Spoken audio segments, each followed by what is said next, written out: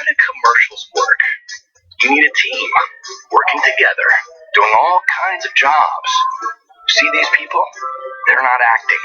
They're real professionals. And we hired them all on the site where more people get jobs than anywhere else. Indeed, the world's #1 job site. The jury is back in the courtroom.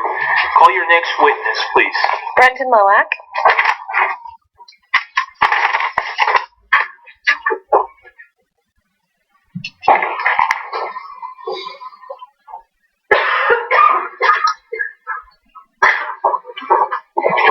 Good morning. Could I have you raise your right hand so that I can administer an oath? You solemnly swear or affirm under penalty of law that the testimony you're about to give will be the truth, the whole truth, and nothing but the truth. Please be seated. Please tell us your full name and spell your first, middle, and last names. My full name is Brenton David Loak, Brenton, David, David, Loak, Lowak. You may proceed, Mr. Schmeier. Good morning. Mr. Loak, could you please tell the jury what you do for a living? I am an emergency medical technician and firefighter. Were you at the Century 16 movie theater on July 19th, 2012 in Aurora, Colorado? I was. Did that go into the early morning of July 20th, 2012? It did. Could you please tell the jury about what you remember about the day of July 19th of 2012, prior to going to the movie theater? Well, we started off our day a little late, but we were spending time together. I was up here on vacation. We went to the Coors Brewery. I'm going to stop you for a second. Who's we? We, Jessica and myself. Who's Jessica? Jessica Gowie is my good friend of almost 10 years. How'd you know Jessica? I met her in high school back in fall of 2002, and so it began. Gosh, we covered a lot of ground in that time, and great friendship. We dated for a while. Interject an objection under 403 and 401. The objection is overruled, but ask your next question, please. What, were you visiting Jessica from another state? I was. I'm from Texas. Right. So when had you arrived to visit Jessica? I arrived, I believe it was the 17th of July. Of 2012? Of 2012, yes. What do you recall doing with Miss Gowie that day? That day, as I said, we went to the Coors Brewery. We went on a tour, hung out, and we went back to her residence, and we just played catch-up. We hung out by the pool. We just talked like we hadn't got to talk in a while. She had moved up here the year prior, and... It's an objection. Sustained. Did you and Miss Gowie decide to go to the movie theater that day? We did. After much persuasion, she twisted my arm, essentially. She's like, I never thought I'd have to twist a guy's arm to go see Batman, but any which way, we decided to go see the midnight release, and turns out they were sold out of tickets as soon as we tried to buy them. She checked again, and turns out there was a 12:05 showing, so we bought the tickets, and eventually made our way to the theater later on that evening. Do you recall approximately what time you got to the theater that night?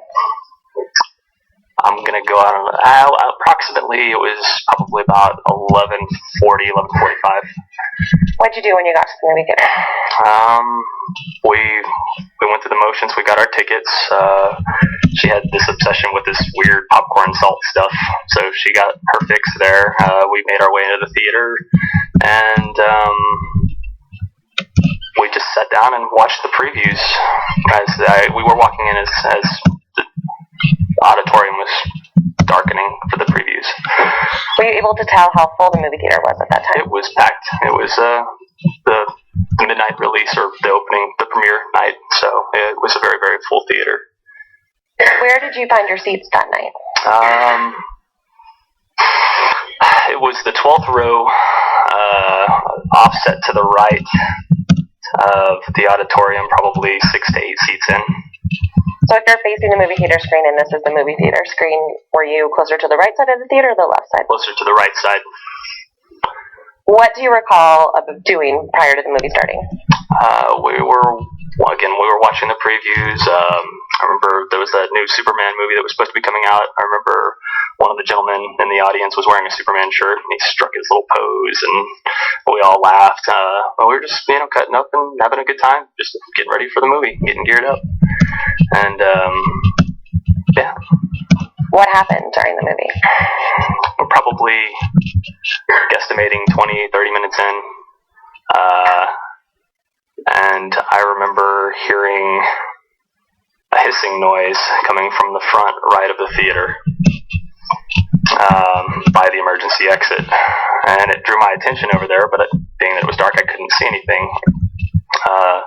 Shortly thereafter, I saw what was making the hissing noise being hurled across the theater, and it was going up theater, probably somewhere a row or so in front of us, but off to the opposite side, to the left side of the theater.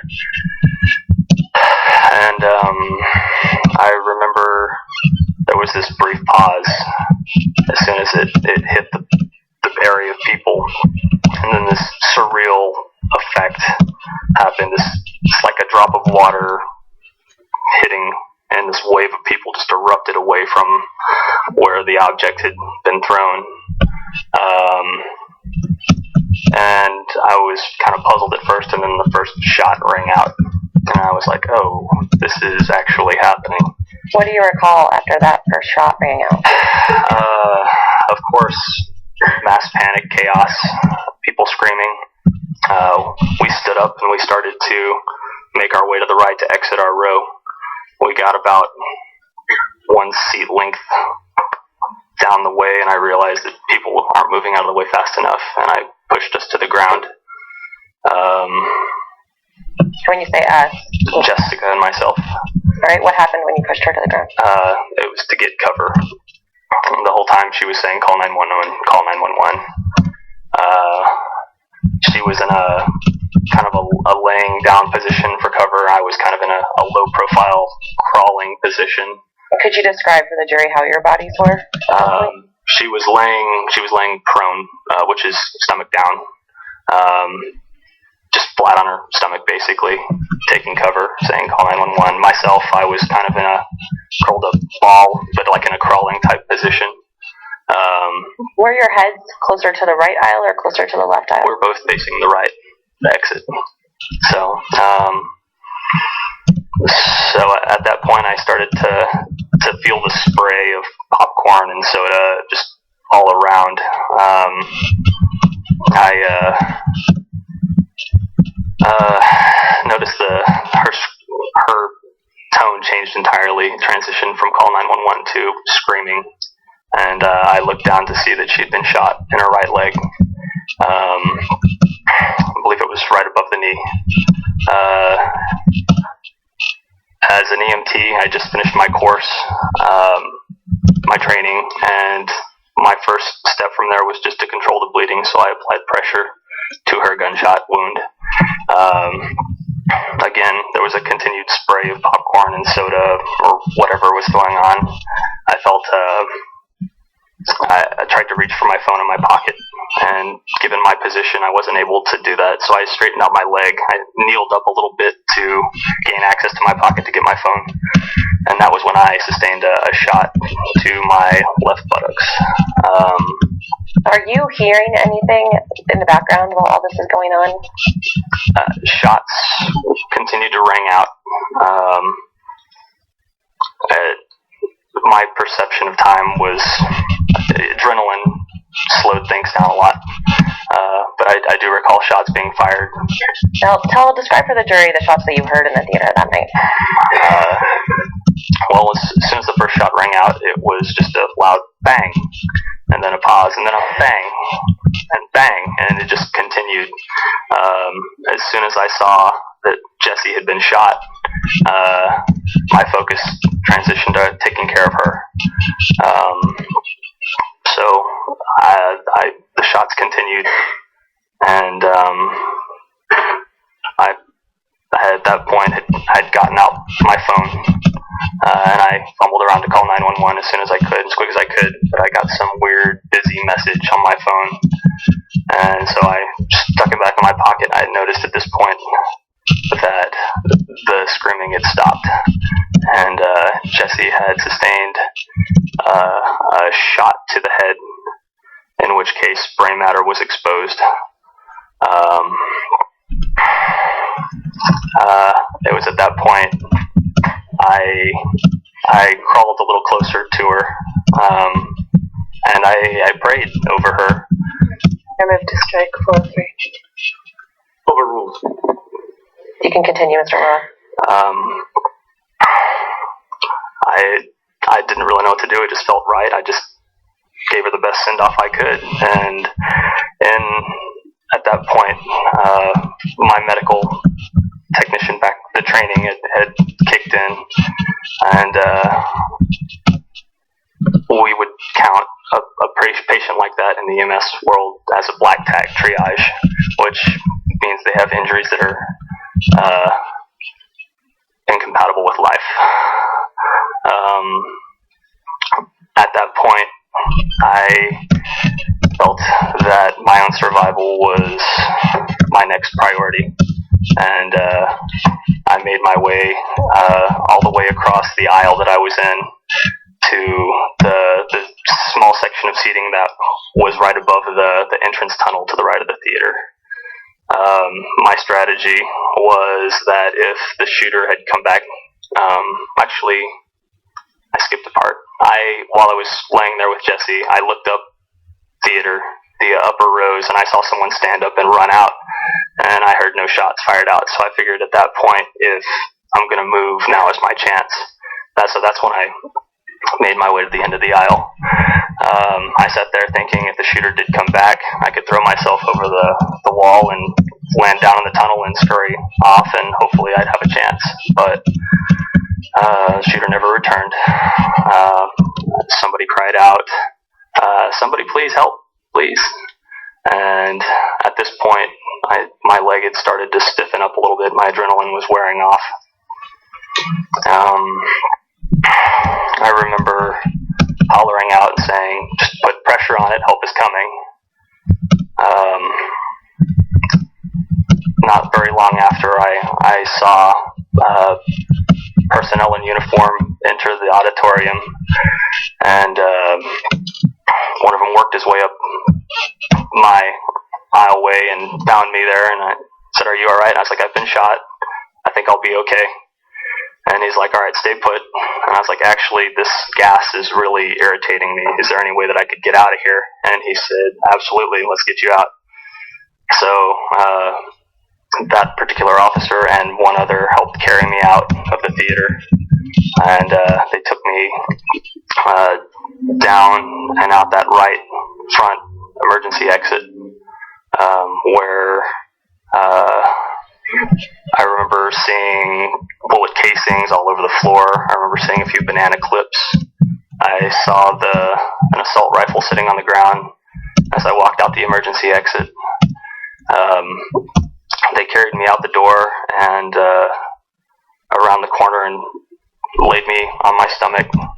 I'm going to stop you right there for a second, Mr. Locke. Did you know what had happened to Jesse at that point in time? Your Honor asked and answered. Sustained. Did you see Miss Galley being carried out of the theater? I did not. Your Honor, with the court's permission, I would ask Mr. Locke to join me up at the 3D model. Yes. And Mr. Locke, if you can grab that cordless microphone that's up at your desk there.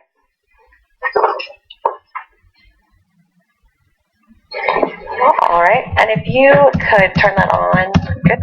If you could please show the jury where you and Miss Galley were seated and tell them which seat's yours and which seat is hers. Well, she was to my right. This was the row right here, and we were probably between 6 to 8 seats in, so I suspect it was approximation in this particular area. I was sitting to her left, right there. That's where she was. When shots rang out, we stood up and started to work our way over. It was at that point I pushed us down, so we were down in this particular aisle. And, we'd been shot at, and after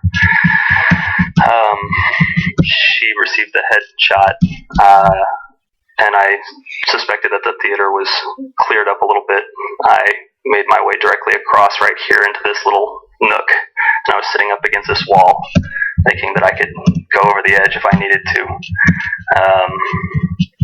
And then I was carried out, down the stairs, and through the emergency exit out the front.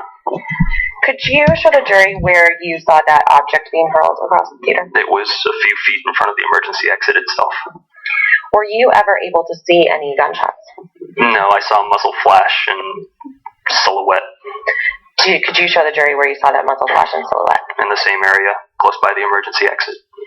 Could you describe for the jury where it was that you saw the casings that you remember seeing in the clip?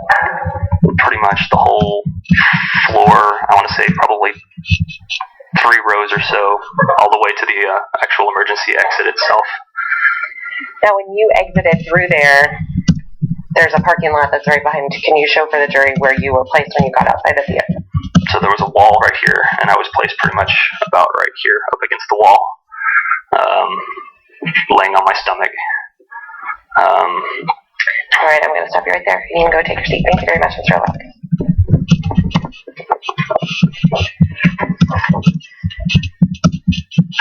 Your Honor, may we approach? Yes.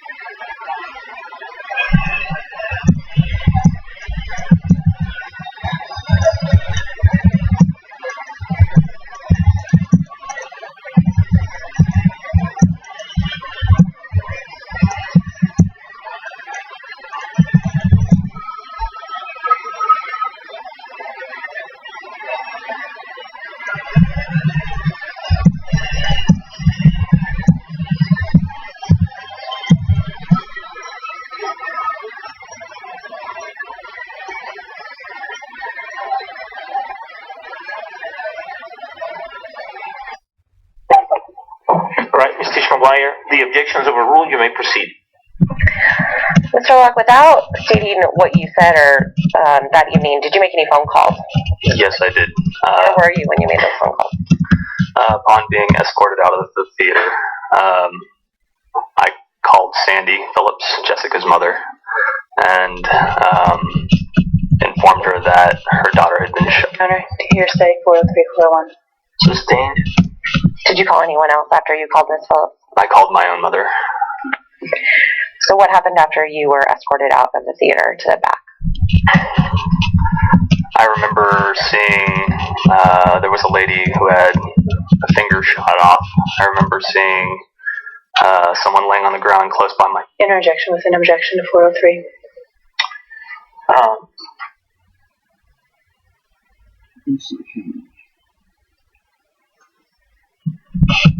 I'll allow brief testimony.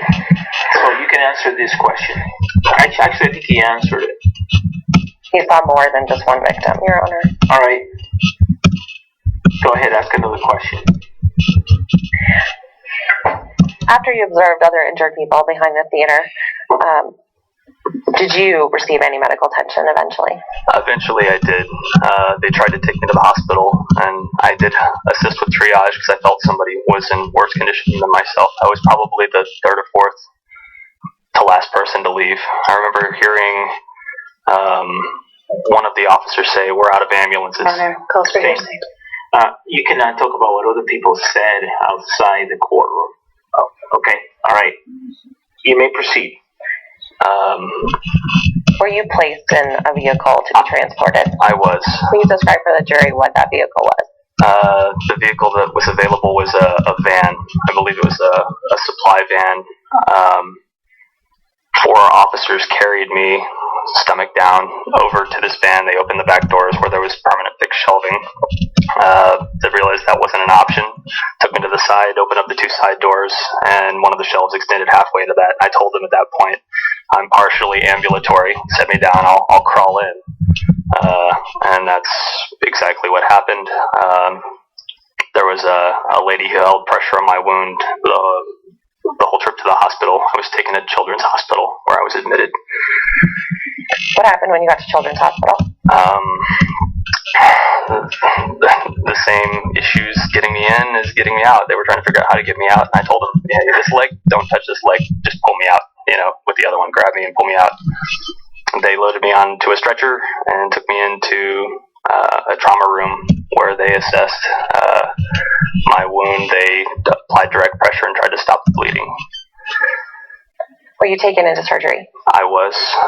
They realized that direct pressure was not going to stop the bleed, so they put me into an emergency surgery where they performed abdominal surgery. They opened me up and repaired the damaged blood vessels, removed a few of the shrapnel fragments, and sewed me up, and went to recovery from there.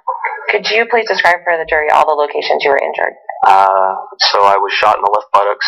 I sustained a shrapnel burn to my right bicep. The shot to the buttocks, it internally hit the wing of my hip, sending shrapnel throughout my abdomen. Objection, Your Honor. Overruled. You can continue, Mr. Locke. So, as I said, they patched the blood vessels. There was some nerve damage caused by some of the shrapnel that ultimately caused one of my abdominal muscles to atrophy. I was also informed later on by an x-ray that I had a piece of Calls for hearsay. Sustained. What else did you learn about your injuries? X-rays showed that I had shrapnel in my shoulder as well. Do you have any permanent injuries today? 403. Overruled because to the extent of the nature, character, and extent of the injury consistent with my order C-200. You can continue, Mr. Locke. To this day, excluding minor deformities, I have a clicking sensation in my hip every time I take a step. I was informed that 10 to 15 years from now... Hearsay. Sustained. Will you need additional surgeries for your hip in the future? I will. And do you have permanent nerve damage? I do.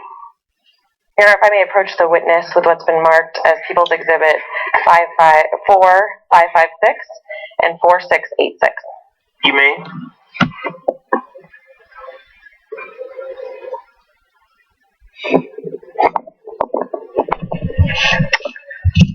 First, looking at 4556, do you recognize that photograph? I do.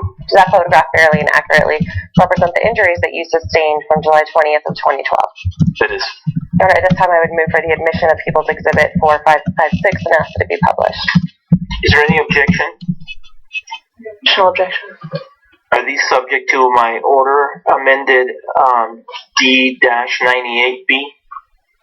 No, Your Honor. They're not subject to that order? No, Your Honor. Right. Well, is there any objection then at this time? No. All right, without objection, P-TR-554, 556, and 4686 are all admitted and may be published. All right, this time if I could please have 4556. All right, could you describe for the jury what we see in this picture? That is a drain coming out of my left gluteal muscle and stitches closing up the wound. All right, thank you very much. Now, Mr. Lillock, do you recognize the person in photograph 4686? I think it's the next photograph on you. I do recognize her. Who is that person? That's Jessica Gowie. Have you seen Miss Gowie alive since July 20th of 2012? I have not. All right, this time I would move for the admission of 4686. I thought all three were admitted without objection. Oh, I apologize, Your Honor. Right. I think the district attorney had moved to publish the second exhibit. I have no objection to this second photograph. Well, the request right now is not to publish. The request is to admit. And so I don't know if you misspoke. I thought that you had moved the admission of all three exhibits. I thought you had said you had no objection, and I thought I had said they were all admitted. But if you folks want to have this discussion all over again, I'm happy to do it. And I apologize, Your Honor. To be clear, Your Honor, I only moved to admit 2 exhibits total. Okay, And that was which exhibits? 4556 and 4686.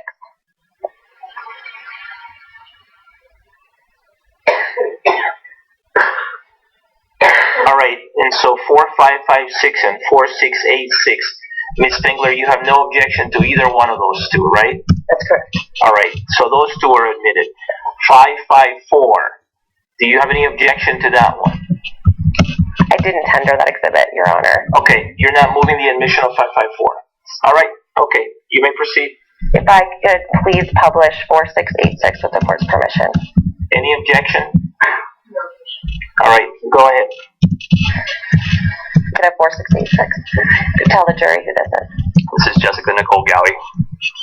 Thank you very much. I have no further questions. Any cross-examination, Ms. Spengler? Thank you. And the jury doesn't have any questions, so may this witness be released from his subpoena? Please, Your Honor. Any objection? Thank you, sir.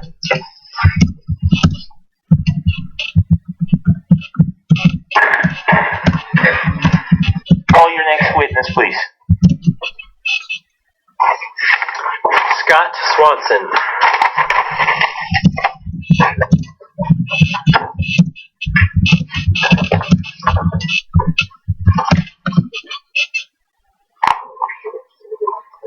Good morning, sir. Come on up, please. Can I have you raise your right hand for me so that I can administer an oath? You solemnly swear or affirm under penalty of law that the testimony you're about to give will be the truth, the whole truth, and nothing but the truth. I swear. Please be seated. Please tell us your full name and spell your first, middle, and last names. Okay, my name is Scott Stephen Swanson. You said spell it? Yes, please. SCOTTSTEVENSWANSON.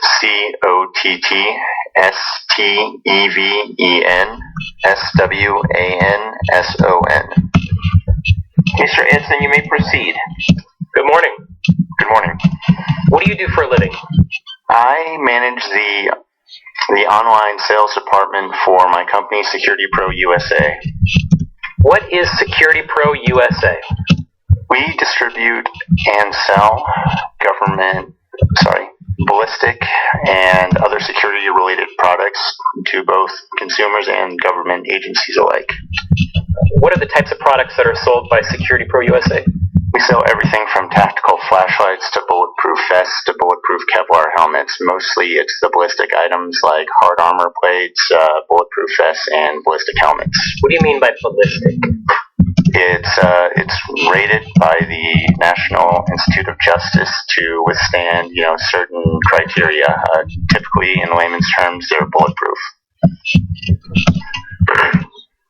Can general members of the public purchase items from Security Pro USA? Yes. Can that be done in an online e-commerce type fashion? Yes, we sell on multiple channels. What do you mean by multiple channels? Our primary mode of business for our online sales as far as distributing these is through our website, securityprousa.com, but we also do occasionally sell helmets and stuff like that on eBay as well. Through your online presence, can individuals purchase items if they are members of the general public? Yes. Are you a records custodian for Security Pro USA? Yes, I am. Are you familiar with how records are kept, maintained, and retrieved by Security Pro USA? I am. Are you familiar with another business called, or platform I should say, called Yahoo Small Business? Are you familiar with that? Yes, I am. Yahoo Small Business is the platform that our website, securityprousa.com, is hosted on. Okay, what do you mean by that, the platform that it's hosted on? It basically, they not only provide hosting for the actual site, but they also handle all of the e-commerce transactions. So if a customer were to purchase something, it would be handled by Yahoo Small Business. Do you maintain records associated with your customer purchases via the Yahoo Small Business? Do you receive those records? Yes, we do. Do you keep those in the normal course of your business as well? We do. And are you, as a custodian of records, familiar with those types of records? I am. I'd like to approach the witness, if I could, please, with People's Exhibit 308. Yes.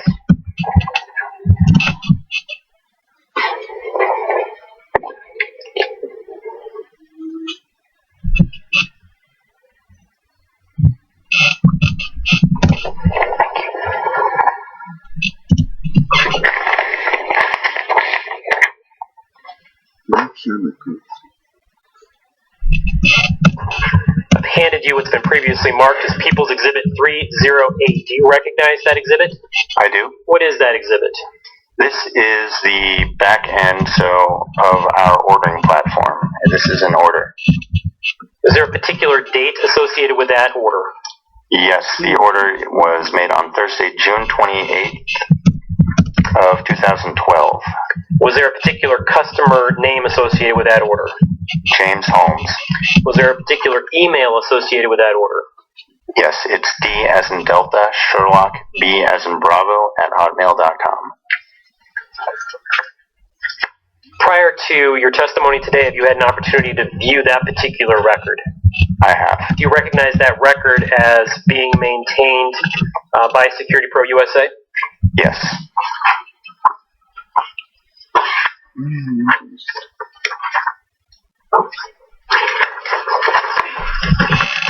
Does that appear to be a fair and accurate exhibit copy of the transaction from June 28, 2012 involving James Holmes? It is. Are you familiar with the entry system as well as the record system associated with online orders for SecurityProUSA.com? I am. And does that also extend to the interplay between Security Pro USA and Yahoo Small Business as the platform? That's correct. I'd like you to look at People's Exhibit 308 and first of all, is that a computer record? Yes, that is. As soon as the order is placed by the consumer, this record is created on the back end of Yahoo. Is that maintained electronically? Yes. The computer entry associated with People's Exhibit 308, is that made within the regular course of Security Pro USA's business? It is.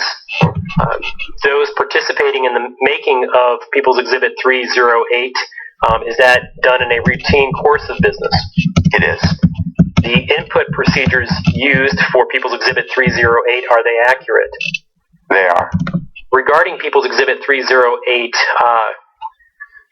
would there be any sort of notation if any of the items were modified or changed or anything like that? That is correct. Anytime the order is modified, the Yahoo platform creates a notation saying that this order was modified, and it also gives you the date and time and who it was modified by. Do you see any sort of modifications or notes to that effect in People's Exhibit 308? I do not. Based upon that, does it appear that this is a record that has not been modified in any sort of way? That is correct. I may have asked this, I apologize if I have. The input procedures with People's Exhibit 308, are they accurate? They are. The entries that are associated with People's Exhibit 308, were they made within a reasonable time after the order transaction? Yes, as soon as the customer adds to cart and checks out, that record is created automatically. People's Exhibit 308, has it been transmitted by an individual who has knowledge of the sale reported? It has. Based upon you being a records custodian, are you able to authenticate the fact that this is a transaction associated with Security Pro USA? I am. The actual information, including the product order contained within People's Exhibit 308, is that kept and maintained within the normal and ordinary course of business of Security Pro USA? It is. And this particular record, has it been received and maintained and relied upon by Security Pro USA from your platform of Yahoo Small Business? It has. Just at this time, I would move for admission of People's Exhibit 308 pursuant to People versus Hewen, H-U-E-H-N, it's 53, Pacific 3rd, 733, Colorado Appellate Court, 2002, as well as 901A, 901B1, and 8036. Is there any objection, Ms. Brady? No, sir. All right, without objection, the exhibit is admitted, and it is P-TR-308. Permission to publish, Your Honor. Granted. If I could have the first page of People's Exhibit 308.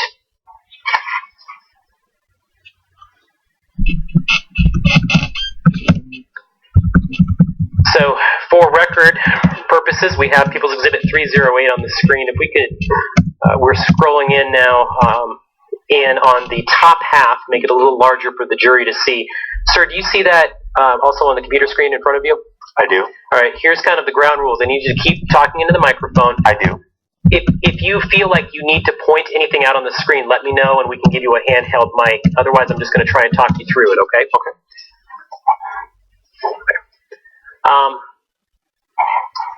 I see at the top it says Yahoo. What are we looking at there? That is just the small business platform. This is the order entry system.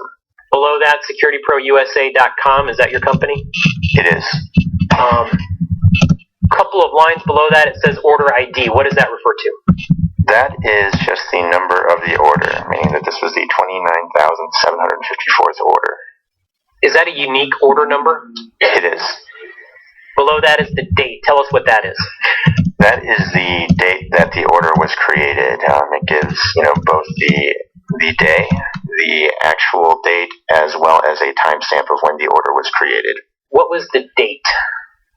It was June 28th, 2012. What was the time? It looks like it was 8:56 and 39 seconds in that specific. Where is your company, Security Pro USA, located out of? We are located in Culver City, California. Would that be California time? It is. Can you please read for the record who the order was to be shipped and billed to? It was for James Holmes. I'm sorry. And it was at 1690, looks like Paris Street, number 10, Aurora, Colorado, 80010. Below the United States, what are those numbers referring to? That is the customer's phone number.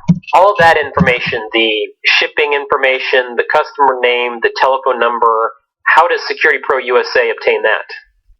The customer would enter it. Fair to say below that it says bill to the same. I'm guessing that's the same as the shipping address? That is correct. The email below that, is that the dsherlockb@hotmail.com email you previously testified to? It is.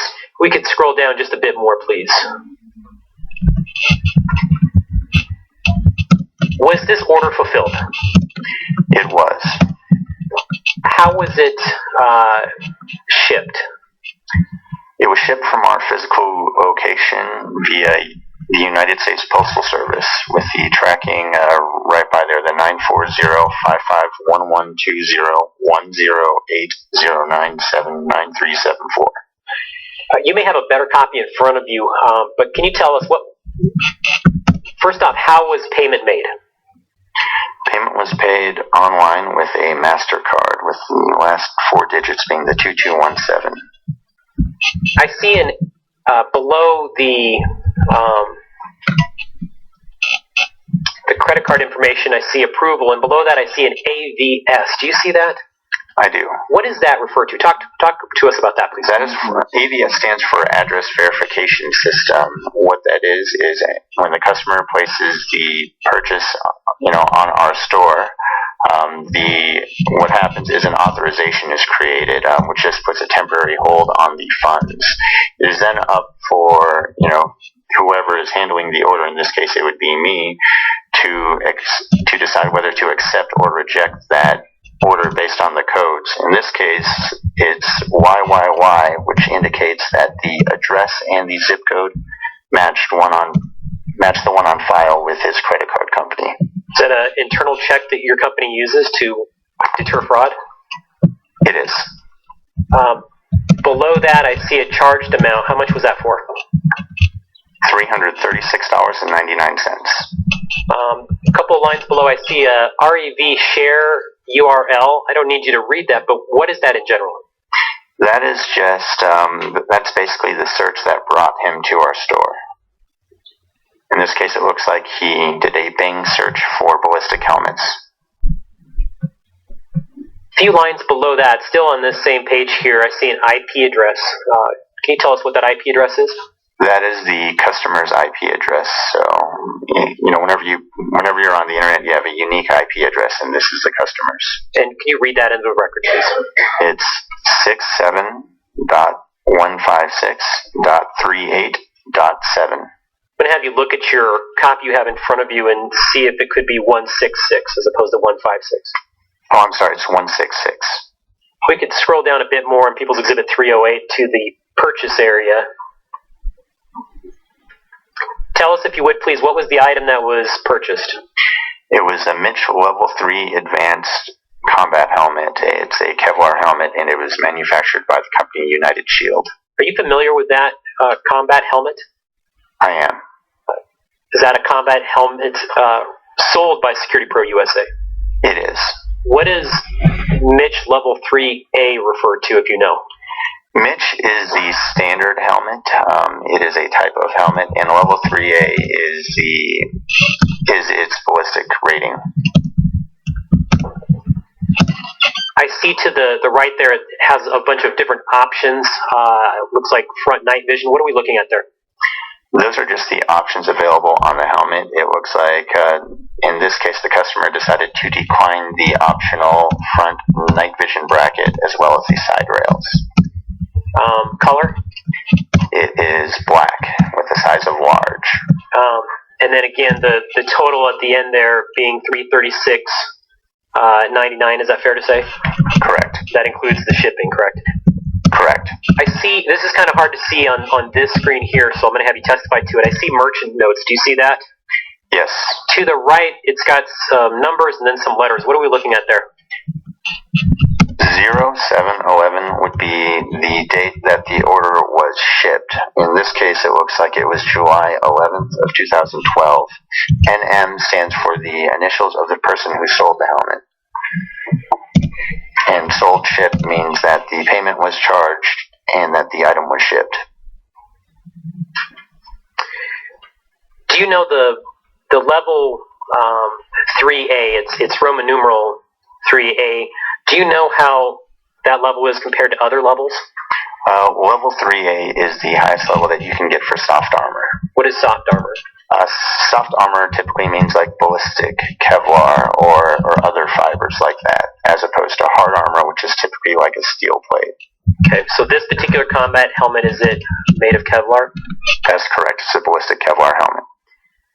Thank you.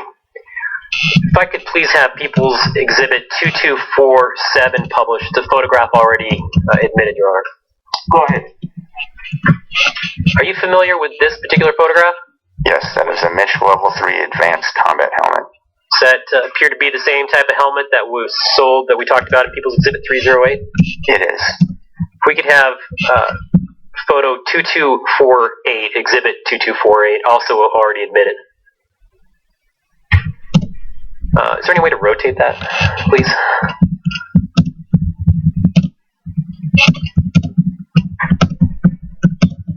Are you familiar with this?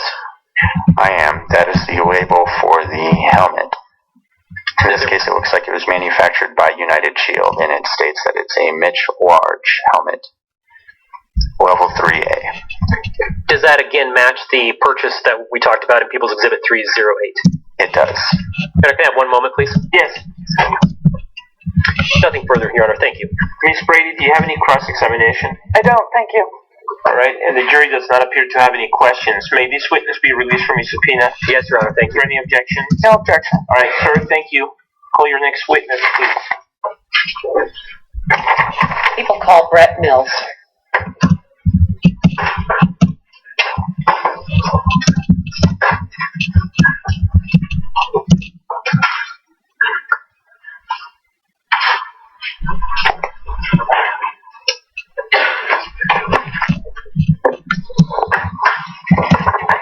Good morning. Felony for affirmative penalty of the testimony you're about to give will be the truth, the whole truth, and nothing but the truth. Please be seated. Please tell us your full name and spell your first, middle, and last names. My name is Brett, B-R-E-T-T, Ashley, A-S-H-L-E-Y, Mills, M-I-L-L-S.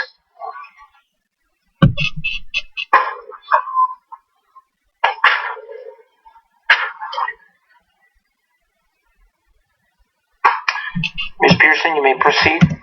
Mr. Mills, would you please tell us where you work? I work for the FBI laboratory in Quantico, Virginia. What do you do at the FBI laboratory? I'm a forensic examiner in the Firearms and Tool Marks Unit. How long have you worked at the FBI? 26 years now, ma'am. How long have you worked in firearms and tool marks? Together, approximately 22 years. What do your job duties consist of as a forensic examiner? Basically what I am tasked to do is to examine evidence, whether it be bullets, cartridge cases, firearms, tools, cast of tool marks, shooting incident reconstructions, or bullet trajectory reconstruction, if you would like to call it that, gunshot residue. I will perform my exams, I will write my report, and if called upon, I will testify in a court of law. So, in trying to determine those things, what kinds of evidence do you analyze or look at? Well, for firearms, you would have bullets, cartridge cases, other ammunition components, and then a possible or suspect firearm is sent in, and the question is, were these components fired within that firearm? For tool marks, you could have a breaking and entering. Someone uses a pry bar to pry open a door or window. They make a cast of the door. They send in a suspect tool. I'll do minor comparisons between the tool and the cast of the tool to see if it was or was not the tool. For shooting incident reconstructions or bullet trajectory reconstructions, we go out and we try and plot shooter positions, basically through a system of measuring and calculating angles. How often do you do shooting incident reconstructions? Depending on how many shootings we are requested to do, we are involved with agent-involved shootings within the Bureau, and we'll go out and assist the inspection team. At our peak, we were going out every 8 days. There were only 4 examiners, so about once a month, and then sometimes we may only do one a year. And in addition to agent-involved shootings, do you also go to crime scenes? Yes, ma'am. If it's requested from other government agencies, whether it be another federal agency, or state, or local, we offer our assistance, and if it is accepted, we'll go out and we'll actually work the scene. What kind of training do you have to work in the Firearms Toolmark Unit? It's a 2-year comprehensive training program. It's almost like a mentorship where you work side by side with qualified examiners. You read the literature to understand the foundation and the theory behind firearms identification, tool marks identification. After approximately 18 months, you'll go through you start a series of oral boards where your peers actually test you for your knowledge. Final step would be a series of moot courts, mock exams. You get evidence in, you work it start to finish, and then they have basically a mock trial where the prosecution and defense are your peers, and the jury is actually made up of other members within the Bureau who really have no firearms background, to see if we can testify in a clear and concise manner. Once you go through all these steps, it is basically the peers who actually made the decision of whether or not you are a qualified examiner for the FBI. When did you undergo this training? It started in 95, and I was qualified in January of 98, ma'am.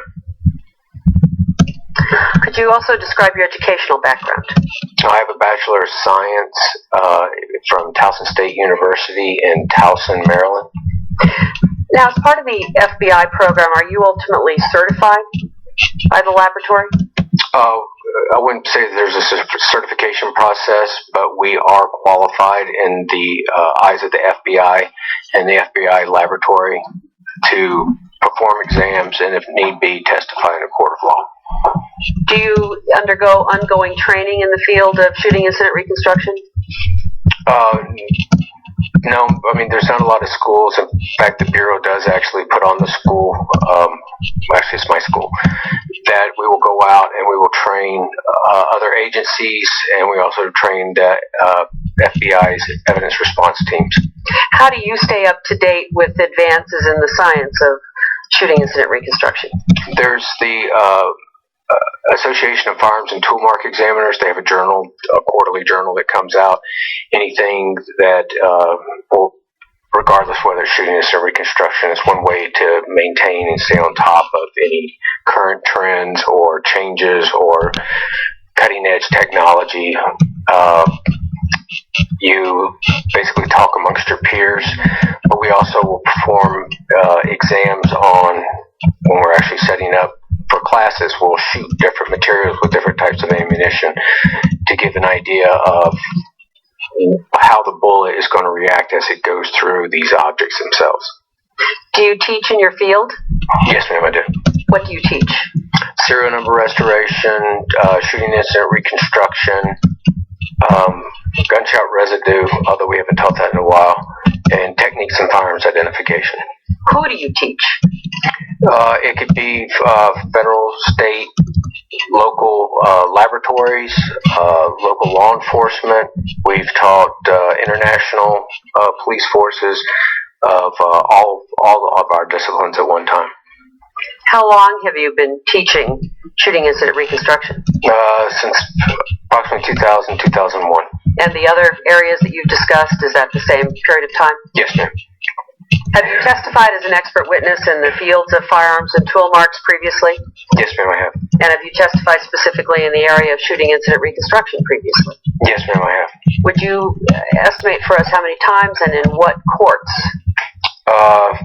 Testifying just in, for all my testimony would be between 75 and 80, and that would be in state, local, federal, territorial, and national courts of the United Kingdom, Indonesia, and the Caribbean islands. And with regard to shooting incident reconstruction, how many of those times were you an expert witness in that area? That was 9, ma'am. And I would move to admit Brett Mills as an expert in firearms and tool marks, and specifically in shooting incident reconstruction.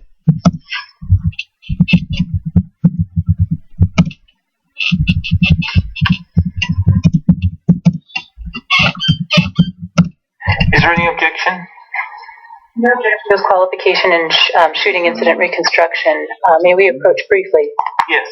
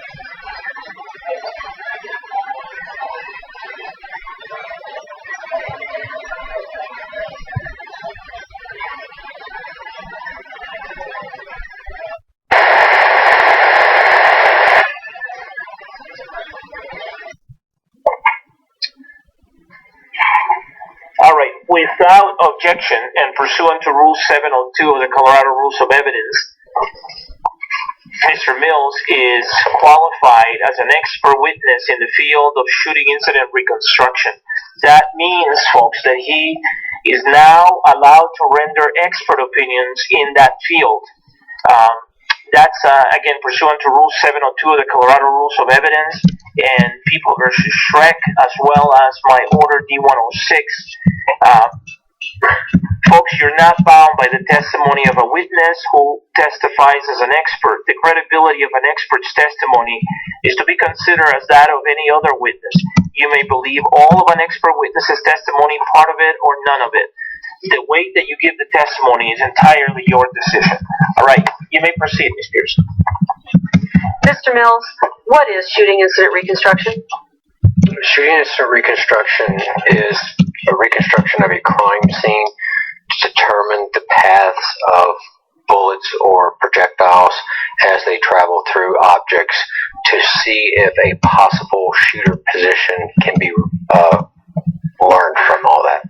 Now, some of us have heard the term bullet trajectory reconstruction. Is that the same or different as shooting incident reconstruction? Yes, ma'am. It was in the Bureau. It was actually about bullet reconstruction until approximately 2003. Then my predecessor who had taken over the SIR class, changed it to shooting incident reconstruction. It's the same term. It's just different names. What does a shooting incident reconstruction expert do? They'll show up to the scene. They'll analyze basically any possible bullet holes, impacts. Measurements are taken. Photographs are taken of the position of the holes. Basically everywhere within there. Say, for example, this is the room, and there's holes along the walls. You would measure the entire room as if you were going to draw it. And then wherever there was a hole or possible impact, you would then measure and mark that on your diagram also. Then if there are actual trajectories, you would run rods to figure out which point goes to which point in order to determine. And if you have basically a convergence of several shots, that's why it works very well. If you have the more shots, the better, in order to isolate a particular position. If it's one or two, it could be random. An individual could be walking or moving. There's too many variables for that. What is the basis of shooting incident reconstruction? What's it based upon? It's based on mathematics. You are basically doing, depending on what type of item that you're measuring, but you're placing a hole three-dimensionally in space. And you can take a secondary hole and you measure that one. Well, you can take those 2 points and those two measurements, and through trig or trigonometry, you could actually calculate out the angle between those 2 points. What methods are used to determine the trajectory of a bullet? There's hand measuring, where you could measure every single bullet hole, provide a three-dimensional scale. When we run rods, then you can use an angle finder or a protractor to get your horizontal and vertical angles. There is 3D scanning, which is basically just a laser that will spin and rotate, and every time it hits an object, it will basically calculate out, because the speed of light is known, it'll calculate out that distance so that you're creating basically a point cloud, just little dots all over the place. The more measurement you have, the greater the accuracy will be. Although you can actually calculate from the rods that are in the angle measurement, or from the point cloud, you could actually calculate out your measurements for there. Another way would be a total station. It's a surveying tool. You see the guys alongside the roads all the time. One guy will have a little orange cone, and he's holding his stick, and then down the road you'll actually see an individual with what looks like a telescope or whatever. He's actually shooting a distance measurement through, I believe with the total station, it's infrared. And so again, they know how fast it travels, how fast it comes back, and they can calculate angles and distance and everything that way. In a crime scene, do you often use all of those different methods? For shooting incident reconstruction, yes, ma'am, we would. How do you verify that the information that you get in a shooting incident reconstruction is accurate? Well, that's one reason why we would like to have three measurements or three types of measurements present, because the total station, the 3D laser, and hand measurements should all have the same types of measurements. The problem is that you're dealing with technology, you're dealing with software, you're dealing with computers, you're dealing with human error. So you want to have as much information gathered, and you can cross-check with the 3D scanner. They can set up an object that they know the exact measurement of that object. They'll run their scan. If it all comes back and say it's a 1 foot by 1 foot by 1 foot block, and the measurements are all 1 foot, they know that the 3D scanner is the same. For total station, you can shoot a distance, then you can hand measure it and actually see, am I measuring 25 feet? Yes, I'm measuring 25 feet. Then you also have the human error. But when we take all this information and all this data back to the laboratory, we'll sit there and we'll take all that information in order to prevent a finished document. Now I'd like to talk about this case specifically. At some point in time, were you assigned to work on this case? Yes, ma'am. And do you recall when you began your work on the case? We arrived in Denver on the 23rd. We started the morning of the 24th of July, 2012. And the 24th would have been Tuesday? Yes, ma'am. What was your role at the scene? What were you asked to do? To perform a shooting incident reconstruction of the movie theaters, Theater 8 and 9. How did you begin that process? When we arrived on scene, the crime scene had been active already. The evidence response team had already gone through and started numbering possible bullet holes and impacts within the movie theater 9. When we arrived, they were still labeling and numbering, so we literally used the same numbering system that they had already previously started. But for my notes, I need to know what is a hole and what is an impact. A hole would be a perforation that carries through a seat or a back or a wall. And an impact is where a projectile stops. It proceeds no further. It could be into concrete. It could just be a dent in a piece of metal.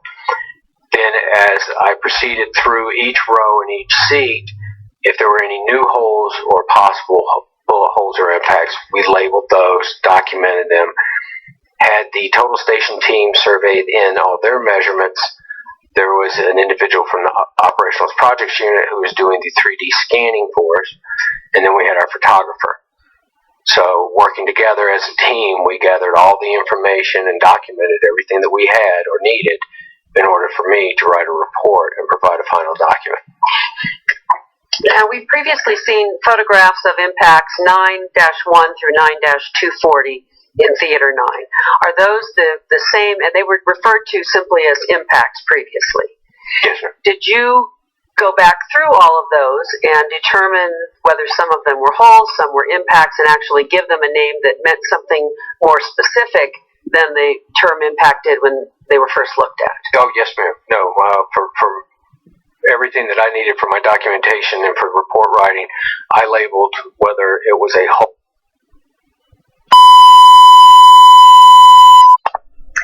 Now, again, you indicated that the difference between holes and impacts is what? A hole will actually pass through the object, whereas an impact, whatever is causing the impact, will stop. So if it runs into a harder material, say concrete, you might just have an indentation. It provides an impact point, but there is no hole, so there's no carrying on of the trajectory.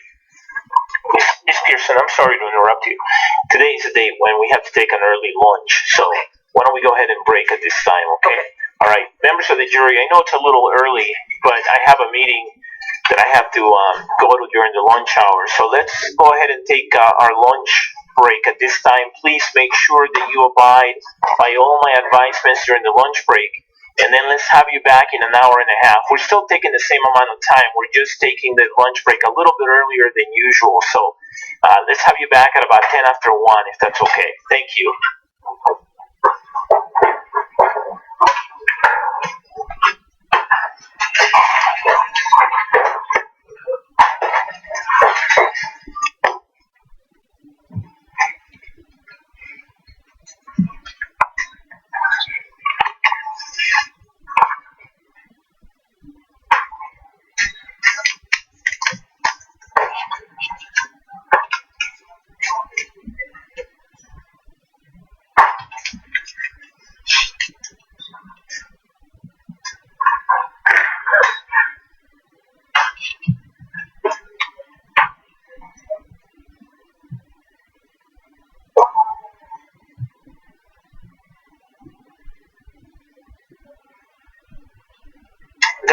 reflect that the jury has now exited the courtroom. Please be seated, everyone. Let's take our lunch break now, folks, and I'll see you back here in about an hour and a half, okay?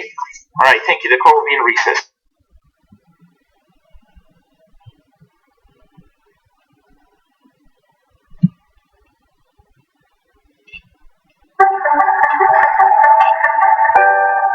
Chapter 12.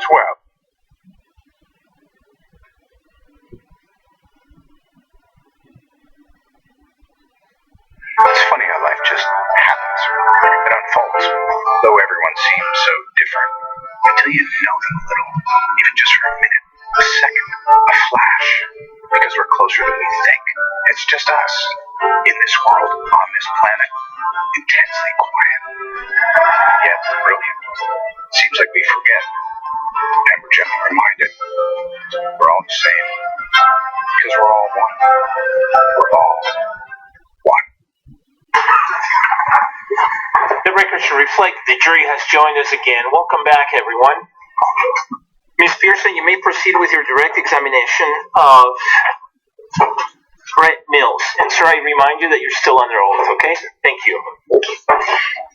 Agent Mills, we were talking about holes and impacts in the theater prior to the time that we broke for lunch.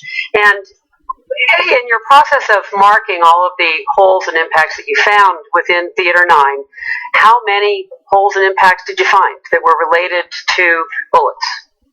They were actually related to bullets, 235. And did that include what we've seen as shotgun patterns on the walls? Yes, ma'am, walls and seats. Now, in the walls and seats, and we previously seen pictures from another witness that showed a large number of marks on walls and a large number of marks on seats. When you had a whole number of shotgun pellet impacts, did you consider that to be one hole or impact or more than one?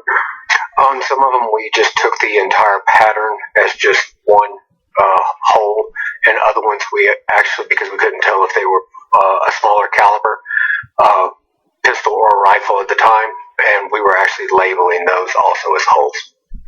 Did you do the same thing in Theater 8? Go in and figure out how many holes and impacts were in Theater 8? Yes, ma'am, we did. Do you recall how many you found in Theater 8? I believe it was 16. Now, you indicated that the first part of the process was marking where all of the holes or impacts were. Is that correct? That is correct, yes, ma'am. Once you had all of the holes and impacts marked in Theater 9, what did you do next? They were surveyed in by total station. The theater itself would have been, the scanning process would have started. Then a photographer who came from the laboratory with us started actually photographing for our exams the individual holes, impacts, the evidence itself. Did you place rods into the seats at some point? That would be one of the final procedures that we do. The problem when you run a rod is that once you insert it, you've actually changed the hole itself. So we always try and do all of our measurements, all the photography, everything before we ever run the first rod. So now explain how you use rods. The rods, we use two types. They're actually color coordinated. Pink is for 0.22 inches in diameter, yellow are 0.35 inches in diameter. Depending on the size of the hole, we will start with what's called a probe rod. We will, depending on if we see through it, you can actually look through holes and actually line them up. And sometimes, depending if there's material within, in this case there were actually foam seats, you couldn't see from one hole to another. So you would take the probe rod, follow the path of the bullet as it traveled through, in this argument for us, let's say, a seat, and then it would exit out the back, and it would have to go to another one. Now, depending on if, say, the bullet broke apart, or it picked up more material and created more holes into the next set of seats, we were trying to find which one actually showed a true trajectory. And that's usually the heavier mass of the bullet that carries on until it actually stops.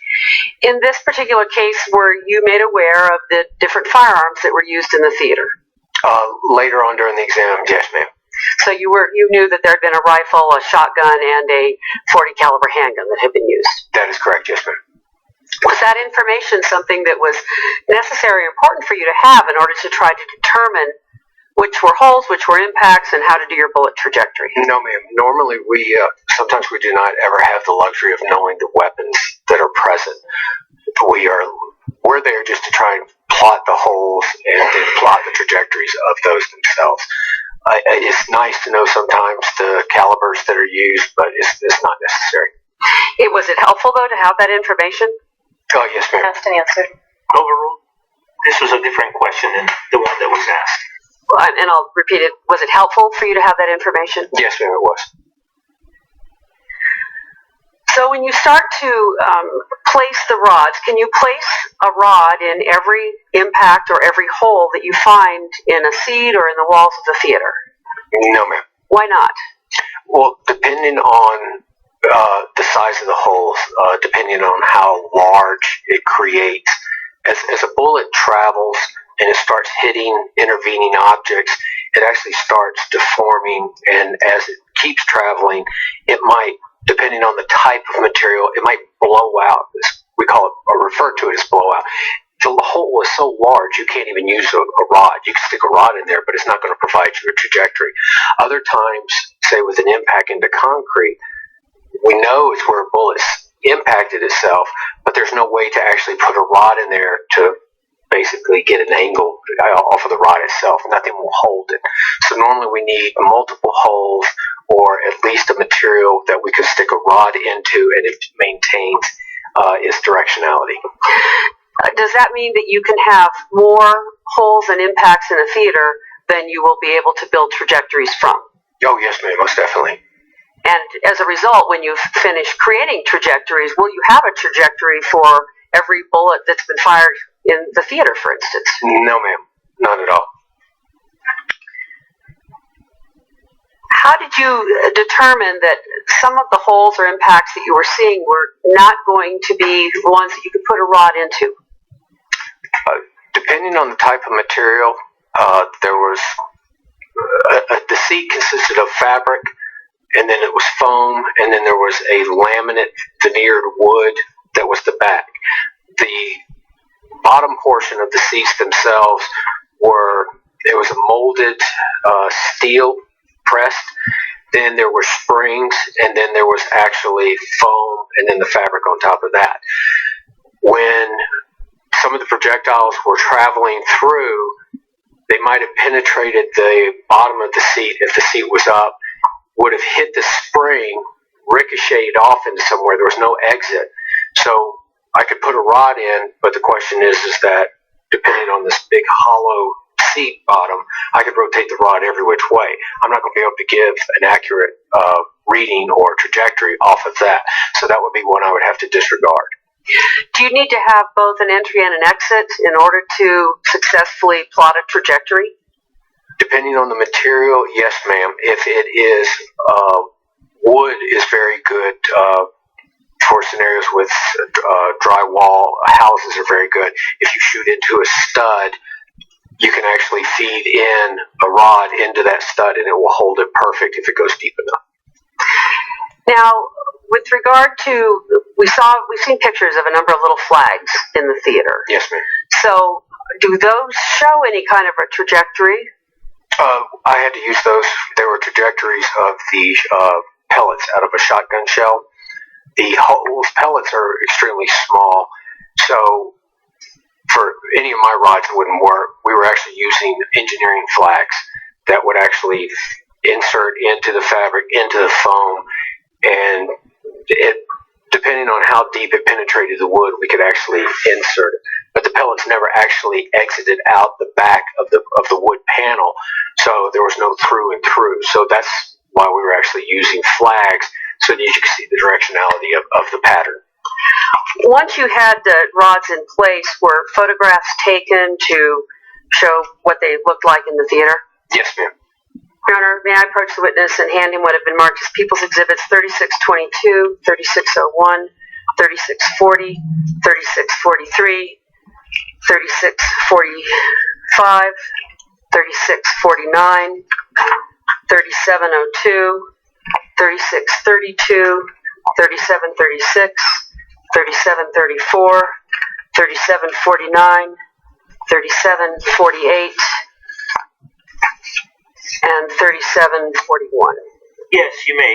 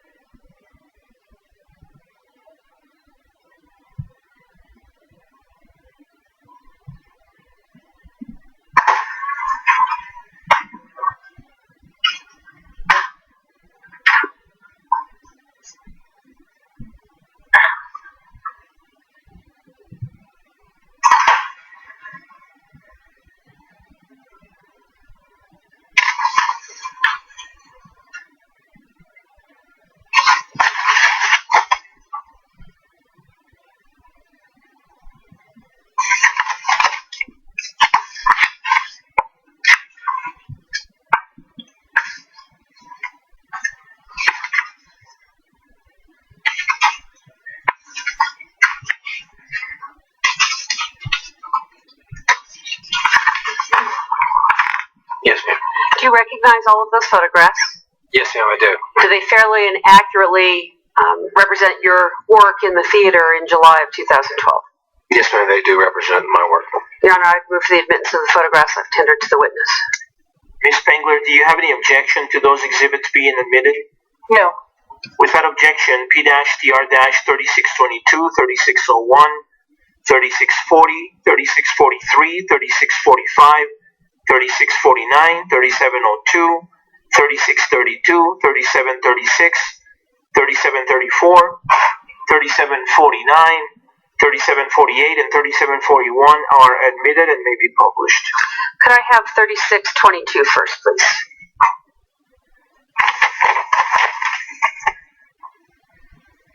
What are we looking at in this photograph?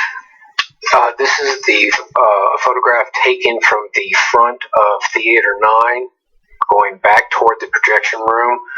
The flags that you see, the rods that you see, and the little white rectangles are the labels of the bullet holes and impacts. Can I have 3601, please?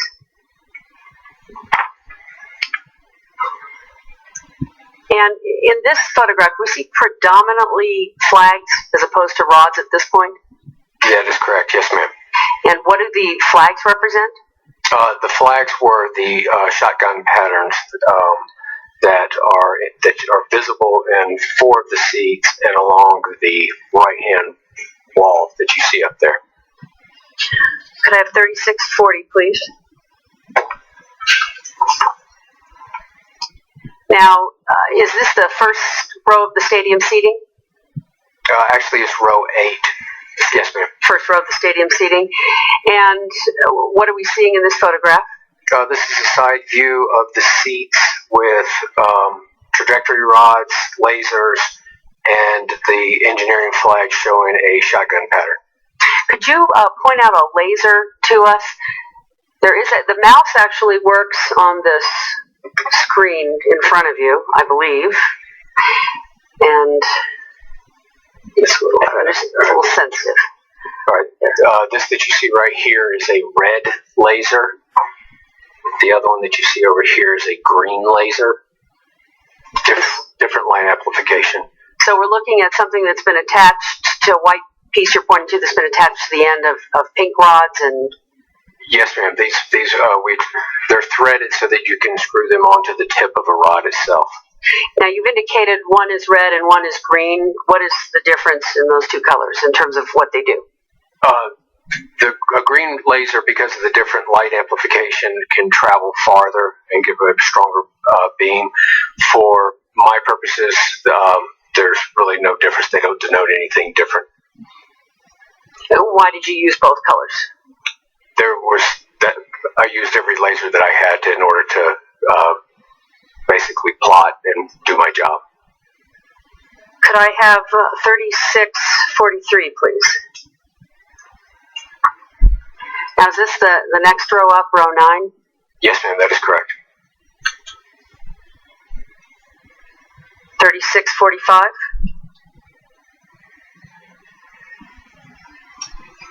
And is this row 10? Yes, ma'am.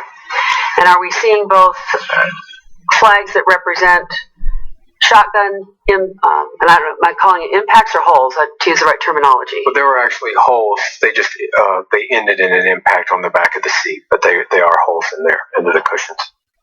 And additionally, there are other rods in that row? Yes, ma'am. Could I have 3649? Is this the next row? Row 11, yes, ma'am. 3702?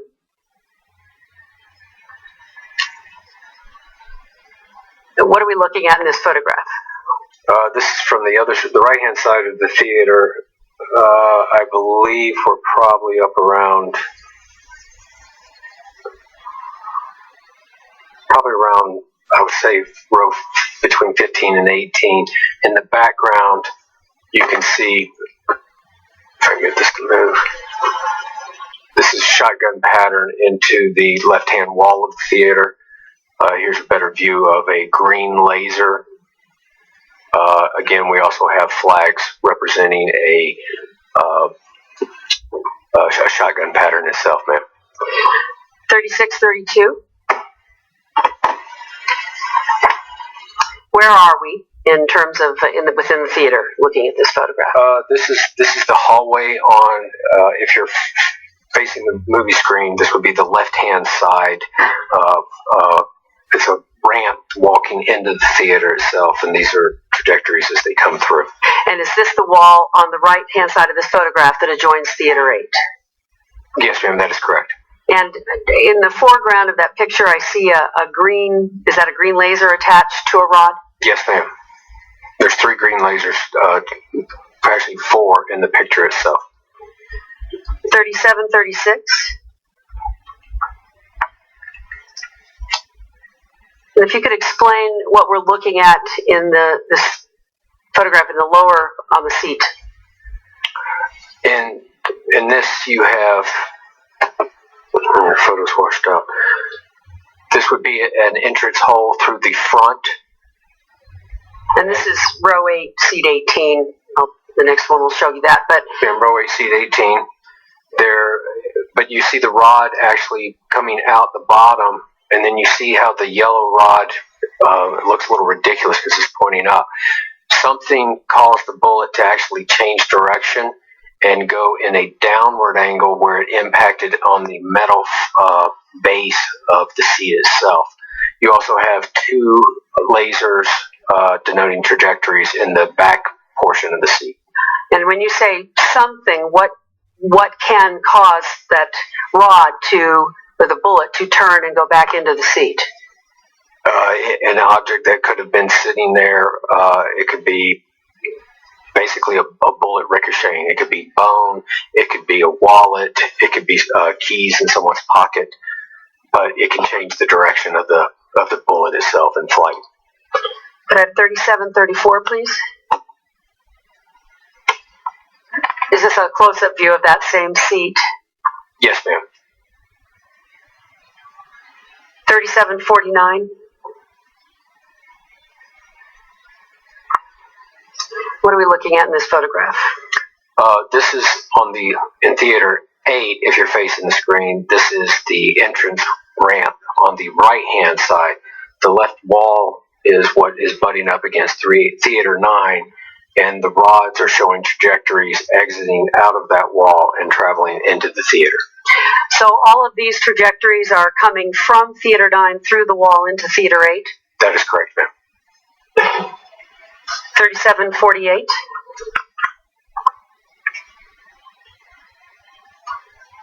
Is a close-up view of what we just described in the last photograph. In this one, you can actually see where the drywall dust was blown out and actually wound up impacting into the carpeted wall on this side over here and along the surface of the handrail. 3741. This is a reverse angle in Theater 8 of the right ramp entranceway looking toward the screen. Just gives a different perspective of the trajectories. Thank you. Now, once you had put all of the rods into the theaters, did you also, and you had lasers on them, did you then attempt to light or illuminate the trajectories? Yes, ma'am. Well, we used the lasers themselves.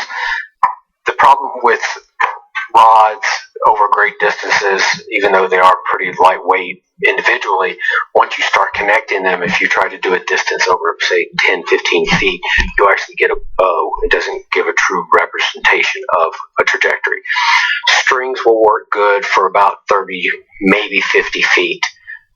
We used those in Fort Hood. It was a smaller area. When you're looking at an area that's roughly 200 feet, you would like to use a laser because a laser will actually shoot in a straight line.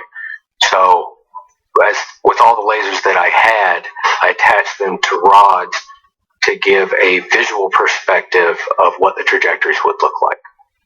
I'm going to hand you what have been marked as People's Exhibits 4848, 4849, and 4850.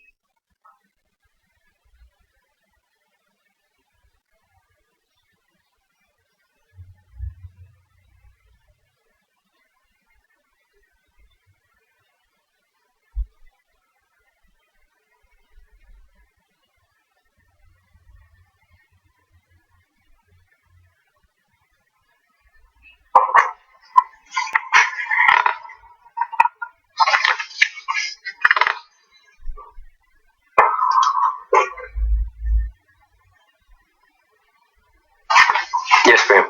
Do you recognize those photographs?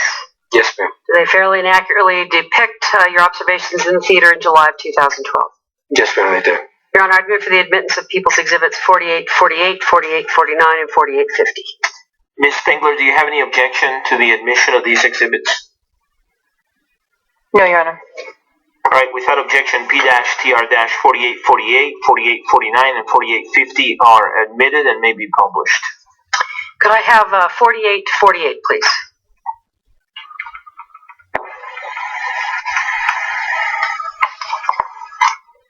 What are we looking at in this photograph? This is a representation, it's not of every trajectory, but spread throughout the theater showing the directionality from a shooter's position looking out into the theater. So if you see all of the lasers coming back to the lower left-hand corner approximately, that would be the area that the shooter would have been standing in. Now, it looks like several of these trajectories go towards the ceiling. Can you explain that, please? On a couple of them, for example, this one right here where you see it going up, it's actually an optical illusion from the camera angle. If you go back and look at one of the photographs, I believe it's People's Exhibit 3640, you can actually see the two lasers that are sticking out of the back of the seat, and they're not pointing upward, they're actually pointing downward. And could I have 3640 back up so that we can look at that? That would be this red one that you're seeing right here, that in the picture looks like it's pointing in an upward direction. We were trying when we were taking the photographs to get them to come back down. The photographer, which I am not, tried to describe how the refraction through the lens works, but we couldn't get all of them to actually come back down again.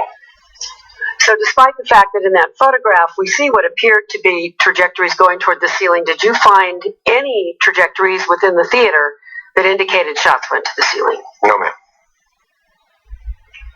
Could I have 4849, please? What are we looking at from this photograph?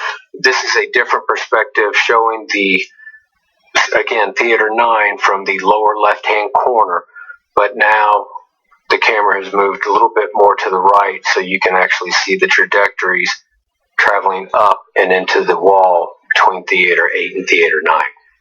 And similarly in this one, we again see these trajectories that appear to be going towards the ceiling. No, I didn't have any trajectories going that high, ma'am. Okay. And 4850. What are we looking at in this photograph? This is a photograph that is taken from the wall dividing Theater 8 and Theater 9 over toward the exit side, but you can see the trajectories coming in a downward angle to the lower left-hand portion, which is the front of the theater, right side. Now, did you have to, and you can take that one down, thank you. Did you have to place the lasers more than one time in order to ultimately shoot all of the trajectories in the theater? Yes, ma'am. I didn't have enough to do every single rod.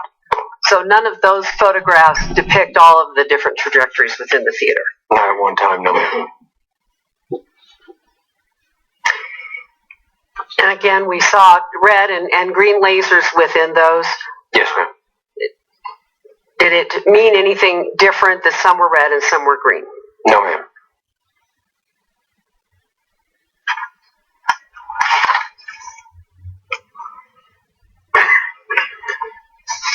You indicated that you were aware of the kinds of firearms which were used in the theater. As a result of having that information and looking at the holes and impacts and the trajectories that you were able to determine existed in the theater, could you tell which kinds of firearms caused which holes and impacts? For the majority of them, yes, ma'am. What is it about that, the holes and impacts and knowing the kinds of firearms, what were you able to determine from that information? Would counsel please approach?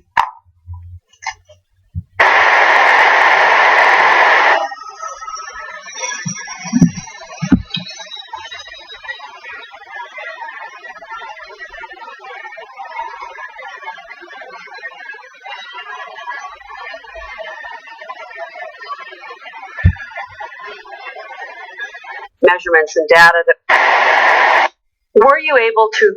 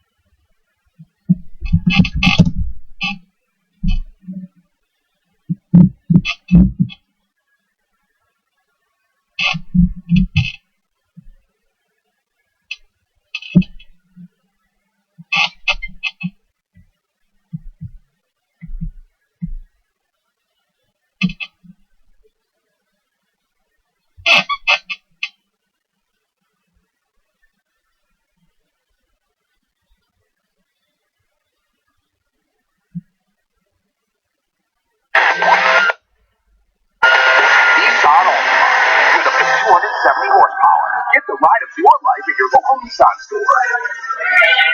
And shop ChooseNissan.com. Click now for local offers like this.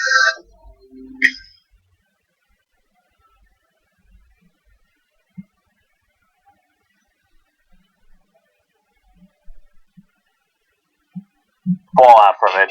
And then the person who shot Walter Scott and killed him, the police officer there, we've got news on him as well. This is all in the first segment. And then later in the program, we have serious international stories for you guys. The President's Party in Turkey has lost. That is largely good news. Well, it's half a win, half a loss. I'll explain. And the ramifications that has for Turkey and for the world. Israel, how much money do they stand to make if they actually have peace? That's a super interesting story. There's a lot of campaign stories in today's news. Lindsey Graham pretending that Caitlyn Jenner would be better off in the Republican Party. That's hilarious. And then perhaps the most entertaining story of the day, Bill O'Reilly tries to figure out Facebook. So, plenty of great show ahead for you guys. But let's start serious. Let's start in Texas with the latest police abuse story. So here we go again. This time it's McKinney, Texas. It's a pool party, and it got out of control because at least one officer there, Eric Casebolt, did things he most certainly should not have done. We have the video. I'm going to show it to you in a second, but let me give you the background on this first. Tatiana Rose is a 19-year-old. She's African-American. She lives in that neighborhood. She was hosting the party. By the way, the Craig Ranch neighborhood is alongside a golf course, so not a particularly poor place either, although there will be some judgments made by some of the white people in this story about whether the black people involved are poor or not, as you'll see in a second. So the white people at the pool decide that they're going to kick out the black teenagers there. They're not happy with them. And then some fighting ensues. Cops are called. And then when the cops arrive is when the real issues begin. Because their assumption is not that the white people did anything wrong, and I'm about to tell you what actually they did do, but to go after all the young black people there. Now, if you want to think that that's too general, well, I've got quotes for you from officials in charge, and I've got the video for you. So first, again, let's set up the original altercation here. According to Huffington Post and BuzzFeed News, some adults made racist comments and told the teens to return to Section 8 housing. Section 8 housing is public housing. So, in other words, you don't belong in our pool. Why don't you go back to where you came from, where you're obviously poor and in public housing, although, as we explained, the host of the party and most people at that party were from that neighborhood. But they were black, so obviously they must have been poor. Now, that's not a good way to start the conversation. That was from white adults. Now, Brandon Brooks, who's the white teenager who happened to record all of this, again, we'll show you the video in a second, said, I think a bunch of white parents were angry that a bunch of black kids who don't live in the neighborhood were in the pool. Now, again, a lot of the black kids were from the neighborhood, but some were not. So that was an issue. According to Tatiana Rose, who threw the party, some of the white adults called them, quote, black fuckers. So now, of course, that got emotions high. But actually, the person who first responded back was Grace Stone, who's a 14-year-old white girl, defending her black friends. And honestly, I don't know to what degree they are friends, but she defended the black teenagers there, and she against the white adults, and said, "Hey, well, what are you doing? Why are you doing this?" And that's when things took it to a whole nother level.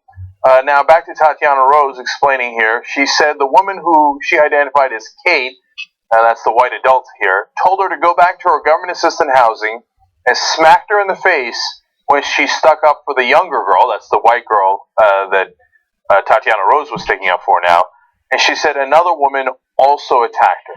Okay, so a fight ensues, apparently, according to Tatiana Rose, initiated by the white adults, but not just her, other people in the area, including the white teenagers, confirmed that it was the white adults who started the fight with the black kids.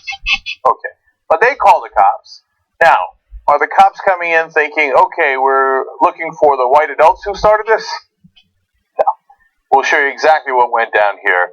First, the officer involved here, Eric Casebolt, with what some online are describing as a ninja roll, although he might have actually tripped. This is the beginning of the video recorded by Brandon Brooks.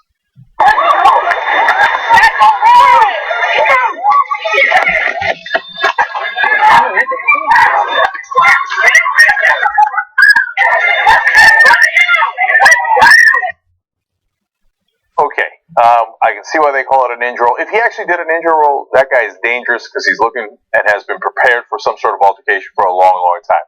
I believe he actually just tripped. IG Newston wrote in on Twitter to me actually and said, "Do you think Officer Barrel's humiliation from his Rambo flip and trip led to his irrational behavior?" Hashtag McKinney, I don't know. But you just saw what happened there. He's obviously in an agitated state either way. So now, interesting thing happens. He dropped his flashlight and all that. The kids that are being accosted in some ways here want to help him anyway with the flashlight. Let's look at that. Yes, a flashlight. Hey,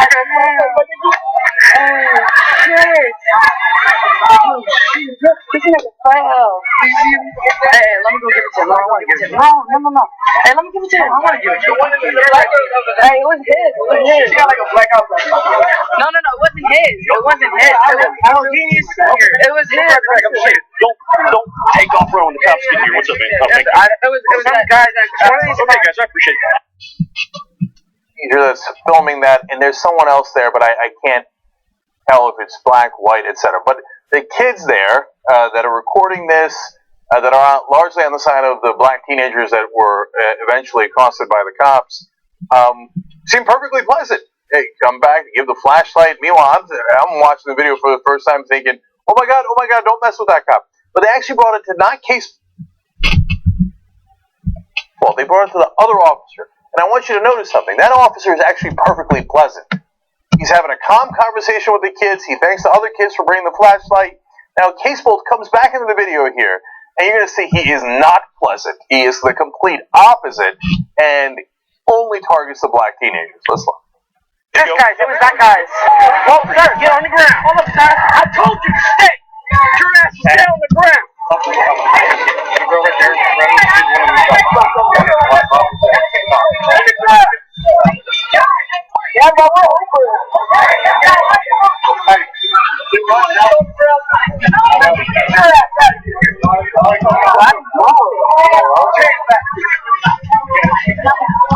I didn't even do anything. I was ready for anything. Oh my God! Hey, come on, man. That's the thing. Right now you're safe. Don't make me fucking run around here with 30 pounds of goddamn deer on the sun because you want to screw around out here. Y'all keep standing there and run your mouth. We're gonna go too. Get out of here. I already told you. It's about to get much uglier in a second, but look at what's happening here. The reason why people are walking around calmly and some random people are being pulled down and are handcuffed is a pool party. I'm confused by what's going on. You can tell as the kids are taping it too. They're like, what's going on here? Everybody's like, it's a pool party. Like the ones you have all across America, and that cops would never raid and go in and pull everybody down, etc. You see that girl walking by super calmly. She's like confused as to what's going on. This Casebolt guy is going around telling everybody, at least if they're black, get down, and he's gonna impose order here. Order on what? Order on what? The fight is long gone. He's not looking for the people who were in the fight. The people who started the fight were two white adults. Not looking for them, not interested in them, interested in making sure that those black kids, who he later calls a mob, I have that on tape for you as well, are under control. Now, you saw that girl wandering around in the bikini. She's 15 years old, Dejiria Becton. This is gut-wrenching. Look at what Casebolt does to her.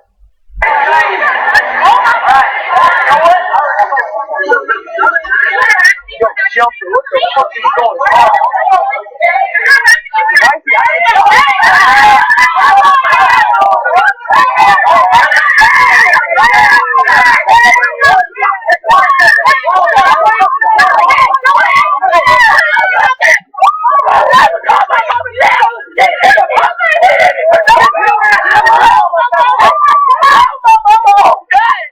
Hey, Rick, down! On your face! Hey,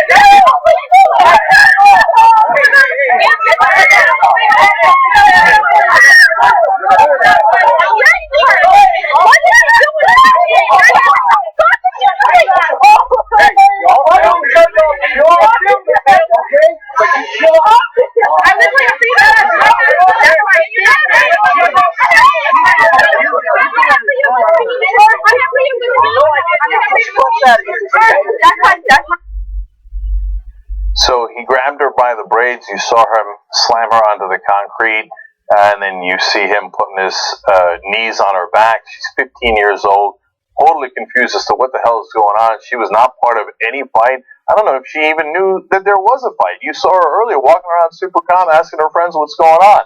But she needed to be contained. And did you also notice that the real blow-up happened, and things got out of hand when the cops started abusing the girl? That's when everybody was like, hey, what the hell is going on? He didn't make the situation calmer, he made it much worse. And then, of course, you saw him pull his gun. When two people come up and go, well, hey, what are you doing to the girl? He immediately pulls his gun.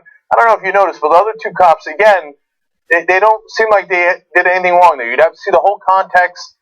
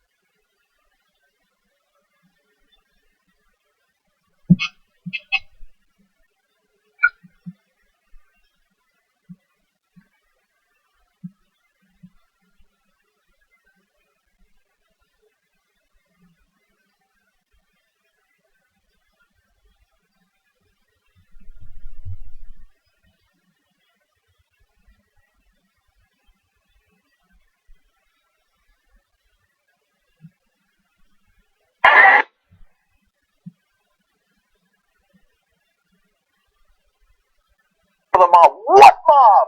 What mob? Everybody was perfectly fine until you slammed that poor girl into the concrete. They're generally confused as to why you're running around like a madman. Okay, so now let me show you the people who were actually in the fight. Again, Tatiana Rose, who was hosting the party, is a 19-year-old African-American girl, and she says that the white woman you're about to see in this fight is the one who started it all. We can't tell because that's not where the video begins. Here's the fight itself.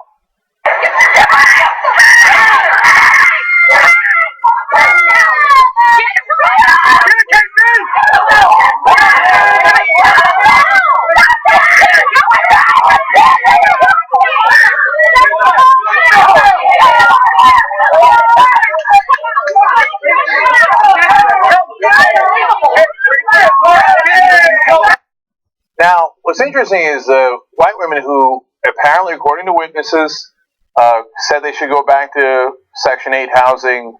According to Tatiana Rose, called them black fuckers. According to Tatiana Rose and others who back her up, started the fight in the first place. They were not thrown onto the concrete. Nobody even bothered to look for them. They were considered the people that were being protected. Look at this. We're back in this country to not letting black people in pools. And that if they dare to have a party near there, well, cops are going to come and take care of that mob. All right, now, look, I'm not the only one who finds this disturbing. Obviously, a huge portion of the country does. But also people like Peter Schultz, who was a former police officer in McKinney. He says, there's an indication based on watching the video that the white people who were around the officers weren't talked to. They weren't pushed away. They weren't told to get on the ground. They weren't put in handcuffs. The only individuals McKinney police were doing that to were those that were African American. He's a former white police officer from McKinney, so he's trying to be as objective as he can there. McKinney mayor is upset. Brian Lohmiller says, I'm disturbed and concerned by the incident and actions depicted in the video. Now, if you want to get into what this Officer Case Bolt's all about, Gawker, among others, did some research. I believe Heavy.com did as well. And they found some accounts of Officer Case Bolt, Twitter, LinkedIn, YouTube. He pulled down some of those, but apparently they found a playlist that he had on YouTube.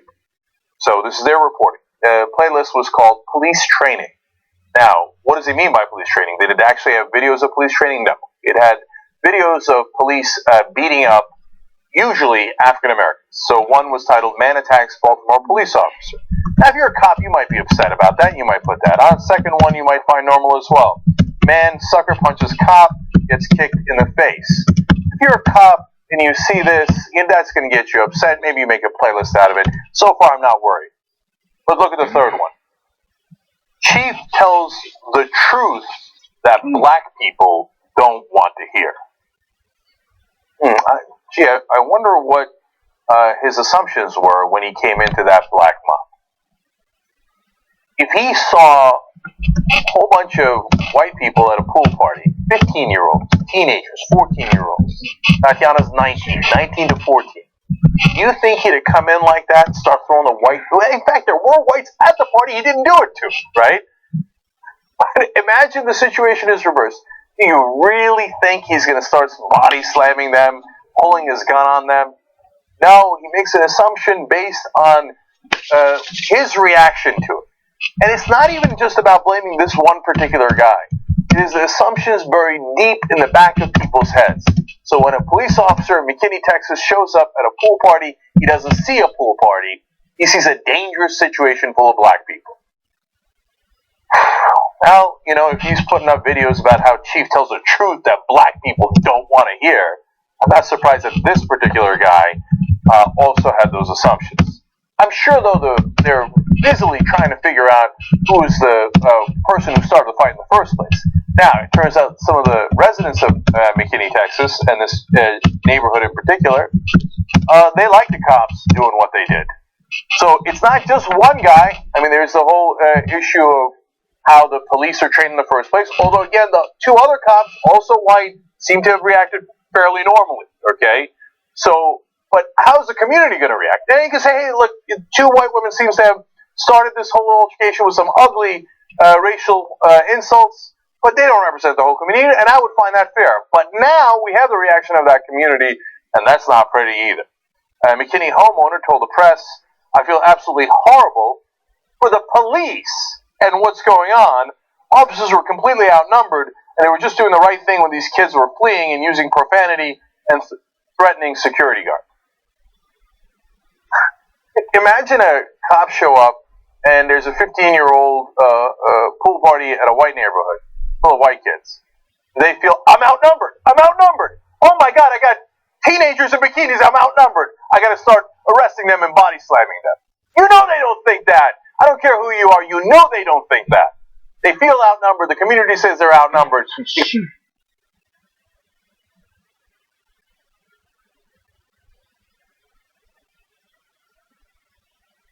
Because there's a bunch of black people around. Okay.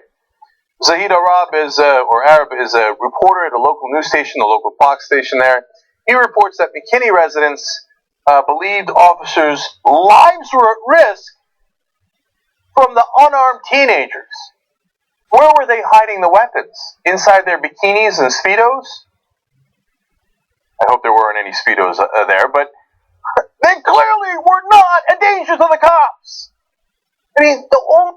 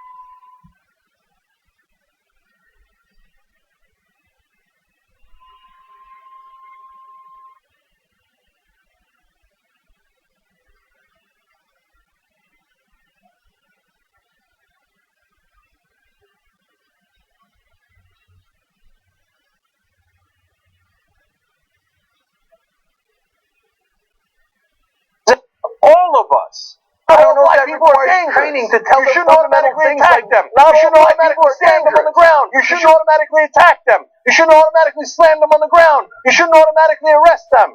You should actually do your job and figure out what actually happened before you start hitting people.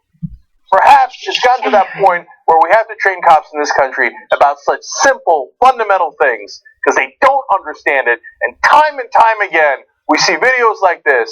And luckily, here, no one got killed. We've seen a lot worse. We've seen people's lives being taken. And each time, nothing we could do. The cops were in imminent danger, and they had to lash out, and they had to beat, and they had to kill, and they had to do all these things. Well, I just saw that video. You just saw that video, and you know he didn't have to do any of that. He chose to do it, and he chose to do it based on the color of their skin. Young Turks.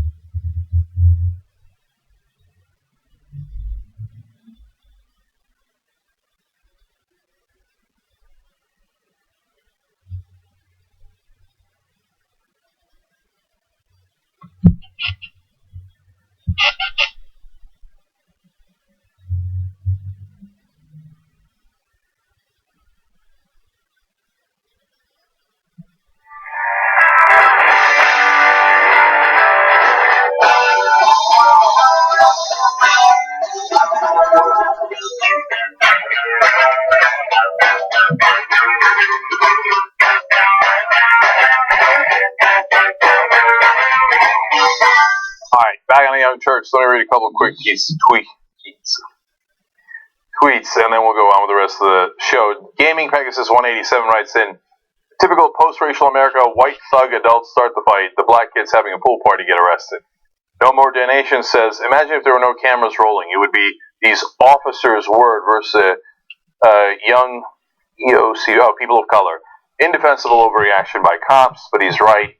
Without the video, they would have gone on, they would have done it, nobody would have raised a stink about it. In fact, they would have been applauded. They already were applauded in the neighborhood, and no one would have believed those kids.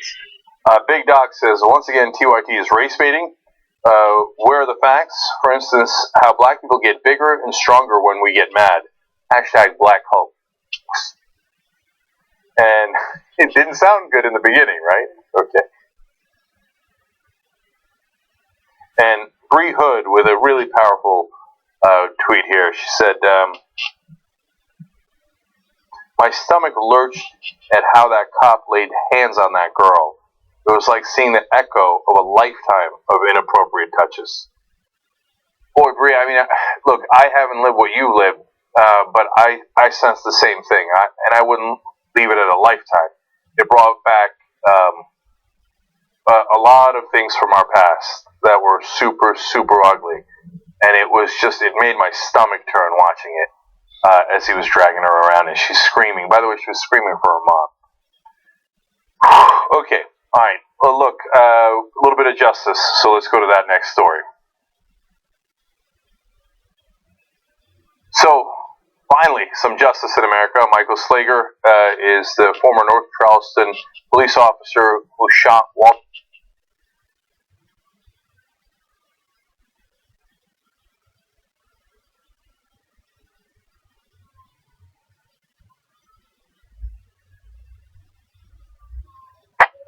Pretended that Walter Scott had gone for a stun gun. In the video, you see him pick up the stun gun, or you see the stun gun earlier by his side, the police officer's side. Later, you see him dropping it by Walter Scott's dead body. He shot at him 8 times from behind, hit him in the back 5 times, and killed him. Well, he was arrested for murder, and now a grand jury in South Carolina has actually indicted him. And so that is very good news. Obviously, from here on out, you let the jury handle it, but the first thing you look for is, will the authorities do anything about what appears to be an unbelievable injustice right there in front of our eyes, to shoot someone in the back? And it turns out they are going to do something about it. And remember, this guy's already been fired. The police chief, Eddie Diggers, had already said he looked at the video and felt, quote, sickened by it. So that's the North Charleston police chief. That's good. The fact that he was already fired is good. Now let's talk about the consequences. If found guilty, Slager could face somewhere between 30 years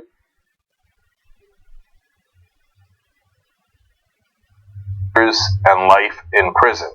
So this is a murder charge, and you just saw the video yourself. It seems the charge is appropriate. From here on out, again, you let the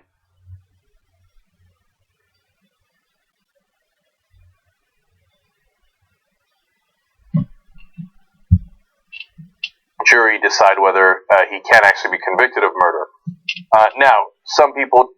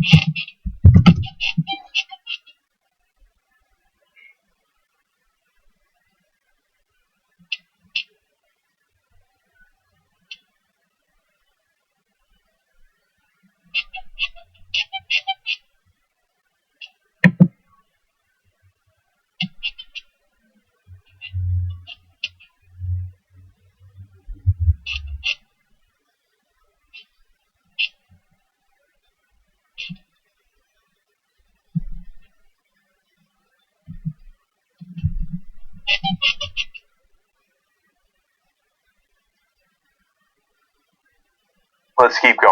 Now let me tell you about the rest of the stories from today.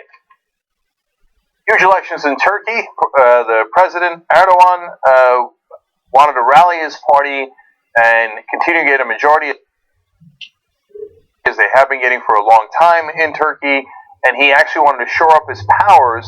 Now, for those of you unfamiliar with Turkish politics, which would be most of you, they have a parliamentary system. Erdogan was the prime minister for a long time, and then last year he moved over and got elected as president. The president is supposed to be a largely ceremonial role in that system, but he wanted more power, so he wanted to be able to win enough seats to change the constitution to give the president more power. Well, it turns out in that quest he has failed.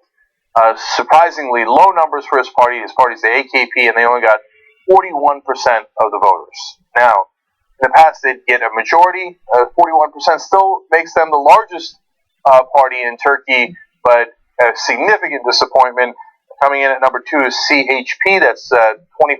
They're the more secular party in Turkey. MHP is the more nationalist party. They got 16% of the vote and likely will form a coalition party with Erdogan's group, and they will probably lead Turkey together. So it's not.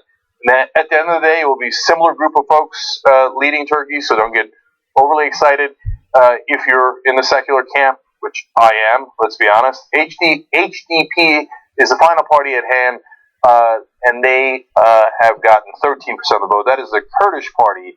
And it's interesting part of Turkish politics here that a lot of the Kurds who are Turkish citizens who are more religious used to vote with Erdogan's party because Erdogan's party is more right-wing, more religious, more fundamentalist. Some of those have now peeled off and back to the Kurdish party. In Turkish politics, you need a 10% threshold to get into parliament. Well, they finally got over that threshold in these historic elections. Now 13% of parliament will be from the largely Kurdish party. Although, interesting side note here, 4 Christians also elected in a country that is about 99% Muslim. 3 of them Armenians and 1 is Syriac Turk going to parliament now. That's all good news. More people of different varieties represented in Turkish parliament. They're obviously part of the Turkish population, and good to see them represented. Now, Erdogan has had a hold on power for a long time in Turkey, since 2003 when he got into office, based on the 2002 elections. His goal in this case, out of the 550 seats in Turkish parliament, was to gain 400. Well, he didn't get there. Constitutional change that would have given him more power would have required 330 seats in parliament. He didn't get there either. A simple majority, would have required 276, but he actually got 258. Now, he's not supposed to be campaigning at all. He's the president. It's not really constitutional for him to campaign for his party. He's not the prime minister. That's Ahmet Davutoğlu, who ran this campaign. And by the way, afterwards came out and declared victory. Yes, they got more votes than the other parties, but obviously not what they were expecting, and far from the goal that Erdogan had put of 400. Based on what they needed for the constitutional change, it was a severe setback. In fact, let me give you some context here. According to the Associated Press, the setback Sunday was the first time that the party faced having to find a coalition partner since it swept into power in 2002. The unexpected setback for AKP likely puts an end for the time being to Erdogan's hopes of passing constitutional changes that would have greatly boosted the powers of his office. Now, the deputy leader of the main opposition party, that's the secular party, Haluk Koç, said, "The true loser of this election is Erdogan. Turkey won." Again, Erdogan was not on the ballot. He had already won his presidential election a year ago, but he vigorously and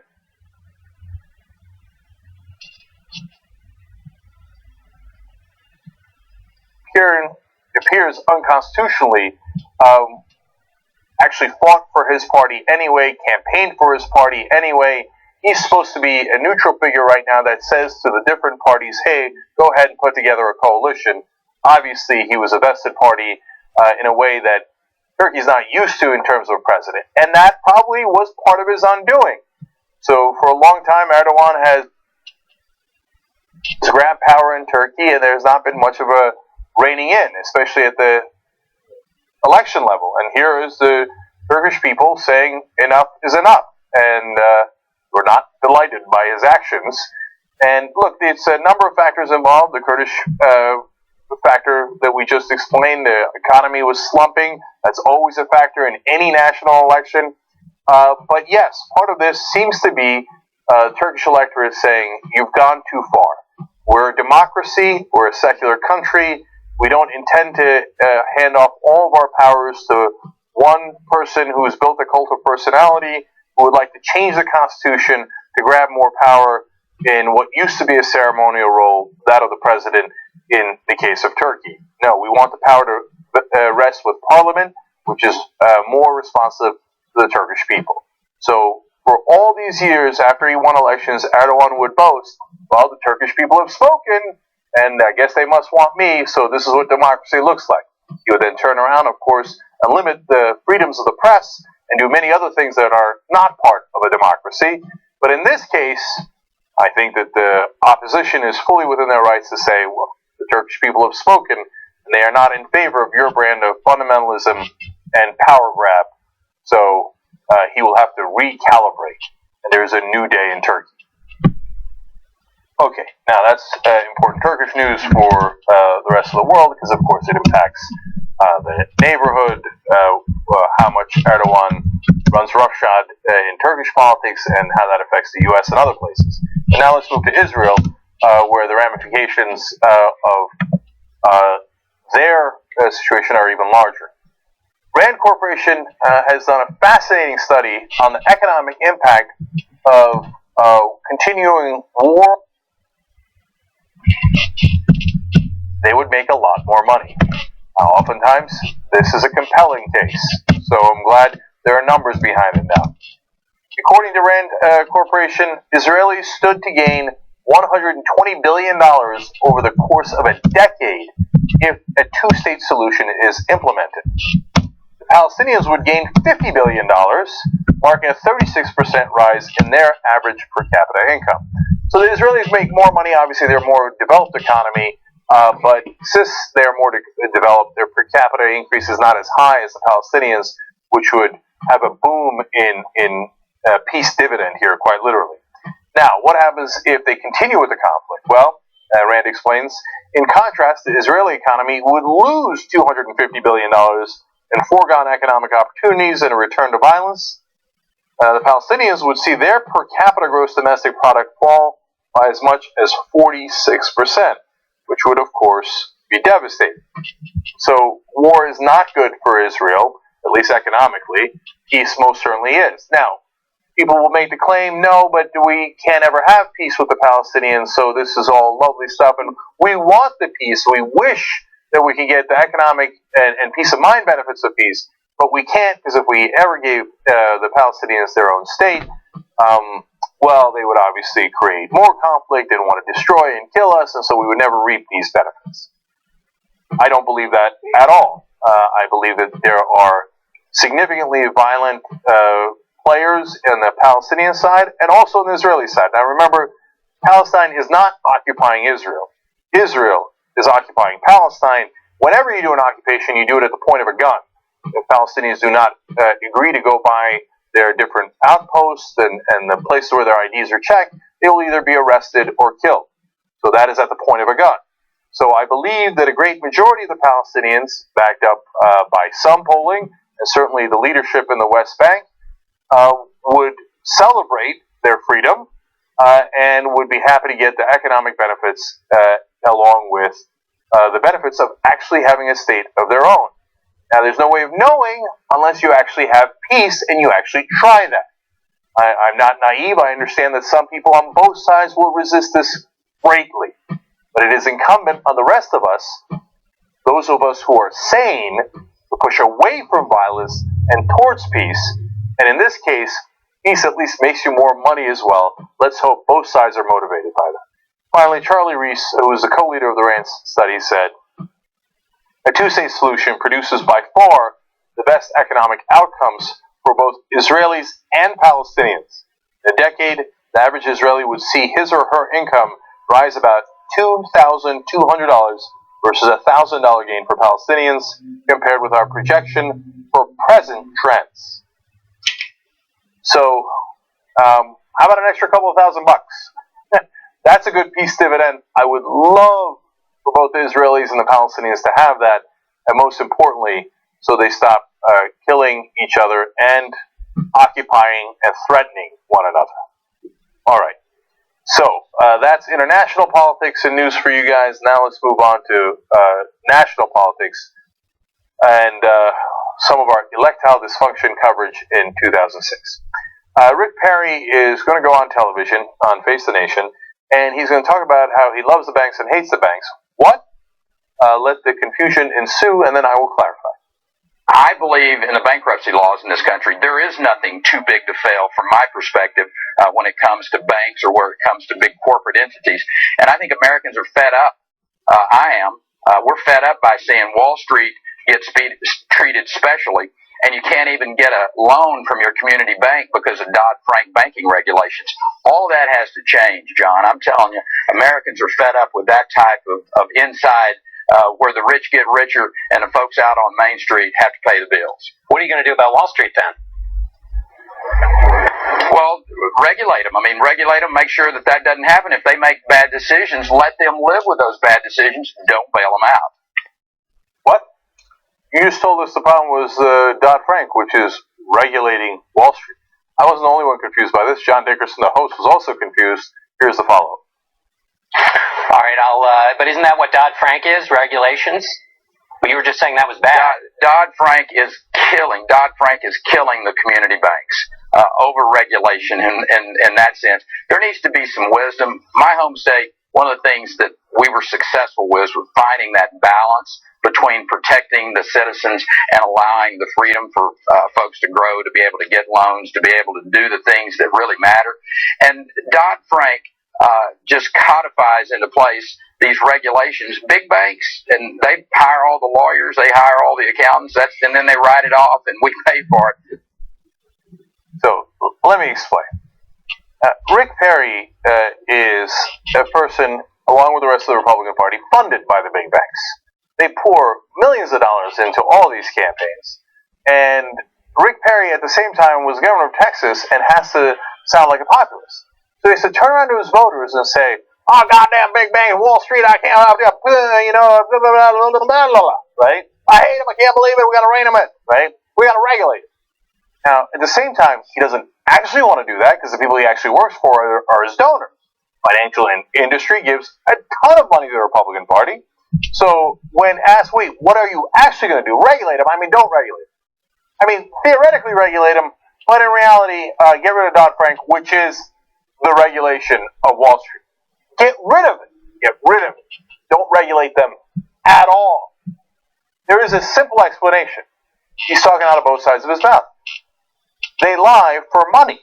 That's what they do. They're politicians. In our system, the banks, the financial industry, the donors can just simply give them money, have them do whatever the hell they want, and their job is to come out here, in the words of Rick Perry, and do that balancing act. We've got to find a balance between me lying to the voters who hate the banks and me appeasing the banks because I actually work for them. That's the balance. That's why it seems contradictory and confusing, because that's their motivation, is to confuse you, to pretend to be against the big banks when in fact being funded by the big banks. Welcome to America. Okay, that's Rick Perry. Now let's move on to Rick Santorum. And this is fascinating.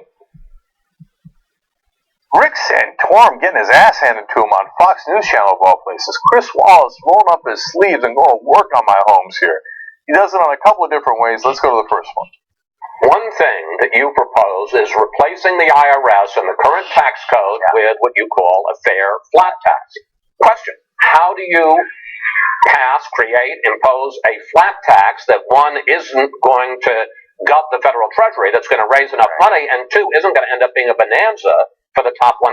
Well, first off, those numbers are based on a static model. But if you lower the tax rate as much as you are for the top, they're going to do a lot better than the middle class, because they're getting a bigger reduction. The whole idea is to treat everybody fairly. That's the reason we're looking at a flat tax. We'll have provisions in there that make sure that lower and middle income Americans are not going to pay more taxes. In fact, pay less taxes. But the bottom line is we have to create growth. So if you watch the whole interview, Chris Wallace kept asking follow-up questions. Very well done. And talked about how the Tax Policy Center pointed out that under Rick Santorum's plan, yes, the middle class would get a $4,000 break. That sounds pretty good, right? Well, there's a couple of costs. First of all, it would reduce federal revenue by 40%. These guys pretend to be concerned about the deficit. Okay. Secondly, the middle class with a nice $4,000 tax break. So how much of a tax break does the average person in the top 1% get? You ready for this? $350,000. The whole plan is an enormous giveaway to the top 1% who fund Rick Santorum's campaign. Oh, I'm trying to be fair. Fair my ass. On average, they get a $350,000 tax break, the top 1% under Rick Santorum. Chris Wallace does a good job of calling him out on that. He also called him out on his statements about the Pope. Rick Santorum said the Pope should leave science to the scientists. Let's watch that part. Here you are. The church has gotten it wrong a few times on science, and I think that we probably are better off leaving science to the scientists and focusing on what we do, what we're really good at, which is theology and morality. 2 points. If he's not a scientist, and in fact he does have a degree in chemistry, neither are you. I agree. And that's one point. And the second point is that somewhere between 80 and 90% of the scientists who have studied this say that human activity contributes to climate change. So I guess the question would be, if he shouldn't talk about it, should you? Well, we have to make public policy with regard to the environmental policy. But you're not a scientist. You said leave science to the scientists. Well, but the point is that politicians, whether we like it or not, people in government have to make decisions with respect to our public policy that affect American workers. Speculative science, which has proven over time not to have checked out all the predictions that were made 15 years ago, none of them have come true. So all of this certainty, this is what bothers me about this debate. The idea that the science is settled. Anytime you hear a scientist say the science is settled, that's political science, not real science. Because no scientist in their right mind would say ever that science is settled. Well, the science is settled on some things. The Earth is not flat, it is round. The Earth also has this thing called gravity. That's fairly well settled. If you'd like, you could test it out, see how that goes. Oh, the scientists telling me about gravity. That's not settled at all. And more importantly, wait a minute. The whole reason you got into this trouble was because you said the Pope should leave science to the scientists. Now when you're asked about what the scientists actually say, goddamn scientists, nothing settled anyway. I'm not going to listen to them. I'm going to do whatever I want. Oh, I see. Finally, Dad, insult to injury. Rick Santorum's been complaining that he might not be able to get into the Fox News debates because there's 17 Republican candidates and only 10 of them will be in the debate. Let's see that exchange. You have complained more publicly than any other candidate about the Fox ground rules, which are going to be the top 10 candidates in national polls, and here's the most recent Fox poll. What's your objection? When I won the Iowa caucuses in January of 2012, I was at 4% in the national polls. The flip side is what Carly Fiorina said, which is, you've given me a goal, you've given me 2 months, I got to get in. Well, but again, is that what the campaign should be about? Is try to measure whether we meet some criteria? Yeah, like the criteria of whether you get more votes or not. So, look, one can argue about how you set debates, and I think it's a fair argument. But for this guy to say, I am an awesome candidate, I finished second last time around, I should obviously be included in the debates, even though I'm basically not registering in the national polls, it is a curious argument and one that Chris Wallace had some fun with there. Yeah, credit to Chris Wallace, really nice job doing, shockingly, journalism at Fox News Channel. And my favorite part was, in the middle of the second clip, as Wallace continues to challenge him, Rick Santorum has that look on his face like, I thought I was going on Fox News. Alright, that's fun. Okay, now, let me give you one more piece of campaign news here. This is a bunch of stories rolled into one. Electoral dysfunction 2016. Here we go. I've got a bunch of stories about the election for you guys. First, we start with Senator Ted Cruz. He wants people to shoot with him. Interesting. Senator Ted Cruz plans to take one lucky supporter, yeah, they sound very lucky, with him on an upcoming shooting excursion as part of a recently launched fundraiser and sweepstakes for his presidential campaign. We hope that, unlike Dick Cheney, he does not shoot these people in the face. But there's a catch. In fact, that's literally what Talking Points memo says. There's a catch. The winner may have to endure a background check first. What? Now, wait a minute. I'm pretty sure that Ted Cruz was against background checks. In fact, the caveat is an interesting one, given that Cruz helped lead the effort to defeat a 2013 bill that would have expanded background checks for gun sales nationwide. Interesting.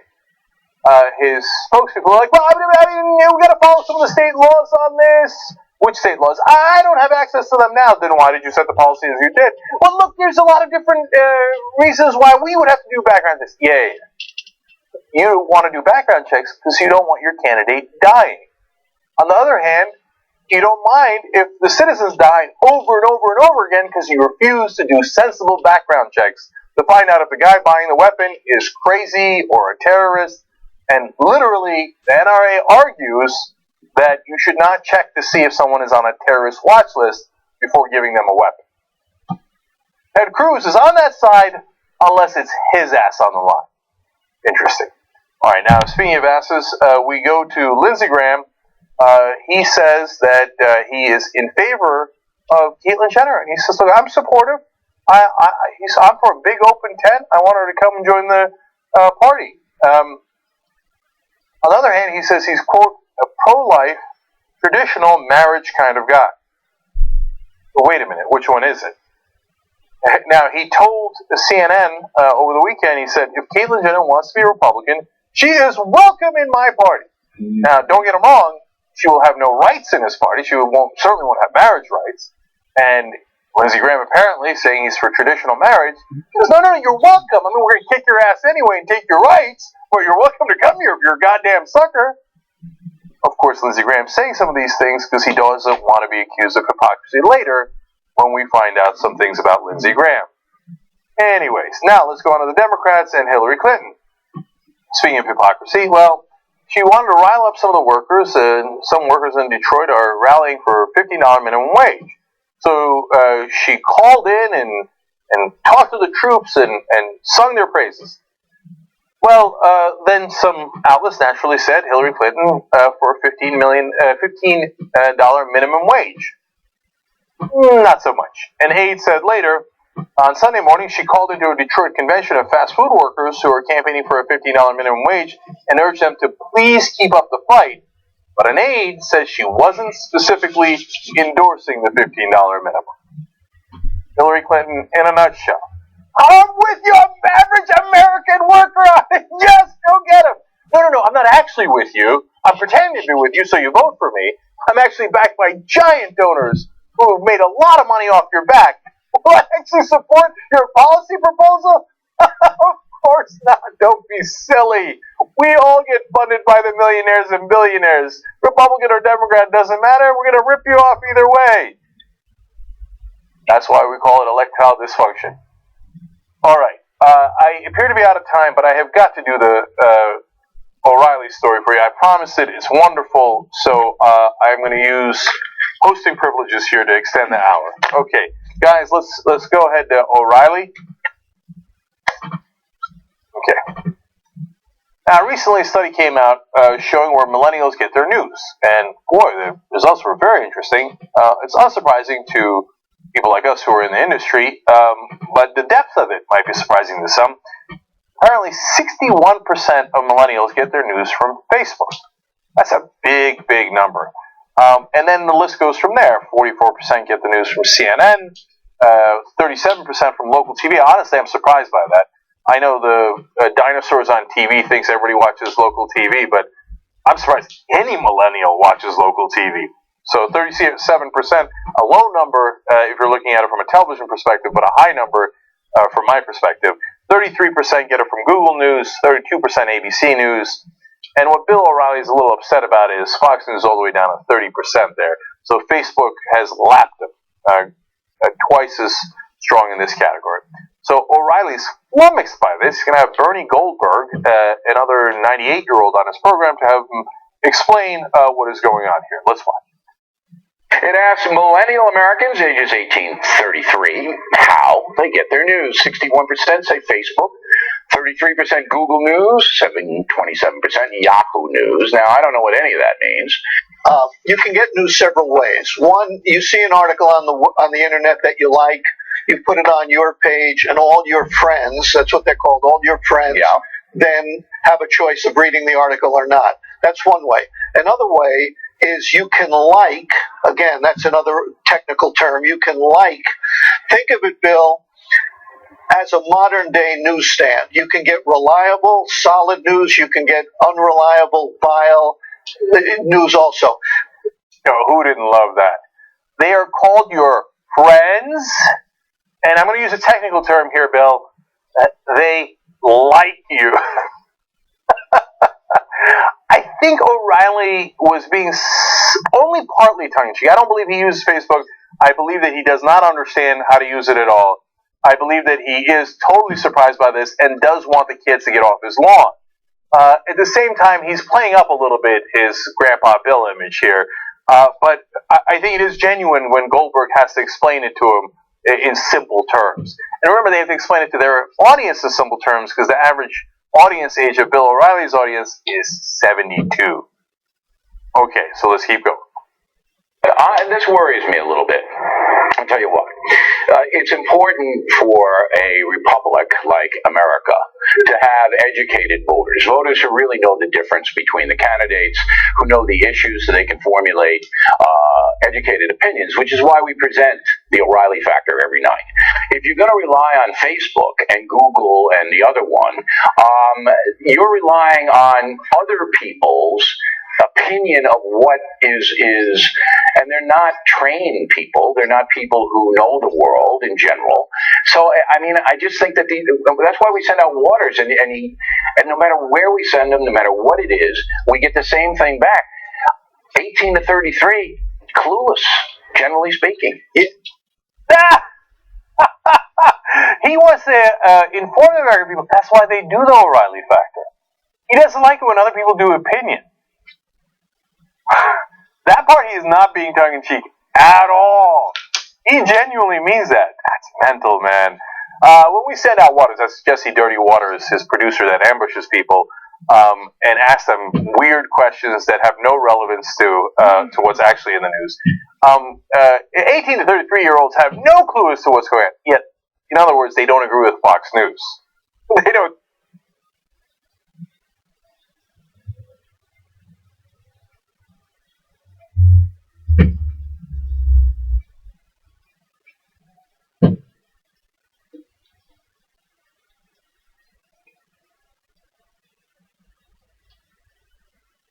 Exactly what's going on. Millennials are overwhelmingly progressive, and that drives O'Reilly crazy. Because guess who owns the future? People under the age of 35 or people who are 72. Let me think about that. And he's like, he's worried that people online, if they get their news from online, those won't come from people trained. Trained in what, Bill? What are you trained in? What are all the Fox News clowns? What is Brian Kilmeade trained in? The reality is, you schmuck, the New York Times is online. The Associated Press is online. Every news outlet, including, by the way, Fox News, is online. So it's not like there's a magic world online where the things that are in the real world don't exist. It's just a bunch of untrained millennials going, I don't know what's going on. The funny thing is, he says this as he's literally doing a segment where he's going, I don't know what's going on. What's Facebook? What's a like? I don't get it. More of this fun stuff. Look, young people aren't going to be sitting around the kitchen table with a hard copy of the New York Times. Why not? Why not, Bernie? Why can't they read it? Well, they can. Yeah, why There's wouldn't no law they? against it? Because that train has left the station. Well, why did the train leave? Why can't the train come back? I don't understand why a younger person, because when I was 18, I was reading a newspaper. There was no internet. There was no internet. It's a different delivery system. Now I read the newspaper. But you're making it sound And by the way, I'm sort of with you. I think it's an abdication of responsibility to rely on the internet for your information. I really do. Here's what I believe. I believe that, and you said it a number of times, the United States of entertainment has bled now over into the information business in an extent that younger Americans don't have any blanking clue what's going on in this world. Study after study has shown that Fox News audience is the most misinformed audience of almost anyone on television. Because they're supposed to be misinformed. That's the whole point of Fox News, is to misinform them. So here's this clown going around saying that he's worried about people are going to be misinformed online. Actually, what he's worried about is that his propaganda will be countered by facts online. And come on, man, how stupid are you? Oh, well, I used to read the newspaper on the kitchen table. Why don't they do the same thing? They're reading the newspaper, but they're reading it online. What? What's a like? What's a friend? I do believe that when O'Reilly says he doesn't know what friends are, that I take him at his word on. But of course, my favorite part is when two older Americans are looking confounded, although Bernie doing a pretty decent job of trying to explain it to O'Reilly in the audience. And O'Reilly yells at him, "Why did the train leave?" Well, sad day for you, Bill O'Reilly. The train has definitely left the station, and it took all the millennials with it. Enjoy your 72-year-old audience. The media goes in, the media goes out. You can't explain that. We'll be right back.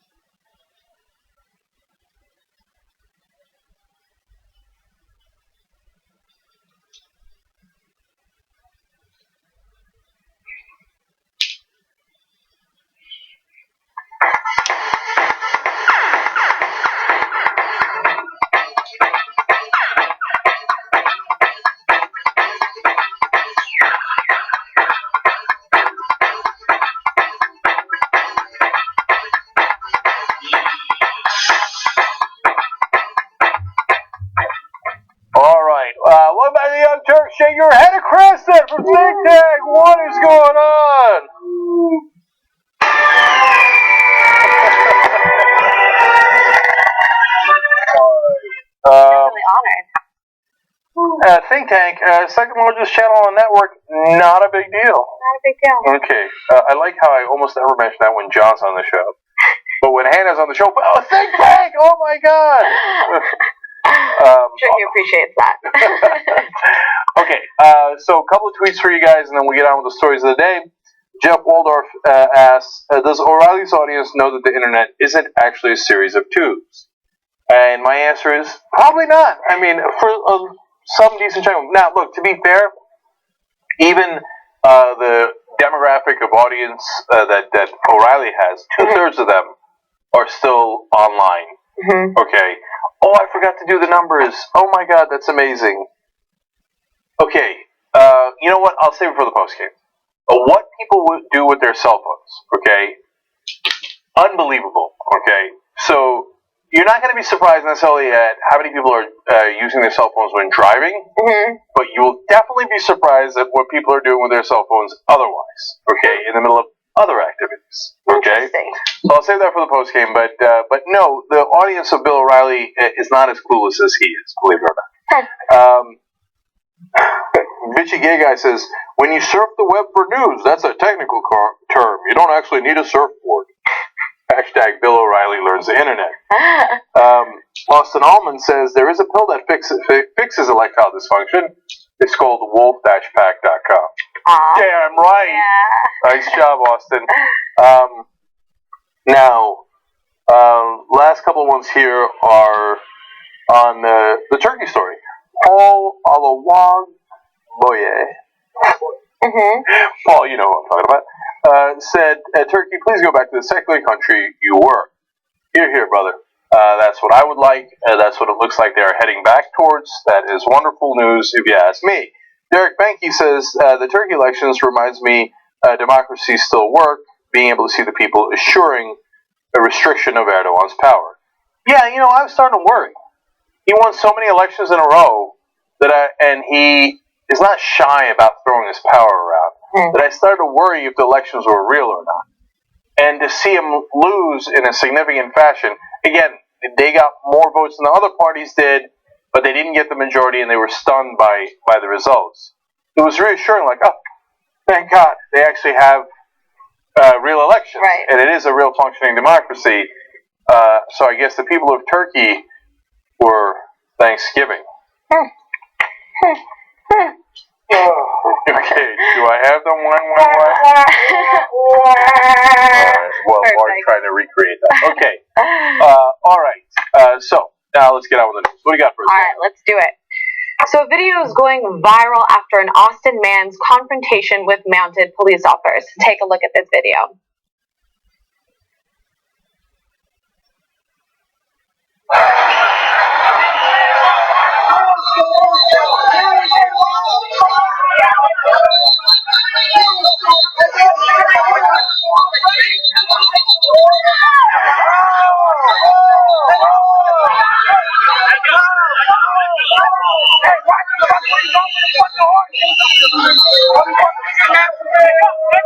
Holy shit! What the fuck, dude? Yeah. So as you can see in the video, the bystander is filming a prior arrest, and the mounted officer grabs his cell phone when an officer on foot then pepper sprays him. This all was started by the arrest of an underage drinker who was tackled by the officer. A witness told NBC News he saw a lone police officer push through the crowd and tackle a single person. After that person was arrested, police pushed all back and started kicking people too close. Pepper spray deterrent was used on the bystander who was filming the incident and doing nothing. These events took place early Sunday morning, and the Austin Police Department is aware of this incident, and they are conducting a review to determine if the officer's conduct is compliant with our policy. I'm not sure how pepper spraying an innocent bystander is part of anybody's policy, but I guess it's good that they're reviewing it. Yeah, so obviously, you gotta give them a little bit of time here. They can't just come out and say, yeah, the guy was an asshole. They gotta do a review. We hope that the review will clearly show, no, you shouldn't just take someone's cell phone and then pepper spray them for what appears to be on camera, no apparent reason. Right. So, look, cops gotta do their jobs. Sometimes they tackle people, right? The question is, What for? Right? And then what happens afterwards? And those are two relevant questions here. Underage drinking. Yes, it's illegal. Like, really, we're going to tackle people over that and get all emotional and bring in your horses to, push the crowd back. Right. What is this, the King's Guard? Like, are we protecting Joffrey, Thomas? Yeah. What's going on here? The kid was having a beer. Exactly. Just calm down. No, if I hadn't seen the headline for this article, I would have been appalled just the way that the horses were trampling and circling the people first. And then you see him grab the phone and do the pepper spray. But I would have been appalled at the first, 10, 15 seconds of the video. Look, I know the mentality of the cops in this case. Like, well, we can't have lawlessness. I know it's a big crowd, and if I go tackle the kid, it can get unruly, right? But what am I going to do, just let him sit there and drink a beer? My answer would be, yeah. Okay. But okay, fine. A lot of people don't accept that answer, and I get that. That's a legitimate thing to say, hey, no, technically he's breaking the law, we got to go get him, right? Okay, but what you can't explain away is, there's a kid taping it, it's perfectly legal to tape it. Right. You can't just take his cell phone and then gratuitously pepper spray him afterwards. Right. That's obvious. Yeah. No, I mean, in maybe some defense of the second officer, like if he was reaching back to get his phone or he reacted in some way, maybe the second officer didn't see the phone exchange and thought he was attacking the police, but I don't know any other sort of explanation for why they needed to pepper spray him. Yeah, and they got the pepper spray ready, though. If you just noticed earlier in the video, they're like, just somebody make me do it. Somebody, please, right? Yeah. But look, the state of policing in America is so bad that every time we do a story like this, I think, oh, thank God no one got shot. Like, somebody just got pepper sprayed, the other guy got tackled. They're going to live to see another day. So it's a matter of perspective, and our perspective has gotten so bad that this seems mild in comparison. Yeah, I guess that's a little bit of a silver lining. Yeah. Right. By the way, the legal drinking age should be at least 18, but I actually think 16. I would agree with that. Yeah. I would agree with that. Everybody agrees with that until they turn 21, and then they forget about it and don't care until they become parents, and then they say, no, bring it to 21, 25. You're not going to shield your kids from it. They're going to drink anyway. Don't make them think it's like this unbelievable, like, whoa, drinking, oh, it's crazy, upside down keg stand. They just calm down, man. They drink when they're younger in Europe. They don't all go nuts, right? They're much more responsible. It earlier and you build that education, then there's not going to be so much abuse of it. I think that if you're European, the idea for a French person to see a young kid in college or wherever they are, right, getting tackled by the cops with mounted police, he had an alcoholic drink, seems absurd. And, we in America live in this context. I know it seems unbelievable to the rest of the world, right? But this is what we call freedom. And then we're like, why do people hate Americans? I don't get it. I don't understand. Yeah. All right, what's next? All right, so a wheelchair-bound woman who was forced to crawl onto a plane is filing a lawsuit against American Airlines. Now, this event happened 2 years ago. You're looking at here Teresa Purcell, who was taking a commuter flight from San Diego when the agent at the gate told her it was too late to set up a ramp so that she can board. Now, Purcell has a bone disease that keeps her in a wheelchair. She says she let them know ahead of time that she would need a ramp and was shocked when they told her it was too late to do it. Obviously, she was completely embarrassed, and she had her attorney write a letter asking for compensation. American Airlines declined, but they sent an apology. Now, the airline's apology said that assistance should have been provided to Purcell. They believe their employees did not assist as they have outlined in their policies. The statement also indicates that after reviewing the incident, they admit they were in violation of the U.S. Department of Transportation and Disability and air travel provisions. Now, the lawsuit that is being filed here is requesting $2.5 million in total in a settlement, though Teresa Purcell's attorney, Christy Ho, indicates that if the case were to go to a jury, the woman who crawled onto the plane will seek between $6 and $8 million. So, I went, believe it or not, a little bit back and forth on this story, which there's not much back and forth here, you would think. But I thought, well, first of all, how much lead time did she give them for the ramp? Because there's an argument to be made, hey, listen, if you come to me 15 minutes before, I can't go get the ramp, right? So this is as I'm reading the story, I'm thinking these things in my head. And so maybe I understand your situation, but maybe you can take the next flight where we would have time to ramp. But based on the admission of the airlines now, no, she did give them enough advance time. So, and she says the ramp was right there. Right there. It wasn't like they had to go to a different terminal and it would have delayed the airline or that particular flight by an hour or anything like that. Right. Anna, given these fact circumstances, they are monstrously wrong. Totally. And I don't even understand. So they're saying that they were against the Department of Transportation non-discrimination basis, air travel provisions, whatever. So I looked a little bit into that. And so basically you were supposed to provide these services as long as it doesn't, really burden the aircraft. It wasn't going to make it late or anything like that. And no air crew is supposed to physically help you, like carry her or anything like that. They're not allowed to do that. But from a human standpoint, if you see somebody crawling upstairs, how can you possibly not help them and not assist them and just let them do this?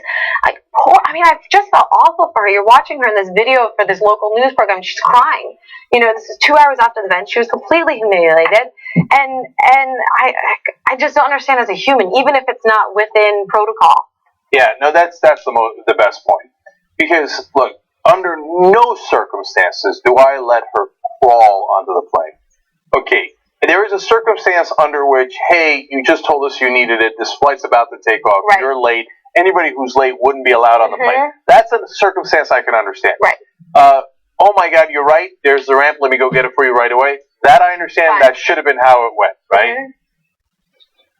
But at a bare minimum, I don't care what the protocols. You have to help her to her seat. You cannot just let her crawl onto the plane. What's wrong with you? Look, this is when Republicans get mad at regulations. So there was a story about the fire department had regulations. You're not supposed to engage in a rescue without a certain protocol. Right. This is a while back, and person was needed CPR across the street from the firehouse, and they wouldn't give it, and they died. But there's a point when you need to be a human being, right? And say, no, yeah, that's it. I'm willing, I'll take the bullet on it. If I'm going to get punished for carrying a handicapped person to her seat, I'm going to help her, right? You get a couple of people, do it in a reasonable way. Again, just do the ramp. But if you're not going to do the ramp, you've got to be a human being. I'm willing to get fired over that.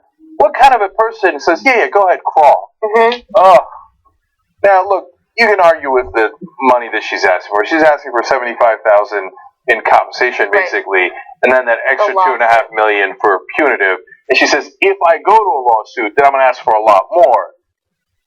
I don't know about $6 to $8 million. I don't know about $2.5 million, but I do know she's right. Yeah, she's definitely right. The money could go either way, but I still think, even though American Airlines was in the wrong, I still think as a passenger on that flight, I would have gotten off and helped her. Definitely, I mean. Look, now we're putting it on the passengers a little too much. They didn't start the thing. I don't know how quickly they realized what was going on. Yeah. Because oftentimes something will happen before you even realize Notice what's going on. That's right. But having said that, I wish they would have noticed in time, and someone on that plane, there was 50 people on the plane, someone or a couple of people on that plane actually helped her. Yeah. Well, hopefully she'll get some sort of reward from this or something. Yeah. And, if it at the end of the day turns out that she wins the case, well, that'll definitely be compensation. Look, but beyond that, you have to remember the reason that there is punitive damages is that it's to send a message. If American Airlines just has to pay $75,000, that cost of doing business. Let's move on with our lives, right? You pay $2.5 million, you're like, wait. Let's not humiliate people who are disabled. This is serious because it could cost me a lot of money. Well, even that, so I looked into it. It's like it was one of those planes where, where you have to walk onto the tarmac and you have to walk up the stairs. And I hadn't even thought about, until this point, until reading this story, how unfair that is for so many people who are flying. You know what I mean? That's such, that instead of just taking the ramp right out of the airport, you have to walk out, then you have to walk up, pretty steep stairs. You know what I mean? That's a pretty, hard thing for elderly, for people who are disabled. So that puts a lot of people at disadvantage. So that having these sorts of stories come to light really brings up a conversation, making a lot of these, I feel like simple transportation things a lot more accessible. Yeah, I totally agree with you. But the bottom line in all of it is, please be a human being. Yeah. Okay. All right. Let's go on to, speaking of non-humans, let's go to Kate Moss. All right, so supermodel Kate Moss was escorted off an EasyJet flight after being disruptive en route to London's Luton Airport. So the 41-year-old was coming home from a holiday in Turkey, but after her plane landed around 4:15 p.m., she was taken off the flight by police officers. Now, you might be wondering what her offense was. Well, one passenger reports that Moss, after being refused alcohol by flight attendants, went to get vodka from her own stored carry-on. After she was reprimanded by the flight crew, Moss allegedly called the pilot a basic bitch. So no formal complaint was made and Moss wasn't arrested, but she was still escorted off the plane and is now facing this aftermath. Okay. I'm back and forth on this one. Okay, so first of all, I'm on her side because she went to vacation in Turkey. Okay, good for her. But she loses me with when she carries on her own vodka. Alcohol. Okay, now look, God bless your heart. I got no problems with it. I'm not judging. I'm just saying that that's some degree of evidence that she is likely to get testy if she runs out of alcohol. Mm-hmm. Okay, a person who prepares ahead of time for a flight with bringing her own vodka doesn't want to run out of alcohol. Right. And is going to start to call people names if they prevent her. Now, I'm back on her side. Okay, look, I don't know how out of control she was, but give her the drink. Okay, fine, you don't want to give her the drink? Mm-hmm. You can let her drink her own vodka. Right, She brought the vodka. She Right. thought ahead. See, that's smart. That's planning. Okay, that should be rewarded, right? Organized travelers are always saying to do that. Exactly. That's right. She brought it on her carry-on. Makes a lot of sense. And then, okay, so she calls the pilot a basic bitch. So what? So what? I mean, are you with me? Yeah, I'm totally with you. I having been a before in my lifetime, I did not freak out after being called that. It's just like, okay, that's your opinion and move on. Like, I don't understand why that would elicit such an insane response. And even one of the passengers who saw the incident go down said that the EasyJet crew totally overreacted. And I personally, so I have been on the EasyJet flight. Oh, really? Yes. Were you also on a holiday in Turkey? I was not on holiday, but I was with my friends, and the way that they do it is they kind of like corral you. It's just like free-for-all EasyJet. They corral you, and then they like open the gates, and you just gotta like run to get your seat. It's just a total shit show, but it's cheap, so everybody takes it. And I was on a flight with some of my friends who were also partaking in the activities that Kate Moss was, and they were being a little belligerent, but like we didn't get kicked off. So my theory here is that Kate Moss is the one who's attributed with that quote, nothing tastes as good as skinny feels. You know, that whole thing. Oh, and I so didn't my know that. theory is that these flight attendants were like, oh, revenge tastes as good. We're going to kick you off this flight, girlfriend. Oh, best served cold. Okay, I love the personal angle you brought into it. I didn't know that EasyJet. I love that term, shit show. Who wants to go to a shit show? Like, hey, for a $20 flight, I'll go. I mean, I'll deal with it. I hear you. I'm just amused by the idea. Like, hey, John, Bob, you guys want to go to a shit show? Oh, that sounds great. What kind of shit are they putting on? Anyway, no. Pilots, flight attendants, overall, we've talked about this on the show before, are out of control. Mm-hmm. Like, oh, you called me a name, that's it, you're getting arrested. Right. Don't arrest somebody for calling you a bitch. Mm-hmm. That's ridiculous. And plus, the English have a wonderful way of cursing. They don't just say bitch, they say a basic bitch. Not a complicated one, not a deluxe version, just a basic bitch, right? And she didn't say to the flight attendant, she said about the pilot, a person who has more power. That's even better, if you ask me. But is the pilot here? Probably not. I don't know.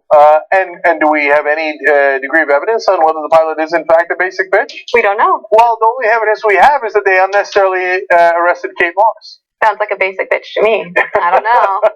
So, look, I was not predisposed to being on Kate Moss's side.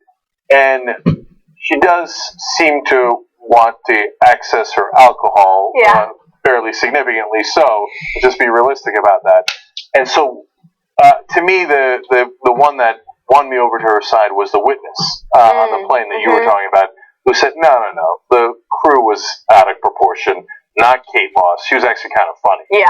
And so it seems like another case where the airlines have like inflated egos now, like, oh, we can do anything we want to. How dare you speak out against us? So bring it down, but in a calm way, okay, and let her drink. Somebody get her a beer. How does she drink that much and still stay that skinny? I don't know. That's a great question. Maybe all the cocaine. She's big on cocaine. Okay. Yeah, maybe the cocaine. I don't know. All right, we're going to take a quick break here. When we come back, orgies for disabled people. Interesting.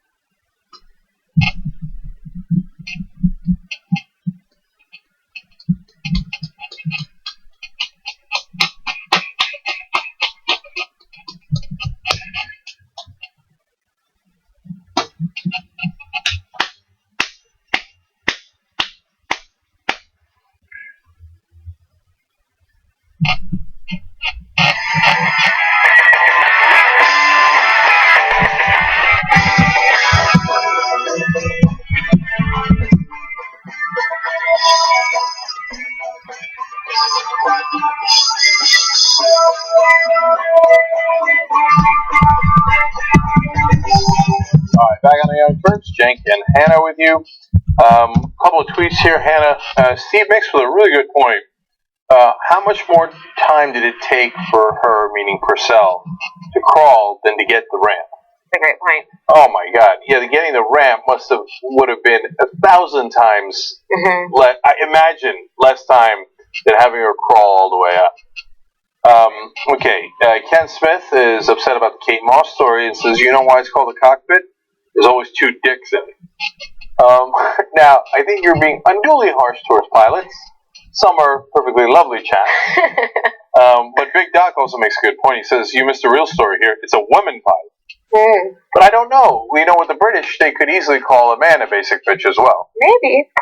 So, I'm not absolutely certain. And finally, Rayford Madness says, just let the baby have her bottle of vodka. She'll pass out. Everyone will be happy. So I've been cutting down on my drinking. Okay. I don't drink that much anyway, but I've talked about this in the post-game and stuff for the members.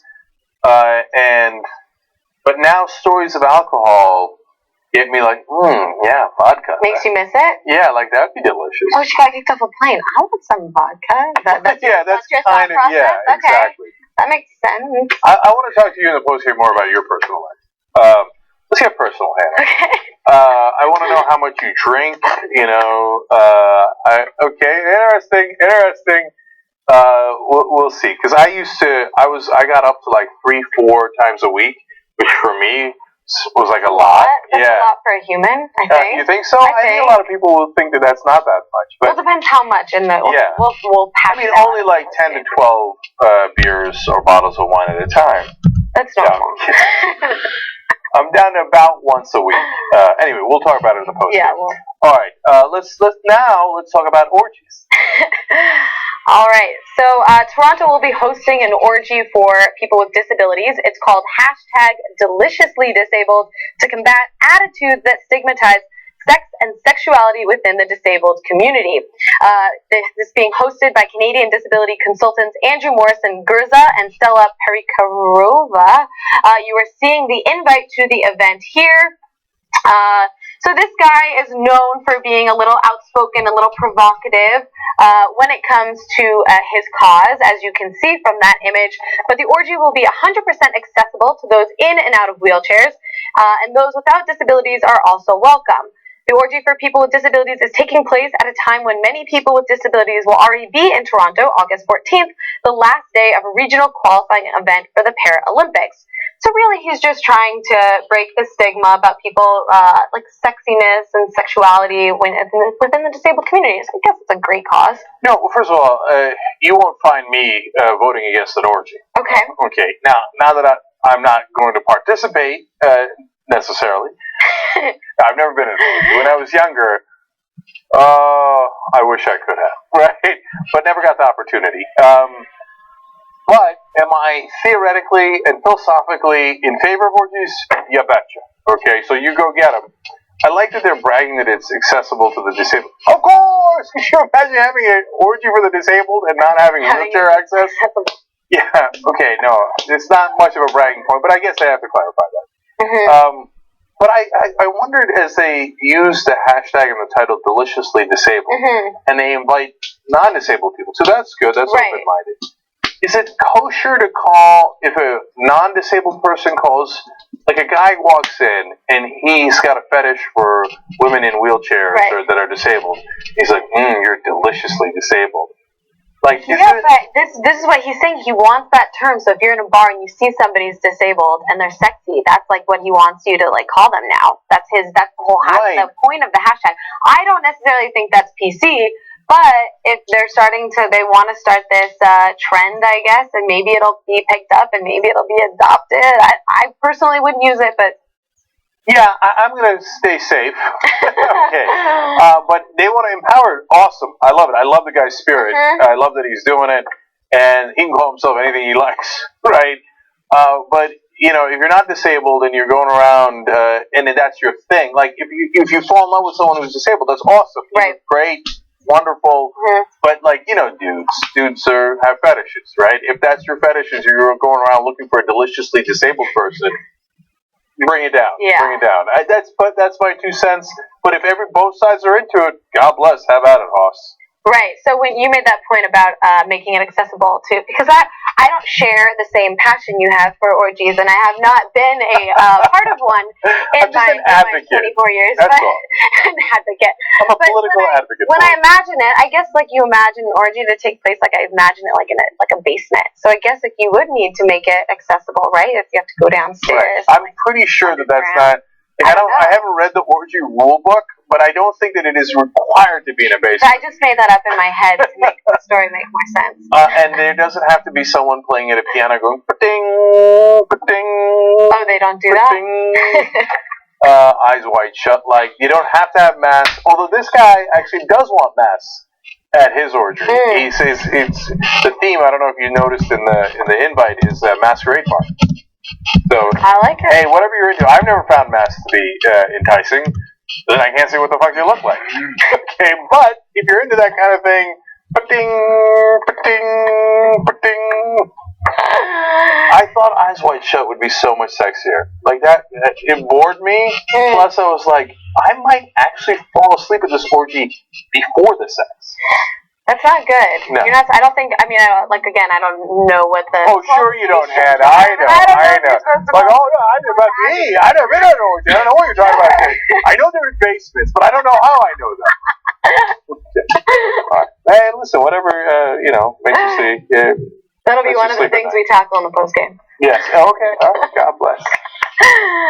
All right. Moving on. Next. All right, so a group of Western tourists are being banned from leaving the country of Malaysia after stripping naked at one of their sacred mountain sites a week before the area experienced a deadly earthquake. Now, the earthquake measuring 5.9 on the Richter scale struck Sabah's west coast on Friday, causing landslides on Mount Kinabalu, where at least 13 climbers have so far been confirmed dead. Now, inhabitants of the area believe this mountain to be sacred, and they think that the tourist disrespect of the site caused the mountain spirits to get very angry. They actually literally said they disrespected the mountain. The mountain spirits, yeah. Yeah, and it's a weird thing from my perspective to disrespect an inanimate object. Right. Like, how dare you disrespect that camera or that table?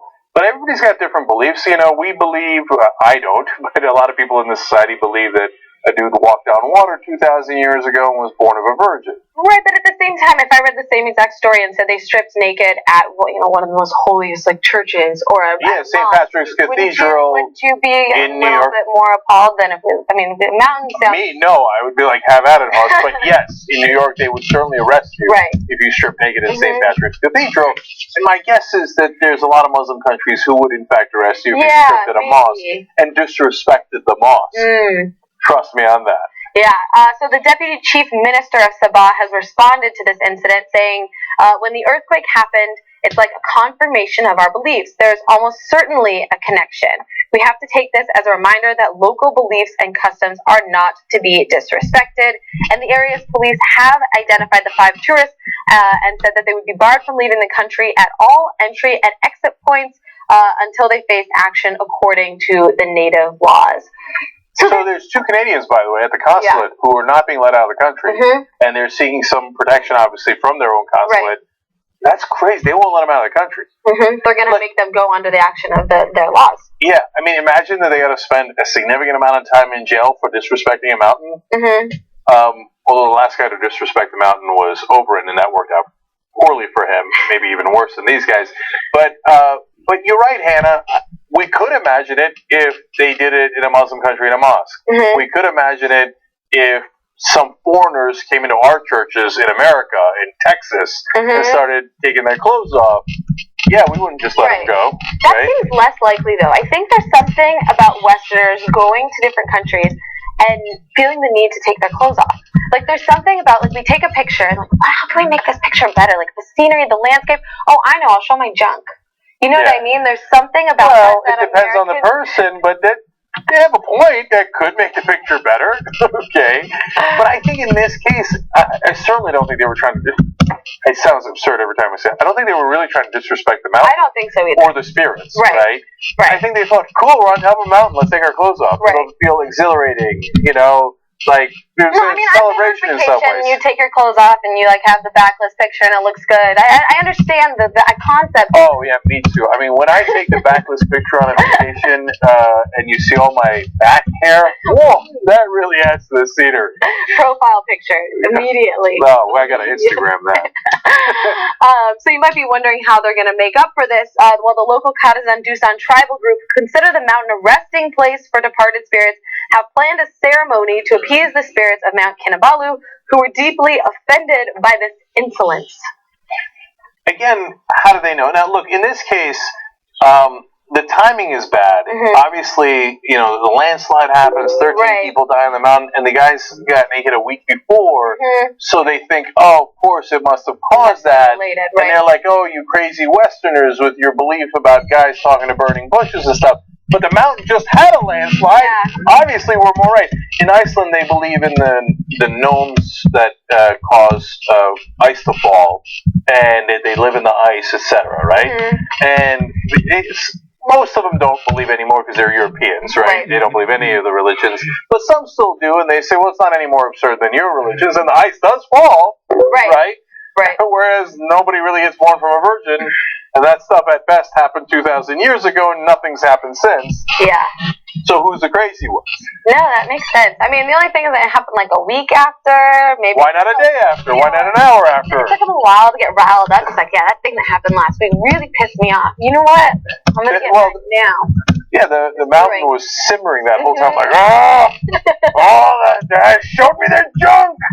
So mad. Did you see that guy's back hair?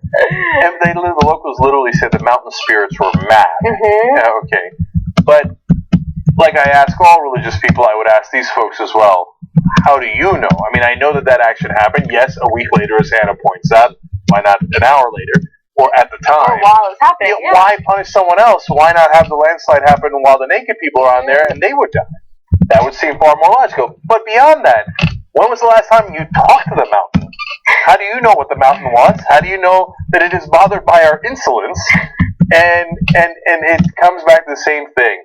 People always speak for the mountain, for Muhammad, or Jesus, when they've never actually spoken to them. Yeah. At the same time, like if they know it's a sacred site, like we were talking about, like you wouldn't get naked at a temple. You know what I mean? You would just try to be respectful. If you're in somebody else's country, on somebody else's lane, you don't want to totally disrespect them. Yeah, even if you think what they think is a little loony, you still don't want to disrespect them. I don't know. Yeah, no, it's fair enough. Don't wiggle them like, oh yeah, Mr. Mountain Fool. But you know, I don't know that the guys who and the women who took that picture, I don't even know that they knew that there were mountain gods and that the mountain spirits would be mad at their titties. Like, I don't know that they knew that. If they knew it, I would have been a little bit more careful. But probably they had no idea. Well, maybe they were. That's maybe a great they were point. trying to do something nice, like an offering. Like, here are my titties. Right. You know? I offer it to the mountain spirits. Okay. Maybe the spirits didn't like the titties. Maybe the earthquake was a sign of liking it. Like an eruption, you know? Like it was roused. It was roused. Mm-hmm. Or maybe they liked the tits, but when the guy took off his underwear, he's like, whoa, big guy. I didn't sign up for that. What do you think this is, an orgy? Right. Okay, now to get unnecessarily serious at the end of the story, there are real reasons why landslides happen, etc. You should look into those, because that can help you prevent them, forecast them so people don't actually die, instead of trying to guess what the mountain gods think. Okay? All right, let's move forward. All right, so 3 American cities are considering changing their streets' names from Bruce Jenner to Caitlyn Jenner to show respect to the athlete that they are honoring with these street names. Now, South Austin and El Paso in Texas, along with Clarksville, Tennessee, have streets named after the famous athlete who won the decathlon gold medal in 1976. So a lot of people who live on these streets support the idea, but there are others who obviously are a little apprehensive to changing it, especially those who have maybe lived on Bruce Jenner Street for 20 plus years. Now, this concept begs the question of whether the Olympic Committee might change Caitlyn Jenner's name in their medal records, and they released this statement. We admire Caitlyn Jenner's courage and wish her all the best. We would happily consider any athlete's request to have his or her personal information updated in our records, and this comes after some of the movements that we've talked about on the show to have the medal revoked. So they're basically saying, we're not going to revoke the medal. In fact, like, we'll even change the name. So I like that. I appreciate that. So I have mixed feelings on both of those parts of the story. So on the street names, they're coming at it from the right place. In the case of South Austin, they need at least half the residents in that lane to want to approve the change, and they'd have to get the city council too. And for the people who are opposed to it, I'm with them, and I'll tell you why. Not because, oh no, that's Bruce Jenner, no. And some people seem to be going in that direction. I'm not on their side, but it's a giant pain in the ass to change everybody's address. Okay, now then you got to explain to everybody, no, I don't live on that street anymore. I live on this street. You got to change my address. I mean, presumably the mail would still arrive to Bruce Jenner Lane, but you do. You have to go through and you have to tell everybody that your address has changed. You got to change it on your bank note. No way. Look, I'll do a shrine to Caitlyn Jenner in the middle of the cul-de-sac or whatever. Whatever you need, I'm on the good guy side, right? But don't change the name of the street. Giant pain in the ass. Right. Okay. So I was thinking about, I guess, like in terms of Los Angeles where we live, so there's a lot of street names that are in Spanish. So when the settlers came over and they were speaking English, they didn't change all the names to Spanish. You know what I mean? Like they're still honoring what it was called before, and I appreciate that they're trying to respect Caitlin's decision to change her own name, but I don't necessarily think that the streets need to change. Yeah. Yeah, we didn't change La Cienega to, we kicked Spanish ass. Right? It's still La Cienega out here. Right, exactly. Okay. So, and on the issue of the Olympic Committee, I'm a little mixed on that too. Caitlyn Jenner didn't win the gold. Bruce Jenner won the gold. But it's still the same person. Right. Now, if you said to me, revoke her medal, I said, get the fuck out of here. We're not going to revoke her medal. Right. She won either way. Would I go out of my way to change the record book from Bruce Jenner to the Caitlyn Jenner? No. If she requested the change, would I say yes? Yes. Exactly. Because why are you being gratuitously a jerk to her? If she wants to, and she says, hey, look, when I won the medals, I felt like I was Caitlyn Jenner. Boom, it's done. Then it's Caitlyn Jenner and change the record. I completely agree. And all of this is speculation. Like, Caitlyn Jenner is not saying, hey, guys, you have to change your street name. You have to change my medal. You have to do this. She's just, doing her thing. She's in this transition. But it's all speculation around her. It's everybody either trying to respect her or disrespect her that are causing all of these issues surrounding the case. Okay. Before we go to the next story, sometimes what happens is the control room laughs, and if it's a loud enough laugh, we can hear it. Sometimes it's around what we said, and oftentimes it is around what clearly someone else in the control room said. So I just got curious. After my last Seneca comment, what happened in there that caused the uproarious laughter? I want to share with the audience. I missed it because I was working. But no, I don't know. I can't relay, but I heard that also no one else should be able to relay it either. Oh, okay, I got you. All right, I hear you. I see you. Okay. All right, before we do the last story, member shout-outs for today are Jason Martin, member number 85. Hey, all right, Jason. And Cynthia Mahone, member number 86. So, out of the original 100. You guys are awesome. Cynthia and Jason, we got a great post game for you guys today. One, I'm going to tell you how people use their cell phones. Not only when they're driving, but you will be surprised at some of the other places where the people use their cell phones. And then we'll get into how much of a drinker Hannah is in other parts of her personal life and ask inappropriate questions. Okay? So that'll be fun.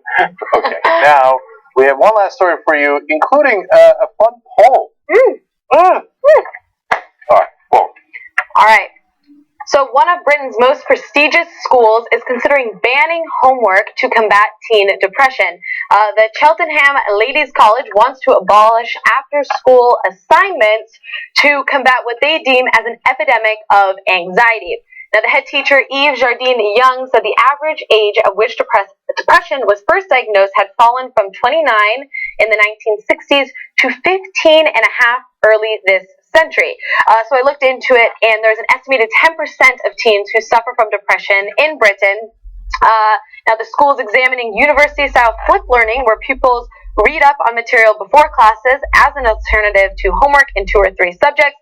But that's not all they're doing to help combat depression. They will also be providing students with weekly meditation classes, as well as twice as long to walk between their classes.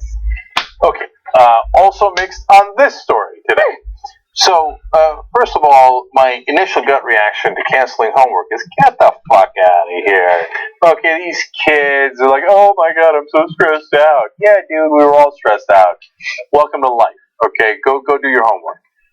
Now, when we get into the details, though, there is some nuance here. Right. First of all, if you want to increase the walking time between classes so kids are not constantly stressed out, great, no problem.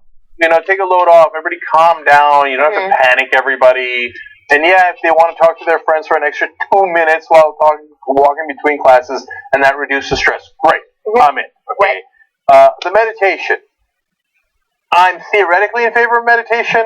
I can't get myself to do it because my head is too jumbled and I'm like, thinking 100 different things. Having the kids do it, yeah, why not? I mean, my old school reaction is it feels goofy, right? But that reaction is wrong. Right. Okay? So you want to encourage, not mandate, but encourage the kids to meditate. Bless your heart. Right. But I don't know.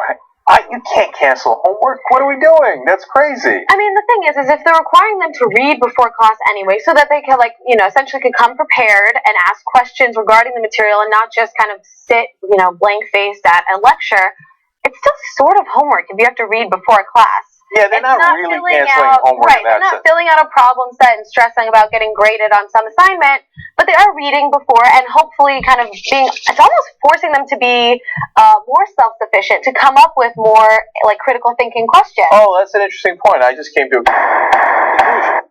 The jury's in. I am now absolutely convinced. This is bullshit. Okay, no, not buying it. And I'll tell you why. Because look, you made a point about reading, and I was like, yeah, but what about other classes? Then you got to do math problems. Okay, like, oh, I read my trigonometry chapter.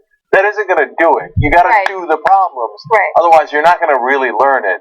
So don't give me this like touchy-feely, oh, I'm depressed. Now, okay, on the other hand, I get that there is real depression, and by the way, I get that we're stressing our kids out ridiculously. So don't get me wrong, I'm not against those folks. Like, it's not like depression didn't exist before, like the 10% number. I'm sure that was the case in the 1960s. They just didn't report it early enough. Nobody bothered to ask the kids. They didn't talk about it. Right. It was like, oh, who gives a shit what the kids think? I'm not in that camp. I care. I don't want my kids depressed. Right. And we're putting so much pressure on them. So don't think that I don't recognize that. I do. Okay. But having said that, you've got to do a bare minimum of work to learn the stuff. So I would ask, where we are today is at a 12, and we need to bring it back down to like a bearable 8, right? But this is asking us to bring it back to a 2, where we're like happy-feely, and how did you feel about the assignment? Geometry assignment? It doesn't matter how you felt. Do you know it or you don't know it? Yeah, I mean, the thing is you made a great point. We're at a 12, so we have this excessive amount of homework where kids, you know, don't have time to go outside. They don't have time to be with their friends. They're stressing about grades. So that's the problem that I think that we're facing here, is that we're having all of these confounding factors that are causing the depression. I don't think it's necessarily the homework. I think it's the amount of homework and the stress that's intrinsic with having that homework and expecting those grades, especially at a prep school. I mean, you're just told, you know, oh, you got to get to college, you got to get A's. So yeah, kids are going to go crazy. Yeah. And look, a lot of kids are going crazy that I know. I mean, and the competition is unbelievable. I mean, back when I was going, so I'm from the old school, right? I mean, I snuck into my college, and I did it with grades now that I'm embarrassed to say, because people are like, no, how the fuck did you get in there? Did your dad give him a building? He didn't. It just wasn't as hard back then, right? Like the guys who brag about being Princeton class of 1948 or something, like, dude, man, you just knew somebody. Your dad was somebody. Back then it wasn't like now. You got to be a stone cold killer. You could have perfect SAT scores, a 4.2 GPA, and still not get into any of the Ivies. Right. That's mental. It's too much pressure, right? And I remember, look, I had a lot of homework, and so it wasn't light. I'm a dork, right? I took all the honors classes, yada yada, right? But I still had plenty of time to go play kickball with Dope, and you know, and get everybody together and have them play basketball at the local school, and we had fun, man. We were kids. Yeah, I think the difference is now is because you're expected to be, like, you were well-rounded just kind of naturally, but now you have to have all of these different clubs on top of taking all of these different APs. So doing those activities, like doing a sport after school or being in a club or doing community service, almost seems like a chore, like another aspect of doing homework, because you have to have all of that on your resume to just be even considered for some of the colleges. And I know some of your parents still love the intramural sports that you're bringing your kids to, especially in the beginning, like, oh, so cute, did you see them kick the ball? But for a lot of the parents, I know it, you're sick of it. Like, oh, I gotta bring them to lacrosse practice, to the soccer practice, and he's on the travel team for soccer. So there goes every Saturday for 10 weeks. And then I gotta bring him to music class, and then they gotta do all the homework, and then at that point, maybe they get into UCLA, right? So that exists, I get that, and obviously it exists in the UK as well. Let's bring that down a little bit, but be reasonable. Don't go to the other extreme. Right. So you made your decision, but we did a poll on the TYT app asking you guys to reduce students' anxiety. One UK school is eliminating homework. Do you think homework should be abolished for elementary students? The votes were 61% yes with 233 votes, and 39% no with 148 votes. So we do these polls on our app. So if you guys want to be on the conversation, you should definitely tune into our app and give us your thoughts. Yeah, I mean, I appreciate you participating. You happen to be wrong in this case, saying that we should eliminate homework, 61% saying that. But nice try anyway. The official ruling, I don't know if you heard the gavel earlier. No, back to homework. Get to work. Get to work, okay? I'm doing one thing with that. Yeah. I mean, I don't know about the buying, whether or not the depression issues are on the rise over it. But in general, I love homework. I mean, we talked about this in the meeting. But I'm against it, honestly. Like, it seems like a lot of times the reasoning for it ends up being, well, I had to do it. It's like well, punish you because I do that ridiculous, pointless shit. I would like to know if there's someone conducted something. I mean, I didn't look this up, but a study about whether or not, what level of development and educational value doing more work at home. Like, okay, we work here hours and hours upon hours every day here. What if I gotta go home and you're like, hey, Jay, you tell me, oh yeah, I'm gonna send you an email. I give you 3.5, 4 more hours worth of that same stuff to do at home. I was like, why? I did that shit all day. I did that shit right, and it's done. Move on. Let me go home and sit on my ass. So it seems, and if you want to go home and do more work, cool. I've done that too, but that's other stuff. It just seems weird. I don't know how much it teaches kids to be like, oh yeah, so when you work all day, you go home and work some more for no reason, and bring it back and show us that you kept working all damn day. Yeah, let me quickly address those points. First of all, you're a bigger dork than I realized. I enjoyed homework. JR, I enjoyed homework. Jackson. Okay. I never enjoyed the homework. Mm-hmm. Okay. I mean, I read some of the books I read I liked, right? But even that, it was pulling teeth to get me to read it, right? Mm-hmm. The homework was always like a fucking pain in my heart. Like, oh, fuck, I gotta do this thing. I hate it, right? Mm-hmm. But I got a 5-year-old now, and either at preschool they give him a little bit of homework, like, hey, write out these words. Right. You know what happens when you tell him to write out those words? He learns how to write them out. Yeah, no, I definitely think there's value to homework, but there's a difference between busy work and having, I think a lot of teachers give out busy homework just because, I have to assign homework. Okay, just do this. And then it just takes up more time, and it's not necessarily something that's, productive for the student, learning how to write that out. Right. My school, so I went to a prep school, and my school, we would have 3 periods during the day. So for 45 minutes instead of going to a class, you'd have a free period. So I would use that time to do homework so that I wasn't going home and then working. I mean, I do that now. So what JR was saying, he's like, I don't want to go home and do work. I have to go home and get everything ready for publishing for Thanksgiving. Yeah, and that's the last thing I was going to say. JR, be cool.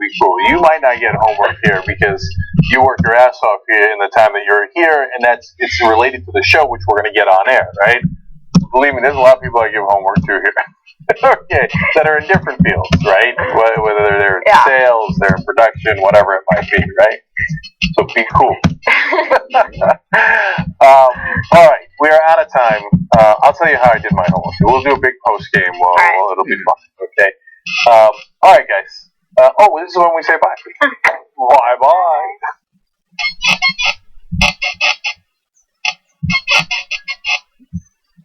All right, Ms. Pearson, ask your next question, please.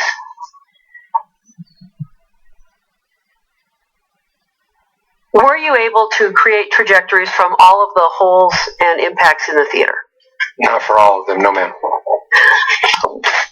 From the ones that you were able to create in the theater, were they based upon the measurements and data that was collected by you and the total station, the lasers operators that were working within the theater?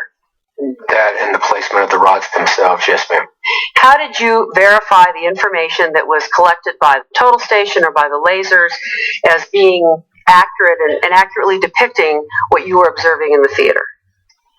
From the measurements, after reviewing to make sure that every hole was represented on the graphics that was generated, any of the hand measurements that I personally conducted, I could go back and basically put a protractor on to see if the angles matched up with my measurements. As for the holes through the seats and the trajectories going through them, with the placement of holes in the trajectories themselves and then comparing them to photographs, is an accurate representation of what we have visually and on the charts. Were color diagrams produced from the results of the shooting incident reconstruction? Yes, ma'am, they were.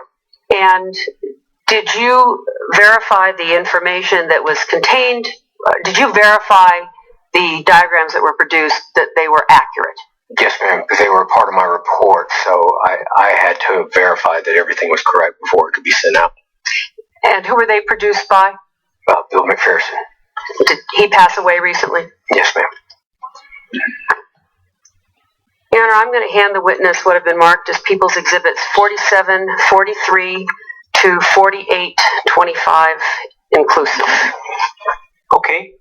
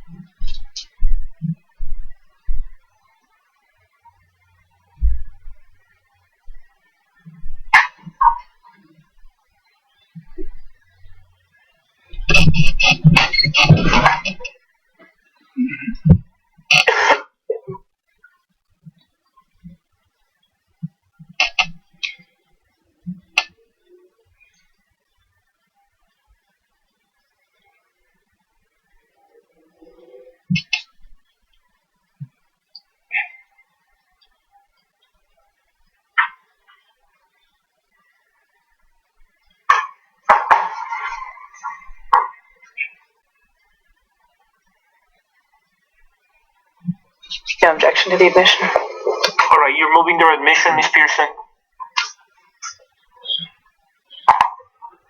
Yes, Your Honor, I am. All right, without objection, P-TR-4743 through 4825 inclusive are admitted and may be published. Before we publish those, from the observations you made in the theater, from the data that you collected and reviewed, and from all of the results in this case, were you able to determine to a reasonable degree of scientific certainty that the shots were all fired from a particular convergence point? Not with I wouldn't say they were convergence because it was such a large area. There was movement, but yes, ma'am. From the right front corner of the theater is where the shots actually, except for maybe one leading back toward the screen. The majority of the shots were on the right-hand side of the theater. The majority of them being by the exit. When you were looking at all of the holes and impacts in the theater that had been marked, after you had marked them, run the rods, done the lasers, was the theater essentially deconstructed at that point? After we plotted out the trajectories themselves, the hole, going from hole to impact, once everything was done with the shooting incident reconstruction, then the evidence gathering started, and that's when the seats would be removed and basically pellets recovered, metal fragments recovered, any evidence that was left in the seats themselves. As a part of that, did you determine that any of the holes or impacts that had previously been marked with a number, in fact, did not prove to be either a hole or an impact caused by a bullet? Yes, ma'am, we did. Which ones were those? May I refer to my notes here? Would that refresh your memory? Yes, sir. All right, you can look at your notes, and then once you've done that, you can put the report down, face down, okay? All right, sir. Thank you. It was hole 1, hole 2,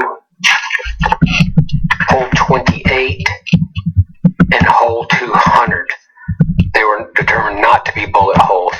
And then hole 196 was not used due to duplication of numbers. And the remainder of the holes that we've previously seen marked as holes 91 to 9240 were in fact holes or impacts that were caused by bullets. No, hole 1, hole 2, that was the original holes that were listed. Right, but the remainder, with the exception of those, the remainder of the holes of 91 to 9240 were in fact caused by bullets. Yes, ma'am. Could I first have People's Exhibit 4743 up?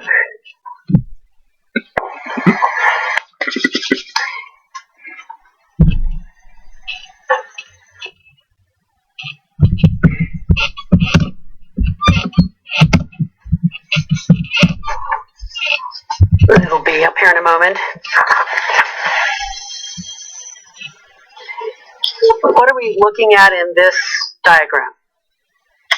This is Theater 9, and these were all of the trajectories, a representation of all the trajectories that were obtained from the measurements in Theater 9 and where the origination took place.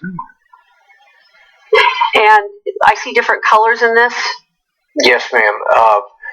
Because there were so many shots that actually carried over to different rows, I asked Mr. McPherson if he could do all of the trajectories on one diagram first, but color code them so we know which ones went to each row.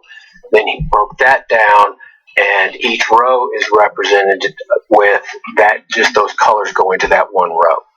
Now, the colors that go to a particular row, will that color then travel to the next row if in fact the bullet travels through the seats in one row and moves to the next row? Yes, ma'am. It's where the hole or the trajectory actually originates within that hole dictated the color.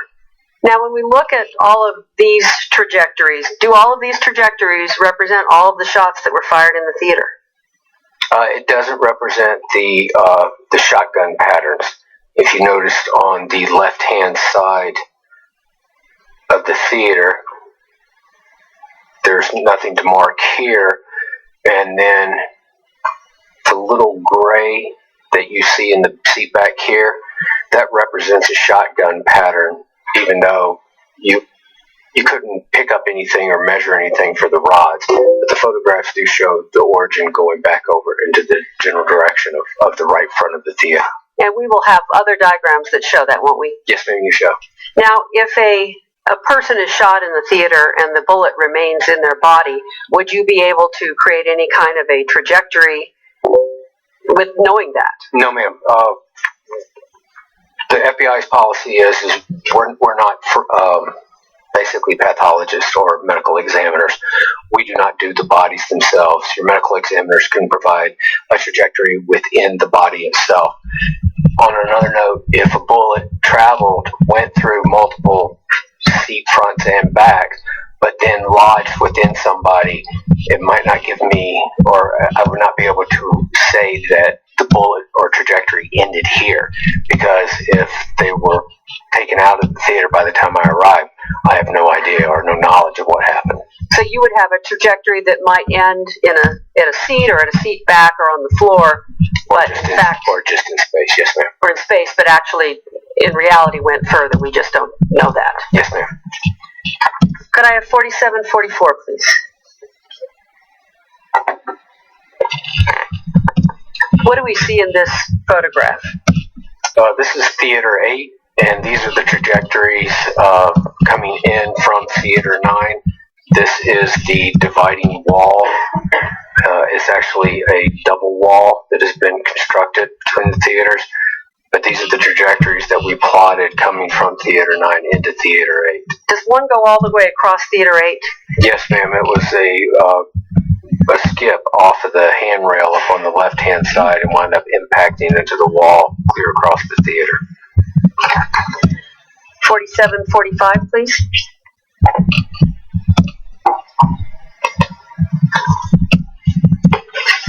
And what do we see in this photograph, or in this diagram? This is the shot of traveling from Theater 9 going into Theater 8. If you note the orange color to the lines that represent that, but you can see where they actually penetrate the wall and then carry on, and the diagram you just saw previously was a continuation of those trajectories. Now, does this show where the shots start from? No, ma'am.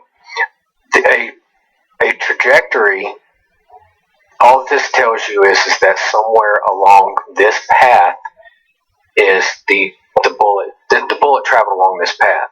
Somewhere along this path is where it originated from.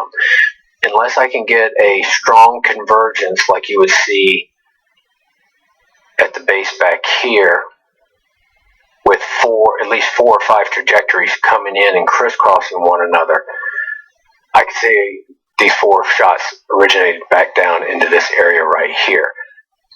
We just stopped at that one area because we can't tell you if the person went forward or they went back.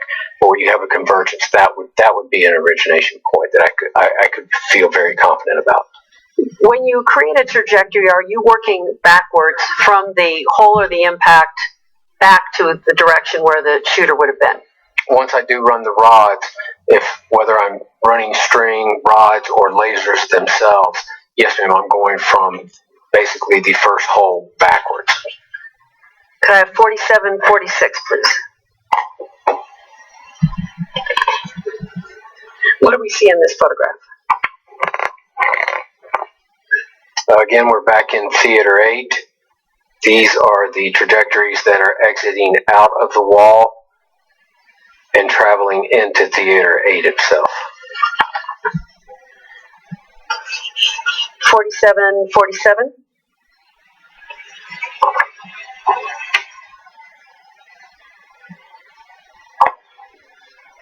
This is an individual trajectory traveling from Theater 9, going through the wall and traveling on into Theater 8.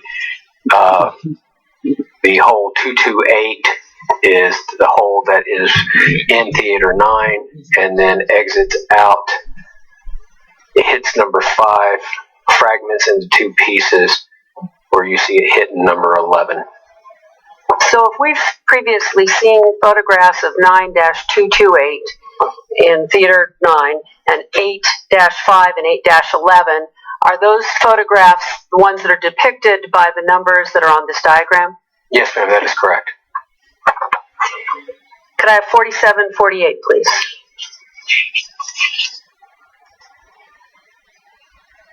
And if we could also isolate or zoom into that area over on the right side where the boxes with numbers are. Okay. And if you could tell us there what we're seeing. So this is a better view. You can actually see hole 228, where the bullet penetrates the wall in Theater 9, exits out of Theater 8's wall at hole number 5, but if fragmented into two pieces, with one traveling on and ending at 16, and the other one ending at 11. 4749, please.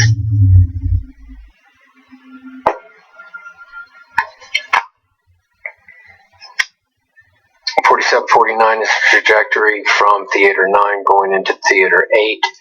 The trajectory would plot out as hole 194 to hole number 3 to hole number 12. So if 194 is in Theater 9 and 3 and 12 are in Theater 8? Yes, ma'am. 4750? Actually, I stand corrected on that. This is the skip. Number 12 is a impact on the handrail of the right-hand side of the theater. Is skipped across the surface, traveled all the way across the theater, and it made a hole in the curtain on the left side of the theater and impacted into the wall. Thank you. Is this one 4750? It's up currently? Yes, ma'am, 4750. Could I have 4751, please?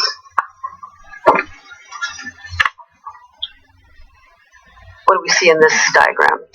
This is trajectories coming again from Theater 9 into Theater 8. It would be hole 239 and exiting out in Theater 8 at hole 6. 4752? Same trajectory, you're just looking at it from the Theater 8 perspective. So we've gone from Theater 9, it's traveled through, and now we're seeing it in Theater 8. Yes, ma'am. 4753? 4753, again, a trajectory starting in Theater 9. And if I could also then have it, we could isolate the boxes on the left. So there's I wouldn't call it a railing because it's so high up, but basically it's a trim piece that covers up the carpet and then where your curtain starts. So it penetrated that piece of wood at 189, exited, and then penetrated the actual wall of 190, exited out on Theater 8 side at hole number 8, and carried on to hole number 10. 4754, please.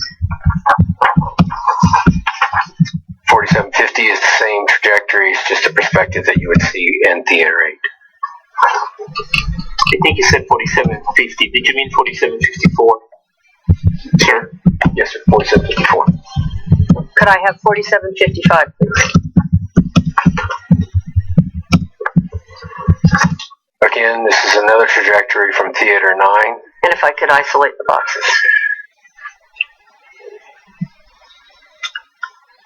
Enters into the wall at hole 197, exits out at, it actually splits into two from number 7 and 14. 4756.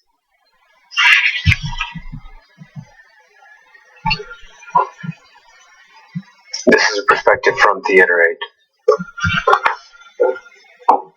4757. But again, if we could isolate those.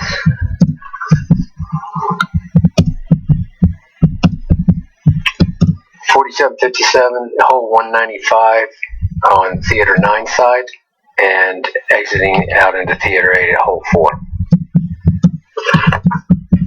4758. 4758 is the same trajectory, and it is from the perspective of Theater 8.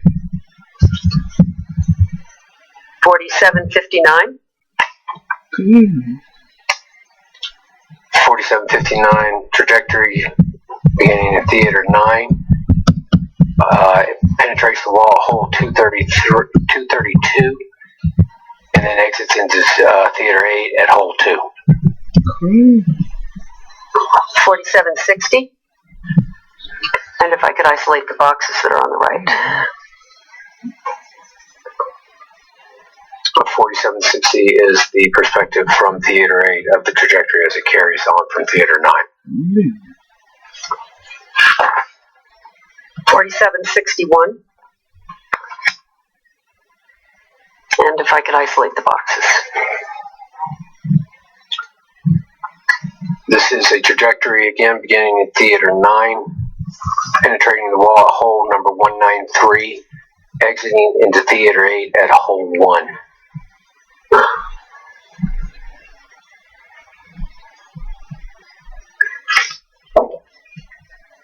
4762. And if you could isolate the boxes that are on the right.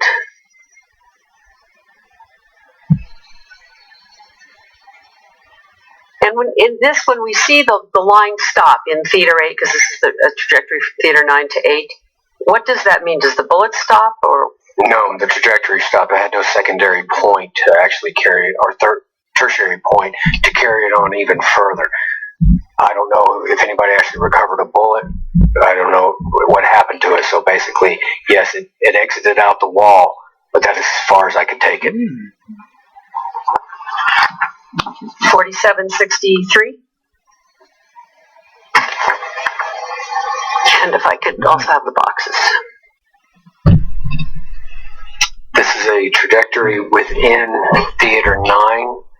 It penetrates the half wall of the stairs at hole 180, exits it out the half wall on the backside at hole 185, and punches a hole at 191, but does not exit out. I don't even know if we actually recovered that. 4764. And if I could zoom in on the area, that's where the boxes are. What do we see in this? This is a trajectory originating in theater 9. Again, penetrates the half wall at hole 181, exit at 186, penetrates the full wall between theater 8 and 9 at hole 192, and then if you notice where hole 9 is, the bullet actually changes direction from those 2 points in theater 8. What would cause the bullet to change direction?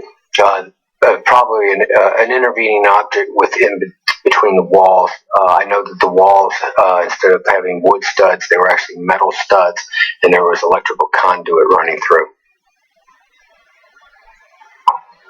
4765. And this is theater 8? Yes, ma'am, it's theater 8. And if I could have the box. So you can see where the bullet, as it exits out through hole 9 into theater 8, and then travels and hits the half wall of the right side stairwell and makes hole 15. And again, for you, the trajectory ends at that point? Yes, ma'am. 4766. And if I could have the boxes isolated. Is this theater 9? This is theater 9. You have a trajectory going through the half wall beginning at hole 182, exiting at hole 184, penetrating the wall between theater 9 and at hole 233. Does this reflect then, because the red line ends at the wall, that it does not go through into theater 8? That is correct, yes, ma'am. 4767. If I could have the box. What do we see in this? This is a trajectory originating in the right corner of theater 9, penetrates the half wall at 179, exits at 183, and breaks apart into 3 different fragments, which then hit at 187, 188, and 227. 4768. And down on the left corner, there's a box 230. Is this theater 9? Yes, ma'am. That is the left wall where a shot shell pattern was denoted on the left-hand side of the theater. Is this where we saw a number of little orange flags in the wall? That is correct, yes, ma'am. And this is at about row 16, between middle of row 15 to the middle to about row 17? Yes, ma'am. 4769. What are we looking at in this diagram? These are the trajectories for row 8, or at least originating for row 8, and then the trajectories going back to the approximate area of where it was started. This appear to be a green color? Yes, ma'am. So what we see is they go to row 8, but some of them go beyond row 8. Is that correct? Yes, ma'am. Once they penetrated either the seat or the seat back, they could have carried on to the next row. 4770. And if we could zoom in on the boxes. What does this illustrate? This is a trajectory. There was a metal rail in front of row 8. There was a hole where number 3 is. Did not exit out of the piping. That was the type of railing it was. It just created a huge impact on the backside. 4771. Again, if we could isolate the boxes and include a row number if we can. This is a shot pattern. Hole number 5 is through the cup holder and a cup that was present still in the cup holder. And then 6 is the pellets coming back through, lining up with that shot. And is that row 8? Yes, ma'am, it is. 4772. If I could have that plus a row number. What are we seeing here? Your Honor, may I refer to my notes to describe what the holes are going through? Any objections? All right, go ahead. This is row 8, seat 13. This is a trajectory through the bottom of the seat, exiting the side of the seat cushion and impacting on the seat frame of the row. 4773. And if we could isolate that with the row number. This is in row 8. First one would be, I believe, they're both in seat 14, and the trajectory would be hole 10, which is the front of the seat back, and to hole 11, which would be the top of the seat back. The trajectory for H12 to H13 is the front of the seat back, exiting out the rear of the seat back.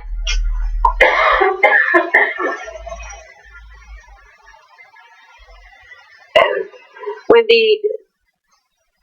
the trajectory you ended there at 13, is that the end of the trajectory, or how do you know that for you that's the end of the trajectory? Well, I stopped it there because I couldn't find a secondary hole on the seat behind it, so it had to have struck an object that was no longer there. 4774. And if we could isolate those. This is still row 8. We're in seat 15. Hole 14, which is the side of the seat cushion, to hole 15, which is the top of the seat cushion. This goes to hole 16, which is the front of the seat back, to H17, which is the rear portion of the seat back, and then impacting at 204, which is the flooring that creates basically a shelf. And the fact that we have a 204 here with 14 through 17, was this part of a secondary search, again, looking for impacts or holes that you'd missed? Yes, ma'am. It was actually found once we started running the rods themselves. 4775.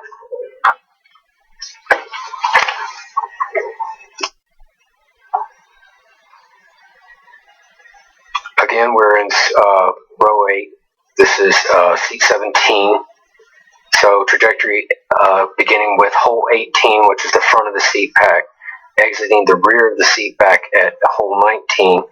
It then continues to row 9, seat 17, enters the bottom of the seat at hole 36. It fragments somewhere in the seat cushion and becomes H37, which is the top of the seat cushion, to hole 38, which is the front of the seat back, to hole 39, rear of the seat back, to impact 40, which is the concrete riser below the back of the seat of row 9. 4776.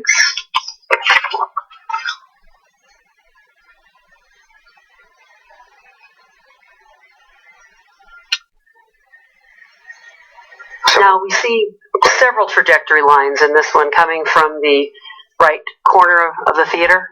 Yes, ma'am. And why are they all included in this one diagram? This is all from one basically originating in one seat, row 8, seat 18. Okay, and if you could explain what we're seeing. We'll start with the lowest number first. Hole 20 is in the front of the seat back, exits out at the rear of the seat back, continues on to row 9, seat 18, goes through the bottom of the seat, fragments through the seat cushion and the seat back. I had one trajectory exit at hole 53, which would be the rear of the seat back, and impacts at impact 207, which again is the concrete riser, which creates your footpath behind row 9. And then the other fragment exited out at hole 54, rear of seat back, but I don't know where it went after that. And so all of these boxes with numbers here represent holes or impacts related to how many bullets? At least 4 trajectories, ma'am, 4 bullets.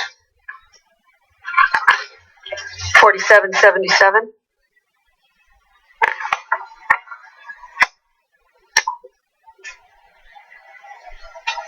This is still row 8. We're in seat 19. One trajectory going through hole 31, front of the seat cushion, exiting the top of the seat cushion, entering the front of the seat back, and exiting the rear of the seat back. So again, the bullet exited that seat, but you couldn't track it any further. No, ma'am. 4778.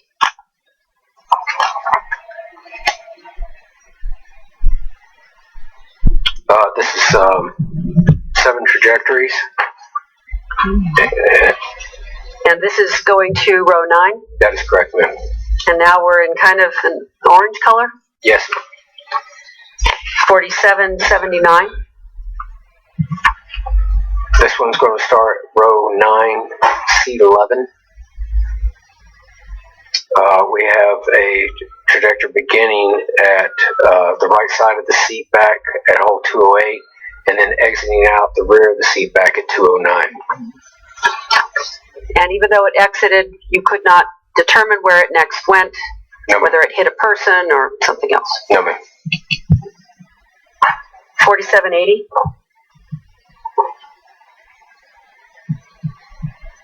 .4780 is row 9, seat 13. Enters the front of the seat cushion, exits at the top of the seat cushion at hole 34. Carries on to hole 35, which is the front of the seat back, but it does not exit the seat back itself. 4781. 4781 is row 9, seat 17. Trajectory begins at the cup holder between the seat 17 and 18. It then hits H44, which is the armrest between the seats of 17 and 18. Exits the top of the armrest. Then it hits H41 of the seat back of seat 17. And then rear exits at H42, rear of the seat. And you can't trace it beyond age 42. No, ma'am. 4782.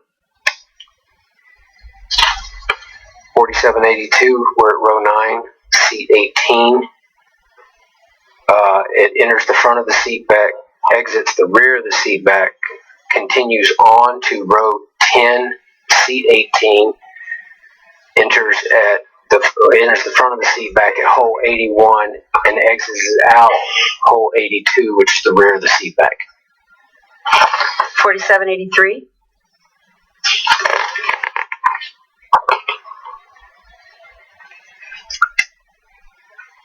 This is just an individual trajectory, no secondary holes or impacts, but I could get a trajectory rod in, and it enters the front of the seat back, but does not exit. And this is row 9, seat 19. 4784.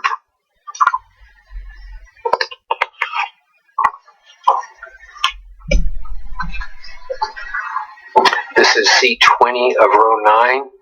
It enters the front of the seat back at hole 57 and exits out the seat back at hole 58. And you can't determine where it went after that point? No, ma'am, I cannot. 4785. 4785 is a depiction of just the trajectories themselves going into row 10. And again, this looks to be kind of an orange color too. Yes, ma'am. 4786. 4786 is a shotgun pattern. If I could have that pattern, please. It is part of row 10, and it's between seat 8 and seat 9, where we had holes in the cup holder, the armrest. Then we had pellets that had traveled into the bottom of the seat. We had an H61 denotes multiple perforations of the seat back, but does not exit. We found more between the bottom of the seat and the armrest between the seats, but all of them represent just a shotgun pattern. And these are what we would see in the photographs with the small orange flags. The engineering flags, yes, ma'am, that's correct. 4787. You have two trajectories going into seat 14 of row 10. And does this reflect then two different bullets hitting this same area? It would be two bullets. In fact, one of the bullets actually split, and actually you can see where it fragmented and carried on into two. It would have looked like it would be two more bullets, but it's actually just one bullet breaking apart. Can you tell us how it impacted this seat? On this one is H63, front of the seat back, exits out the seat back at hole 65, continues to row 11, seat 14, begins at hole 100, which is the bottom of the seat. It then fragments into trajectory hole 101, which is the top of the seat cushion, to hole 103, which is the front of the seat back, to hole 109, which is the rear of the seat back, and then trajectory hole 102 is the top of the seat cushion to hole 104, front of the seat back, to H108, rear of the seat back. So what happened is it just fragmented within that cushion and created two separate paths. And how would it fragment?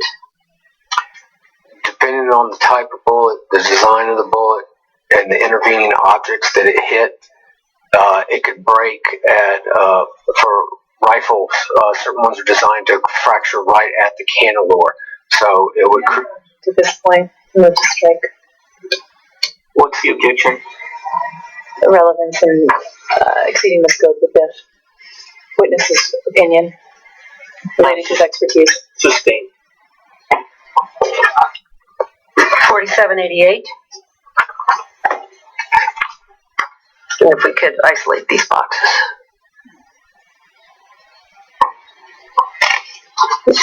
What are we seeing in this one? This one is row 10, seat 15.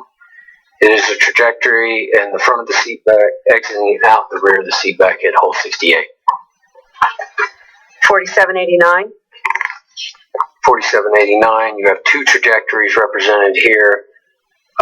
This would be row 10, seat 16, hole 70. Hole 70 enters the front of the seat back, exits the rear seat back. Hole 69 is front of the seat back, exiting out at hole 72, rear seat back. 4790.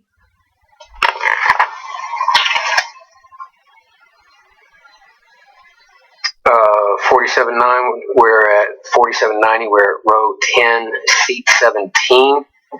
There's two trajectories, but there was a lot of fragmenting and carrying on. So can you explain the path of the fragment? Starting with the first trajectory, beginning with hole 73, which is the bottom of the raised armrest between seats 17 and 18, carries on to 874, which is the side of the raised armrest, to 875, enters the right side of the seat back, exits out the rear of the seat back at hole 79. Then it fragments and continues to row 11, seat 17, beginning with hole 117 and 118 and 119, which is the bottom of the seat. Hole 118 will continue on to hole 120, which is the top of the seat cushion, which then carries on to hole 121, front of the seat back, to H122, exiting the rear of the seat back. 4791. 4791, we are now in row 11. And these appear to be sort of an olive color or brown. I can't really tell them the light. Yes, ma'am. I'll go with that. 4792. 4792. I could isolate that box. This is a shotgun pattern between row 11, seat 6 and seat 7. Do all of these represent different pellets or a group of pellets? Some of them are actually trajectories generated by some of the pellets. So, for example, hole 83, 84, 85, 205, they were in the front of the seat back, but they don't exit. But then you had a trajectory of 206 to 210 to 211, which was the front and side of seat 6, and then traveling on to the side of seat 7. Then hole 86, 87, 88, and 193 are in the cup holder and the armrest between seats 7 and 8. 4793.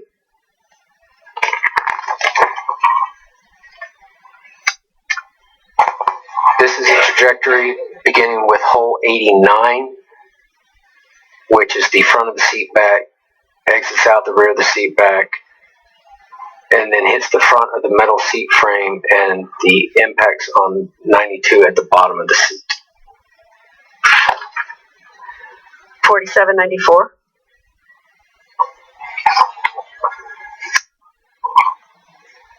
This is row 11, seat 9, hole 94, front of seat back, hole 95, rear seat back. 4795. 4795. This one, again, front seat back, rear seat back, does not carry on past that. This is in row 11, seat 12. 4796. 4796. Nothing, I could have those. Thank you. This is two trajectories. The first one is hole 105 and 107, front of seat back, rear of seat back. The second trajectory is hole 234 to 106, and then hole 235, which is the front and side of the seat back, which is part of the shot pattern from row 11, seat 15. 4797. If you could isolate 110.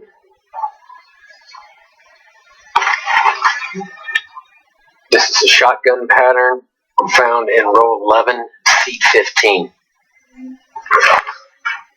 4798.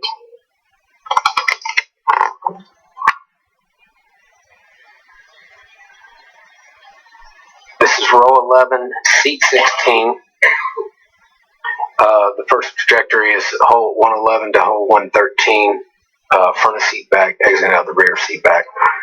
The next trajectory begins at front seat back, exits rear seat back at 112 and 114, continues on to row 12, seat 16, from the bottom of the seat, which is hole 137, carries on to trajectory H138, which is the top of the seat cushion, to hole 141, front of seat back, exits the rear seat back at 142, and then to a next trajectory of 139, top of the seat cushion, to hole 140, front of seat back, to hole 143, rear seat back, and impacts on the concrete riser behind row 12, and that would be impact 223.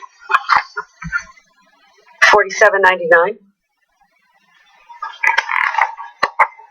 I can isolate those. We're at row 11, seat 17.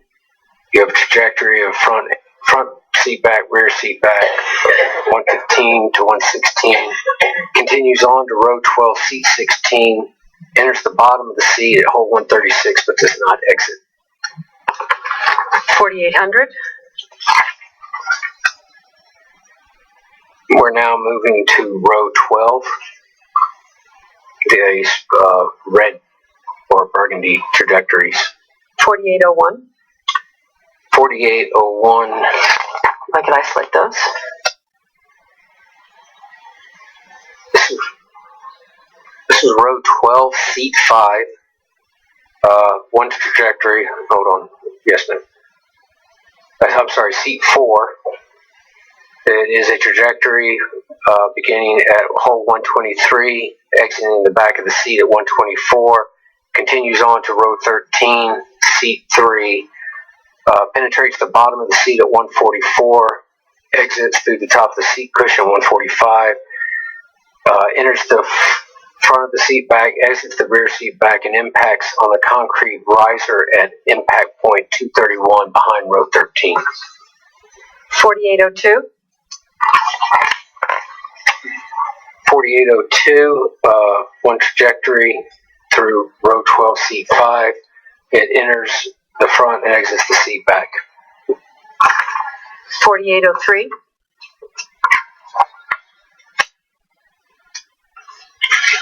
This is row 12, seat 8. This one enters the front of the seat cushion, exits out of the top of the seat cushion. 4804.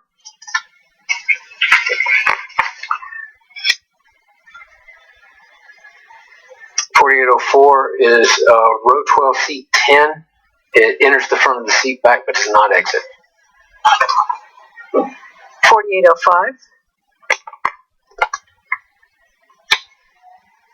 4805 is 3 trajectories in row 12, seat 14. You want to go through all 3 of them? All right. It begins with the front of the seat cushion at hole 129, exits out the top of the seat cushion, carries on to the front of the seat back, exits the rear of the seat back at hole 135. The second trajectory begins at the front of the seat cushion at hole 130, exits the top of the seat cushion, carries on to the front of the seat back, and then does not exit out the back of the rear. The third trajectory begins in front of the seat back, exits out of the seat back at 128. It continues on to row 13, seat 13. It hits the metal frame of the armrest at hole 236 between the seats 13 and 14. 4806, please. Now, what do we see in this one? These are the trajectories, I believe, now for row 13, seat 4. No, I'm sorry. For yes, we're in row 13 now. Row 13. This is showing all the trajectories. Yes, ma'am. And besides the 2 that come from the corner in the right, do we see one coming from a different part of the theater? Yes, ma'am. Up in the front, almost dead center. 4807. And if we could have the box isolated, this in the lower left. trajectory. This is 229. It enters the front of the seat back but does not exit itself. Now, could you determine where that came from? All I could say is that it originated from the front of the theater. Because it hit the front of the seat. It hit the front of the seat, and it would be possible to hit it from any other direction. 4808. If I could isolate those. This is row 13, seat number 4. Entrance and exit, front of seat back, exits the rear of the seat back. And again, even though a bullet exited the seat back, you can't track the trajectory beyond that point. No, ma'am, I cannot. 4809. Row 13, seat number 9. We could have that one. This is one trajectory, beginning at the front of the seat back, exits out the rear of the seat backs, continues on to row 14, seat 8, enters the bottom of the seat at 154, exits out of the top of the seat cushion at 155, and then penetrates the front of the seat back and exits out of the rear seat back at hole 157. 4810.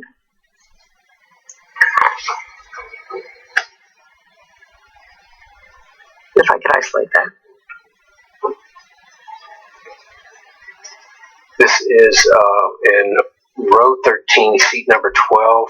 It is a shotgun pattern in the front of the seat back, but does not exit. 4811.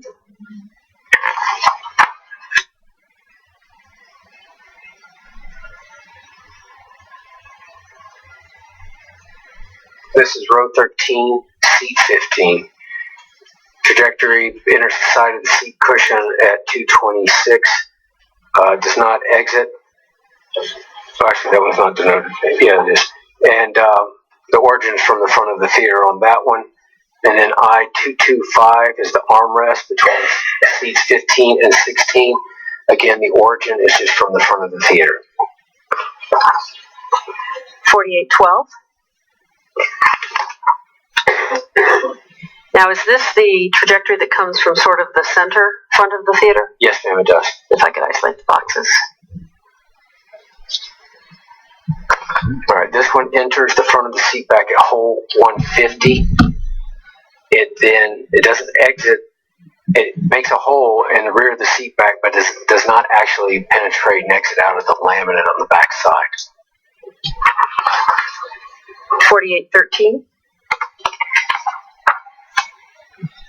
What are we looking at overall in this particular diagram? We've moved on to row number 14. 4814. If I could have the boxes.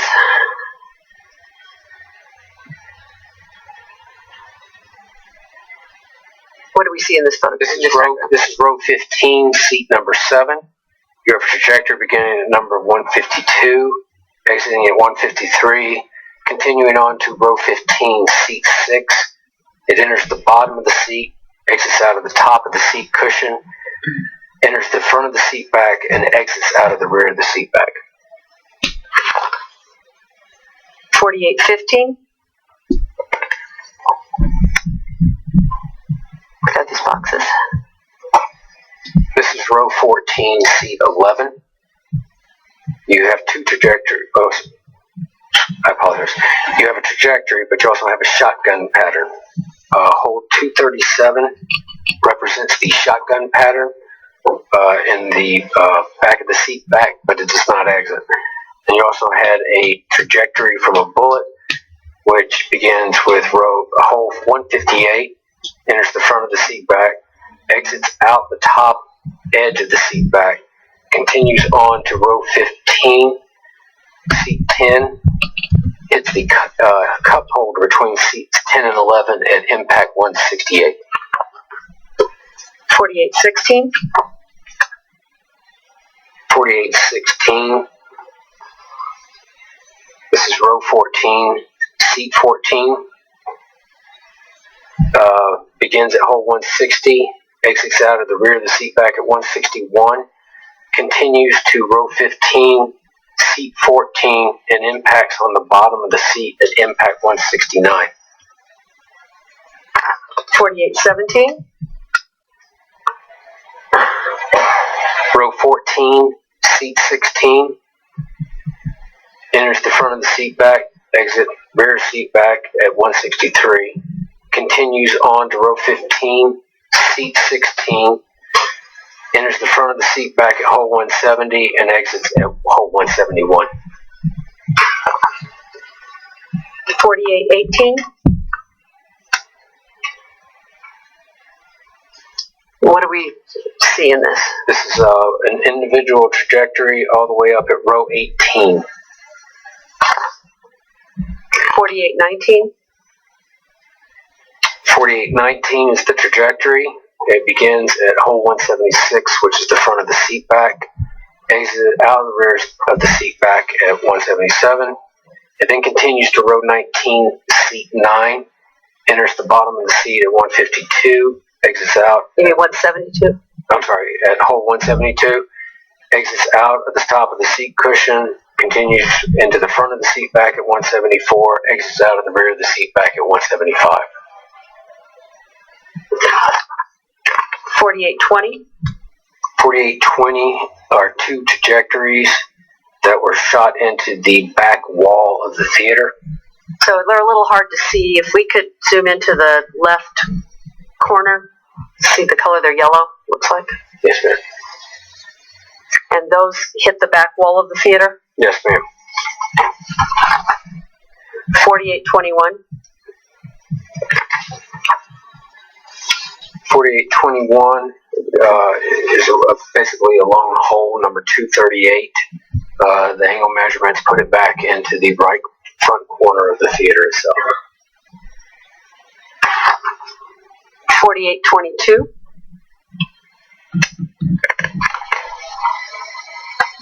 Again, one individual hole, number 240, and the trajectory was measured back all the way to the right front corner of the theater.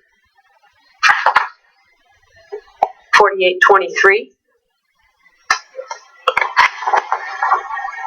Is this a box at the back wall on the bottom there? This is an impact of 178. No secondary point that I could actually create a trajectory, but it would have originated from the front of the theater itself. And you would know it originated from the front of the theater because it hit the only place it could come from is the front to hit the front of this Yes, ma'am. back of the theater. But it did not, why were you unable to create a trajectory for it? It did not actually exit out the backside of the trim piece that lined the theater. So you'd be unable to put a rod in to determine an angle. That is correct. 4824. And if we can zoom in over on the hallway on the right side of the photograph, all the way to the front of the theater.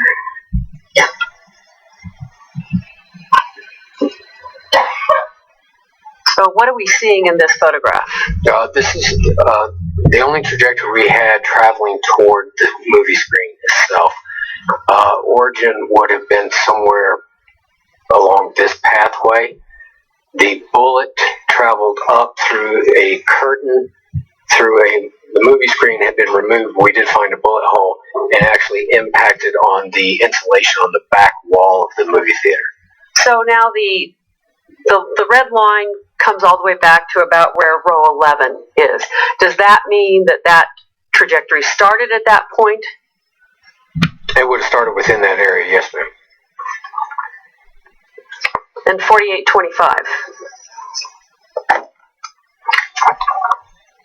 And that's up at the top at the front of the theater. You have 2 points.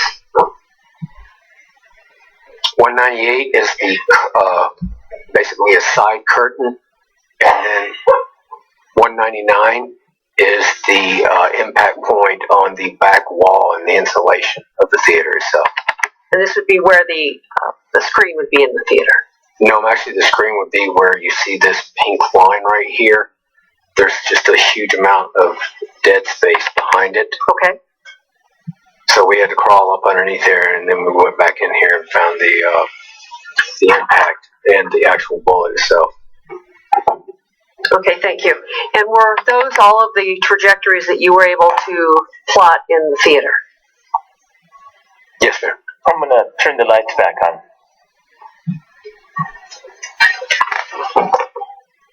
Besides using the data that was collected in the theater and from your observations and from the total station and the lasers to create diagrams, is that same data also used to create models?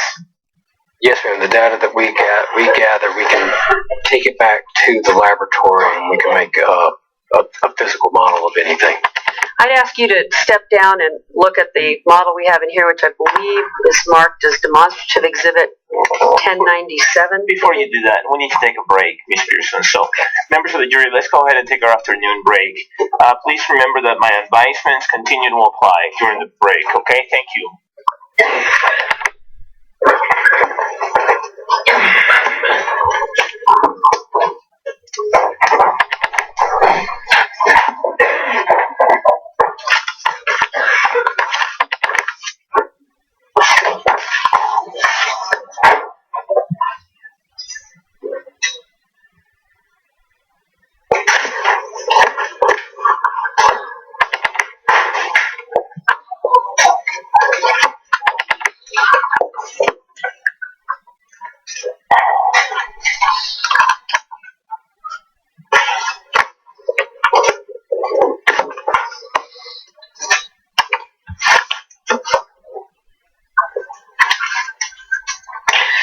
The record should reflect that the jury has now exited the courtroom. Everyone may be seated. And sir, you may go on break if you wish. All right, thank you. Right, how are we doing on schedule? In terms of your presentation of evidence, we'll be at the end of 4 weeks tomorrow. I'm just trying to figure out where we are schedule-wise. Are we on schedule still? The last time I checked a couple of weeks ago, I think you said we were ahead of schedule, so I'm checking. I think we're on schedule to end when we originally thought we would. Okay, that's all the time you get. Remember that I'm going to hold you to that. So, use the time however you wish. Anything else at this time that we need to address on behalf of the people? Anything on behalf of the people? Sorry, I don't know. Anything on behalf of the defense? No. Thank you. See you after the break. The court will be in recess. All right.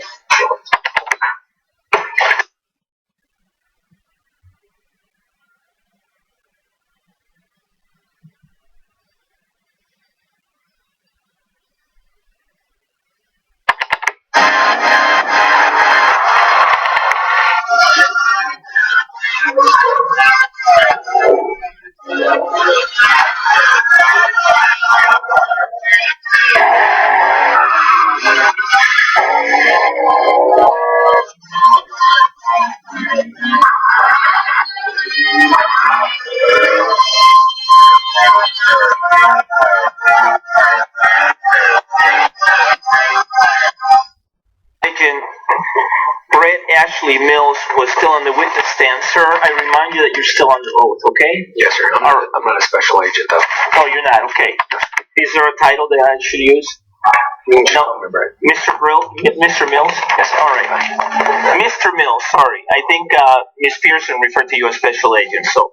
All right, Mr. Mills is on the witness stand. Ms. Pearson, you may resume your direct examination of Mr. Mills.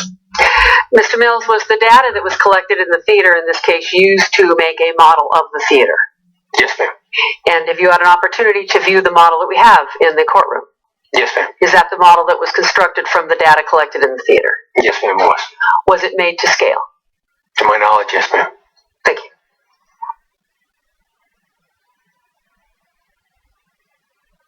I don't have any more questions, thank you. I'm sorry. Thank you for letting me know, Ms. Pearson. All right, is there any cross-examination at this time? There is. Okay, you may proceed. Good afternoon, Mr. Mills. Good afternoon, ma'am.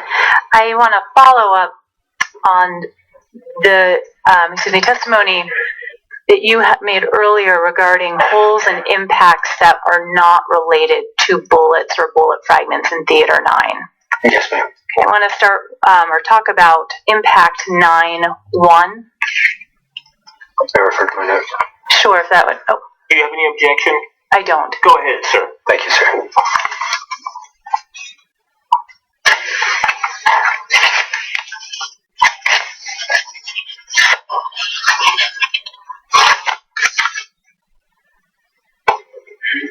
9-1, yes, ma'am. Okay. And are you looking at a worksheet that helps you remember the specifics about the impact? Yes, ma'am. These are the notes that were taken. Okay. Now, Impact 9-1 was found in the first row of Theater 9, correct? That is correct, yes, ma'am. And that would be in seat 16? Yes, ma'am. Okay. So row 1, seat 16, there was an impact identified as 9-1, but that impact is not related to any bullet or bullet fragment, correct? That is correct. That's a tear in the fabric, again, unrelated to a bullet or a bullet fragment. That is correct. And then I wanted to ask you about the ceiling of Theater 9. You talked earlier about the ceiling. Now, you weren't able to access the ceiling of Theater 9. Is that right?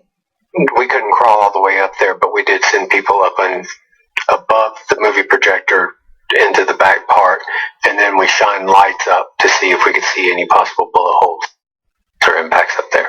Okay, so you did that against the west wall. Is that correct? No, just the ceiling itself. Okay. Oh, you're talking about where we could actually get people up into the crawl space? Yes, ma'am, that would be the west wall. Okay, that would be the back of the theater. That would be the back of the theater. You did not do the same thing at the front of the theater. No, I don't think there was actual access for us to get up in there. We just turned on lights to shine them upward to see if we could see anything. Okay. I have no further questions. Thank you. Yes, ma'am. Do you have any redirect, Ms. Pearson? No, Your Honor. The jury may have a question for you. Give us a moment, please. Question.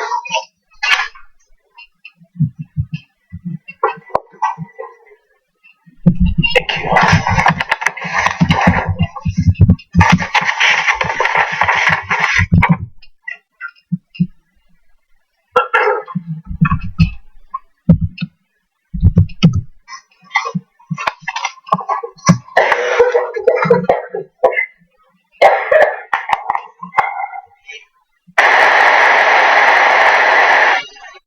Counsel approach.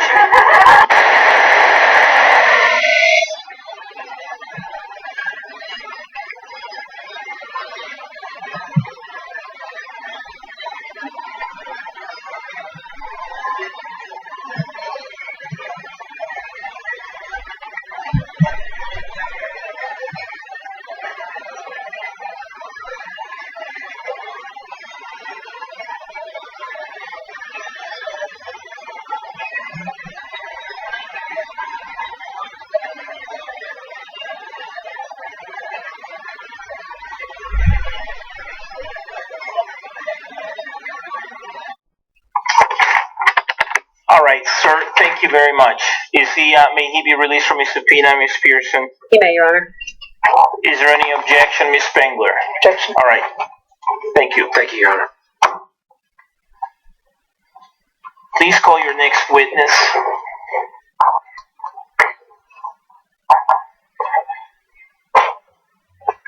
Special Agent Jeffrey Holmes, Your Honor.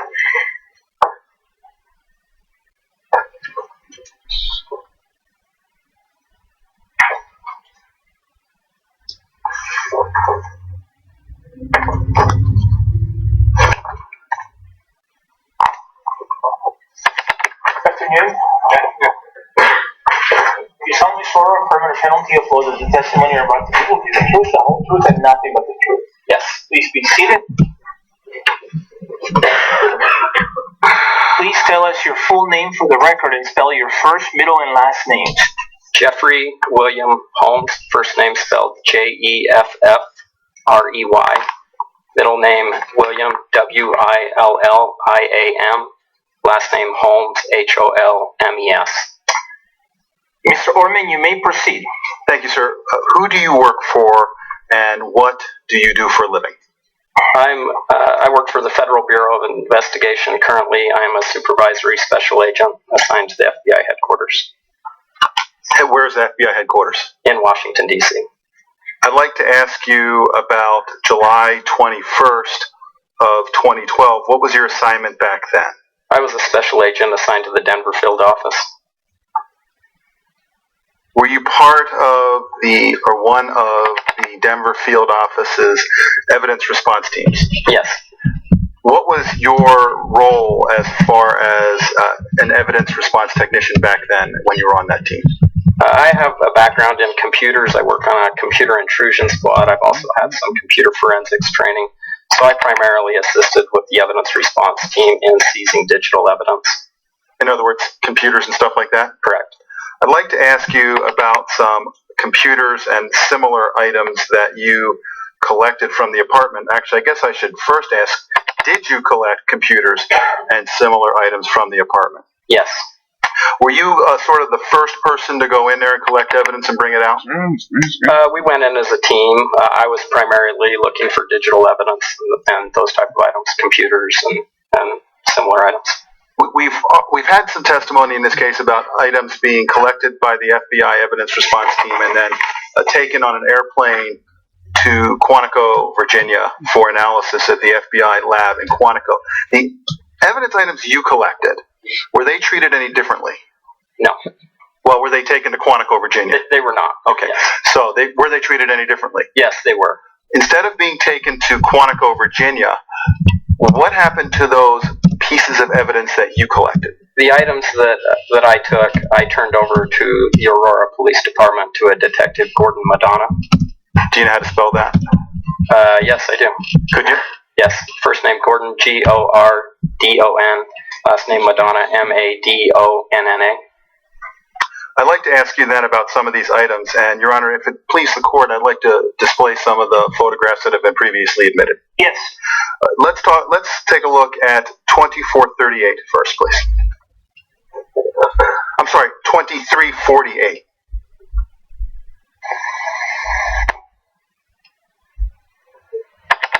What are we looking at here? That was a tower computer that I seized from the residence. Do you remember what brand that was? It was an eCyber Power PC. And where is it in the residence? It looks like a desk to the left of it. Do you remember where that was? Yeah, that was in, I guess you would call it the living room, the main room as you walked into the apartment. As you walked into the apartment, it was to the left against a wall. And it sort of looks like as you described it, a tower computer. Did you take that apart or anything, or did you just take the whole thing and give it to Gordon Madonna? No, I just took the whole computer and gave it to Aurora Police Department. We can take a look at 2350, please. What are we looking at there? That is a USB device that was sitting on top of the computer. I believe it was a push-to-TV device. Did you also give that to the Aurora Police Department? Yes, I did. Now, I note that we're sort of looking at, is that the back of the computer? No, that's the top of the computer. That's the top of it. And then there's a, what is that, a screwdriver? Driver, yeah. Was that yours or was that there? That was there. If we could please take a look at 2353, please.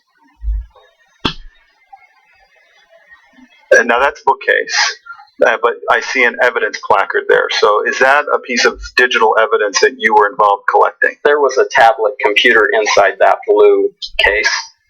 Did you take that? Yes. And what'd you do with it? I turned it over to Aurora Police Department. Do you remember the brand of the tablet device? I believe it was a Lepan, Lepan.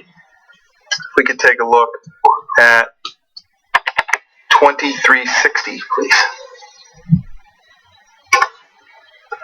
Now that is it's got a 5 on it. What is that? That was a Lenovo Tower computer system. Where was that located? It was near the other tower computer system. If you can see there was like a nightstand in between the two computer systems. And what did you do with that? I turned it over to the Aurora Police Department. And same question I asked you before, did you alter it or do anything to it in any way before you gave it to Aurora? No. And by the time you got there, after the bomb techs and everything had been through and all that had happened, were these two tower computers that were given to the Aurora Police Department, could you tell whether they were on or not? They were powered off.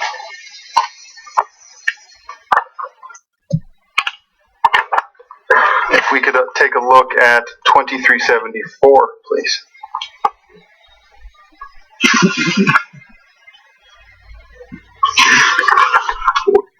What are we looking at there?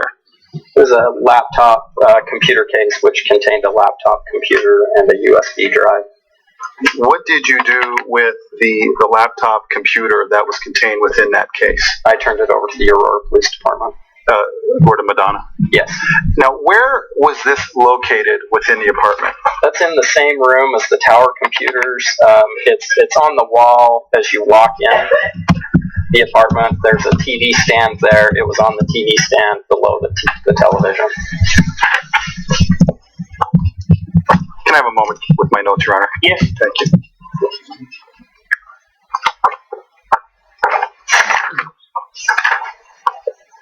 If we could put up 2422, please.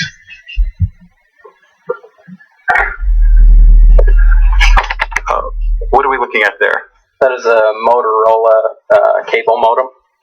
And what did you do with that? I seized it and turned it over to Detective Madonna. Where was that located? That was on the nightstand between the two tower computer systems. Now, actually, so if we're looking at this picture, we have the first one, which I think had the placard 1 next to it, and the second one, which had a placard 5. On this, could you tell us where those two would be in relationship to this nightstand thing? Yeah, Tower 1 would be to the left of it. Tower 5 is to the right of it. In fact, you can see the number 5 label still on that tower. And if we could please take a look at 2423, please. What are we looking at there? That is the back of the Tower 1 computer system. And does that show sort of how the cables and all of that stuff? Yes, how it was connected. And before you gave that to the Aurora Police Department, what happened with those cables that it was attached to? We disconnected them. If we could take a look at 2424, please. And what are we looking at there? That's the back of the same computer system. You can just sort of see it because it's tilted? Yes. And do you know whose hand that is with the watch? That's my hand.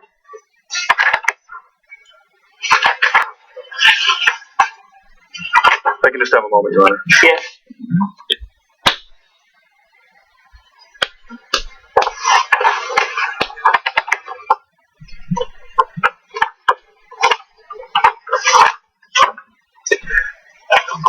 If we could please put up 2450. And what are we looking at there? That's also a push-to-TV device that would go with the previous USB device that was on the tower computer. It was connected up to the TV. And what did you do with that? I seized it and turned it over to Detective Madonna. Now, it looks like the top of that TV stand is a clear or translucent at the very least material, but I see something with some writing on underneath that. What do you know what that is? Underneath below the glass. Below the glass, that was the laptop computer case. Okay, so you hadn't taken that out yet. Right. So was everything numbered and placarded before you took those things out? Yeah, the process is to, before we remove something, to photograph it in place with an ID number whenever possible. And if we could just take a look at 2449, please. I think this will be the last one. But what are we looking at there? That's that same device from the last picture connected up to the TV. Thank you. Can I have a moment, Your Honor, just to make sure I don't need to ask anything else? Yes. Thank you, Your Honor. I have no further questions. Is there any cross-examination? Thank you. And the jury does not appear to have any questions for this witness. May this witness be released from his subpoena? Yes, Your Honor. Thank you. Is there any objection? Objection. All right. Thank you, sir. Thank you. Call your next witness, please. John Holmes.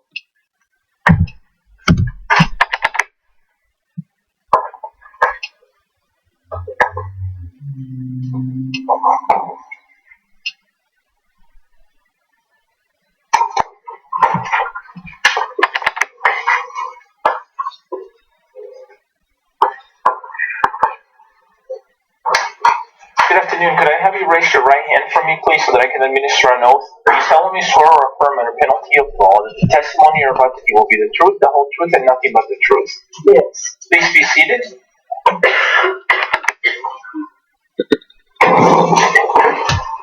Could you please tell us your full name for the record and spell your first, middle, and last names? The full middle name as well?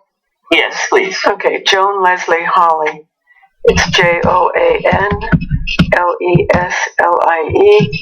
Holly is Holley. Mr. Brockler, you may proceed. Thank you, Your Honor. Ma'am, would you please tell us what you do for a living? I manage apartment buildings. I own apartment buildings and I manage them. Could you pull that microphone just a little bit closer to your mouth so that we can all hear you? Yes. I want to give you an address of a property near the Anschutz Medical Center called 1690 South Paris Street. It's north, but... Or North Paris Street. Or Paris Street. Either or. Okay. Are you familiar with that one? Yes, I am. Is that one that you own and manage? Yes. How long have you been managing it?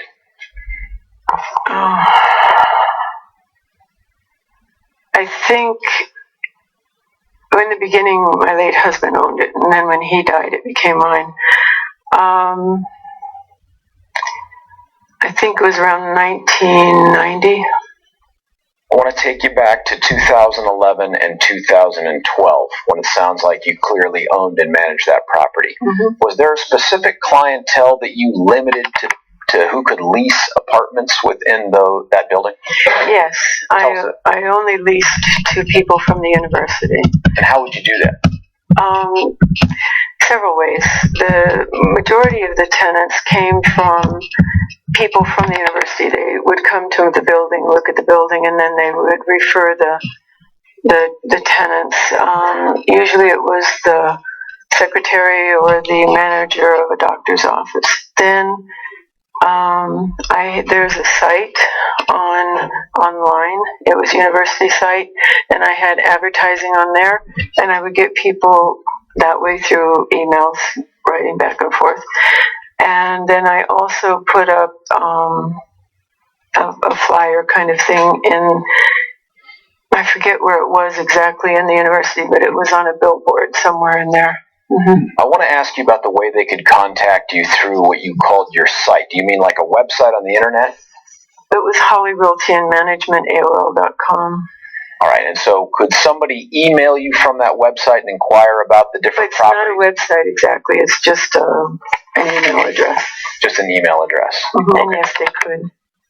May I approach the witness, Your Honor? Yes. Ma'am, I'm handing you what's been marked as People's Exhibit 1217. Now, it's 2 pages. I see you're getting your glasses. Yes.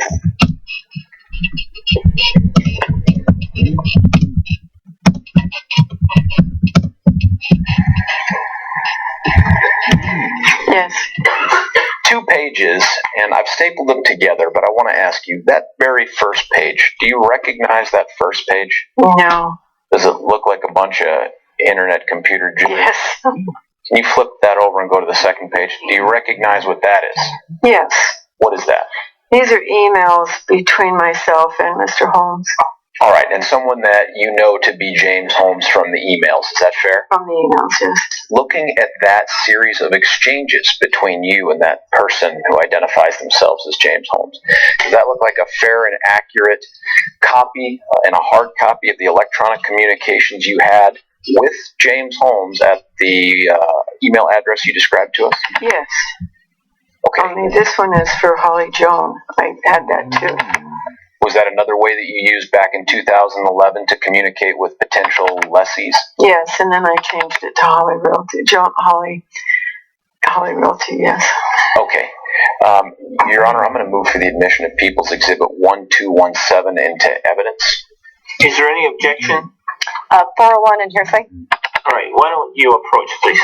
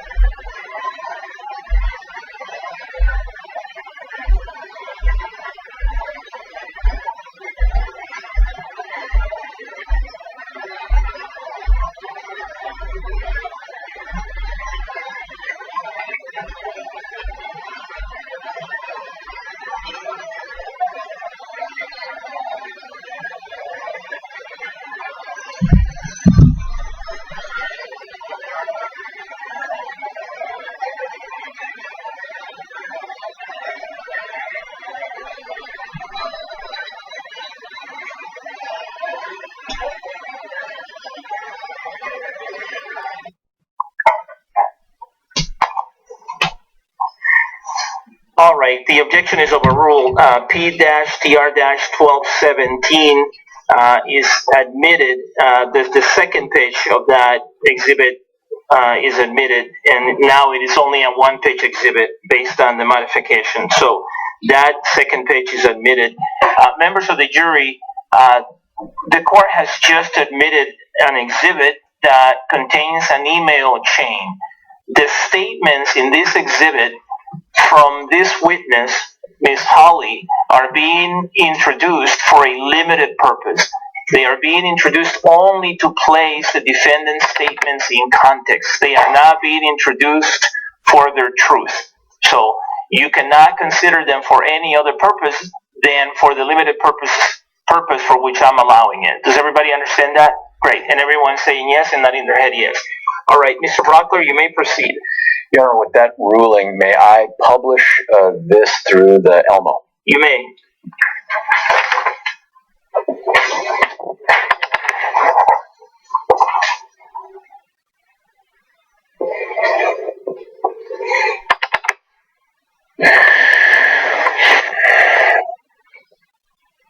Get that part.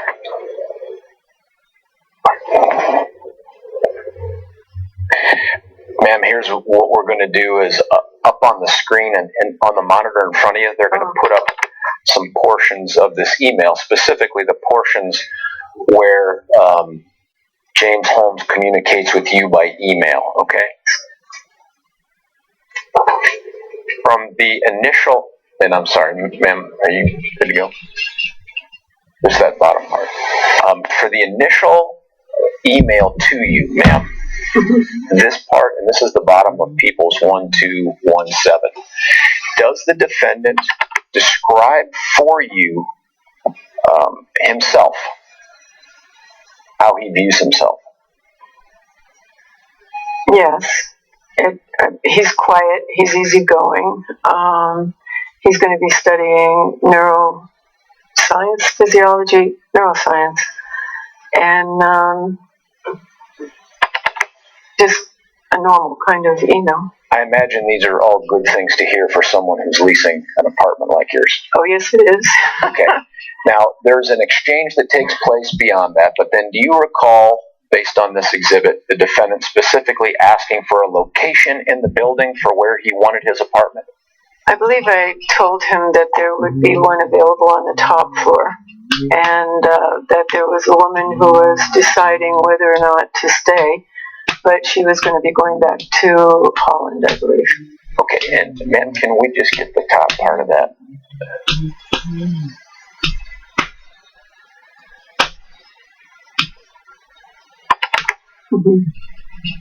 Okay. Is that the portion you're talking about where he responds then to the information that you gave him? Yes, he says he's interested in the top floor, and then I wrote back to him and said I believe there will be one on the top floor. And it comes from, it looks like based on this dsherlockb@hotmail.com. Is that what you recall? Yes. Ma'am, thank you. You can take that down. Now, you never had any direct contact with the defendant in the leasing of this apartment? No, I did not. Do you recall any other subsequent meetings with the defendant? I don't recall any at all, no. Let me ask you about this, though. I do want to talk to you about your practices regarding leasing and who keeps the records for your business.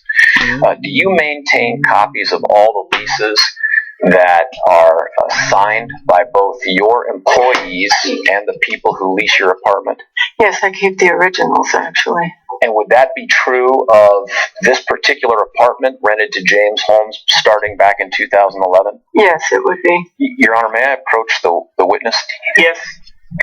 Ma'am, I'm handing you what's been marked as People's Exhibits 1218A, and the other one is 1218B. Yes.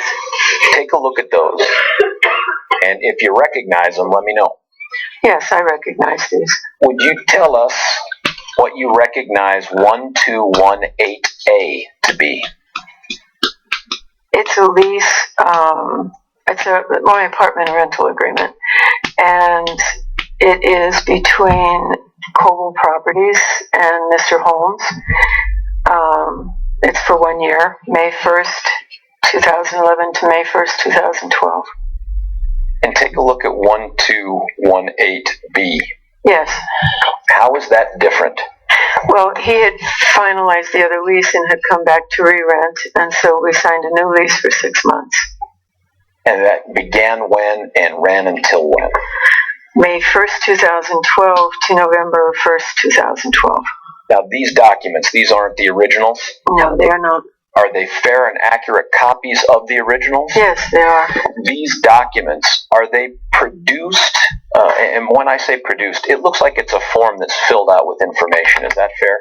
Correct. Is that information filled out at the time that this lease is being made with the lessee, or in this case, James Holmes? Yes, it is. And you've trained your employees to fill it out contemporaneously and sign it at the same time? Yes. Now, do you maintain these records in the ordinary course of your business? Oh, yes. And you don't produce them just for potential future litigation, but for the conduct of your business? It is for my conduct of my business, yes. Okay. Anything about those that look like they've been altered or tampered, other than the fact that they appear to be copies of the original?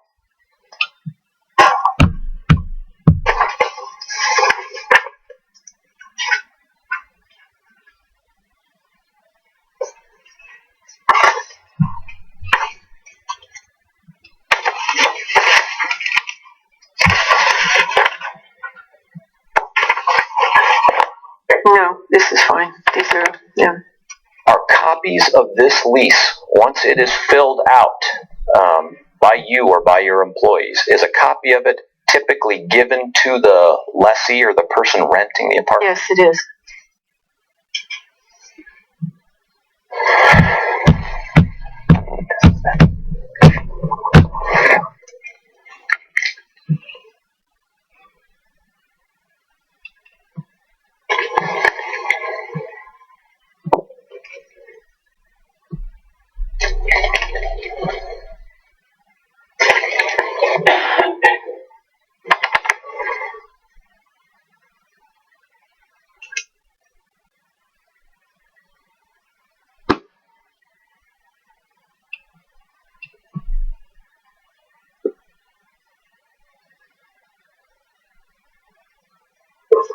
Take a look at. Yes. Mm-hmm.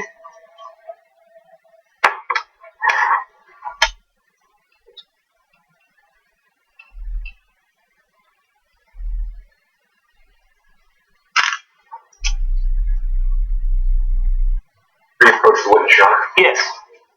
And I took from you 1218A and B, but I'm giving you back something extra here. I'm giving you back what I think you forgot to turn on your mic. That's right.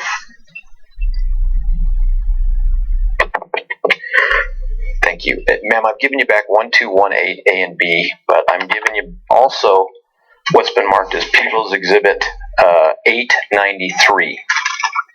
Can you take a look at that and tell me if you recognize at least what's part of it? At least, pardon? Part of it. What's part of it? Yes. So let me do this just by way of setup. Would you agree with me that that Exhibit 893 includes what appears to be a lease, but then there's like a bunch of other receipts and stuff also included with it? Yes. And you don't have a clue what those receipts are, do you? You mean these receipts? Yes, ma'am. They are, I recognize the one stamped Holly Realty. Oh, where's that one come from? That's the one that comes from the office when someone asks for something to be fixed in their apartment. Okay. Would you take a look at the other ones, the bigger leasey looking sheets in there? Yeah. They're yellow. You mean these? Yes, ma'am. Okay, go ahead. Now, have you had a chance to take a look at those? I'll look now. Yes.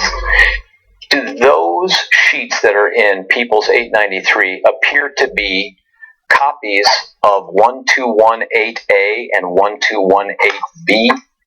Let me make sure, but yes, they do. Looking at them, they look the same.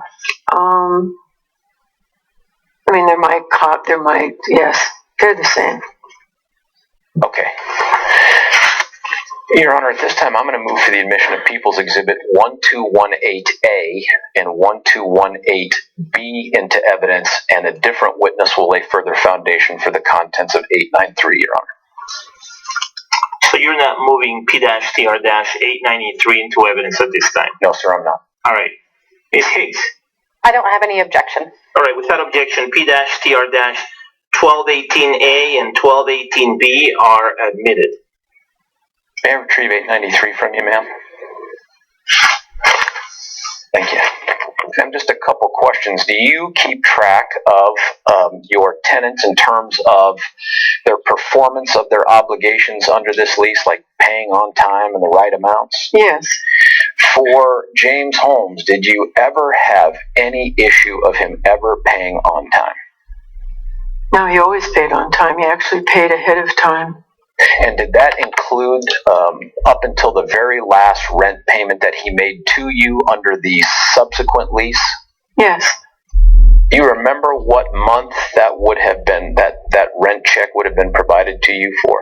The last rent payment he made was June 29th, 2012. Okay. May I have a moment, Your Honor? Yes. Yeah, and to be certain, ma'am, that rent check at the end of June would have been for the month of July? That is correct. Of 2012? Yes, I'm sorry. No, my fault. My fault.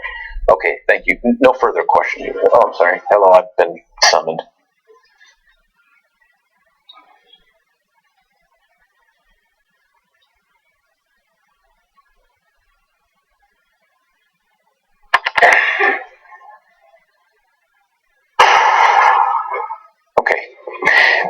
Let me ask you this, ma'am.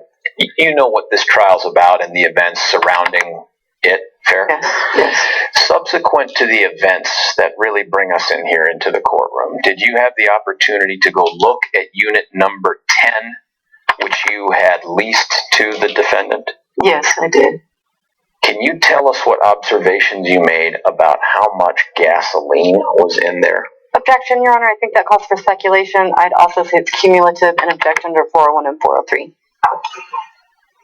The objections under 401 and 403 are overruled. It has probative value. The probative value is not substantially outweighed by any of the concerns in Rule 403. The objection as to speculation is overruled under Rule 602 because he's asking about her personal observations. And ma'am, I should back up. When did you next see the interior of unit number 10 of 1690 Paris Street, subsequent to the events that bring us here? I think it was on the 23rd, of July. And did you make observations about the amount of gasoline that was in that apartment? No. Great. Yeah. No, I'm sorry. It was this. There was smell and so on, but there was no. I didn't see anything. Tell us about the smell so I can get at least something for the question. Well, it was just a smell, and like there had been an explosion in the apartment. So, it was just smelly from gas from exploding from. Objection, Your Honor. Motion to strike. I think that's speculative. That's sustained.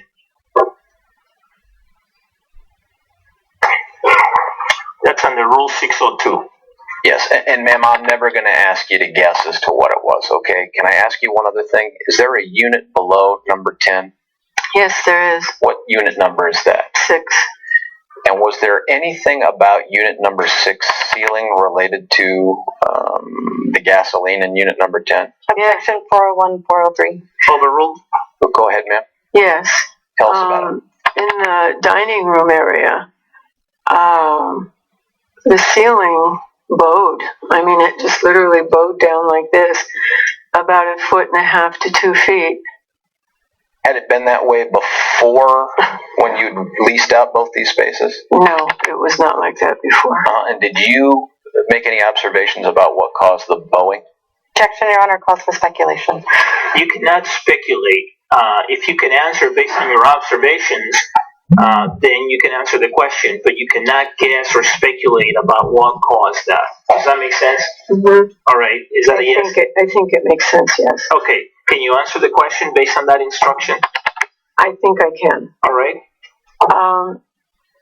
I called the insurance company, and I requested them to do an inspection for gas fumes. Your Honor, relevance, and now we're getting into hearsay. The objection on relevance is overruled. The objection as to hearsay is sustained. Really? Ma'am, I'll ask you this, because what we don't want to do is have you testify to what someone else told you. Okay. Only what you know. You told us that you made a phone call. Subsequent to that phone call, did you observe what the cause of that bowing was, or were you just told what it was without telling us what the answer is? I don't know what caused it. And that's fair. Thank you so much. Your Honor, I have no further questions. All right. Will counsel please approach for just a moment?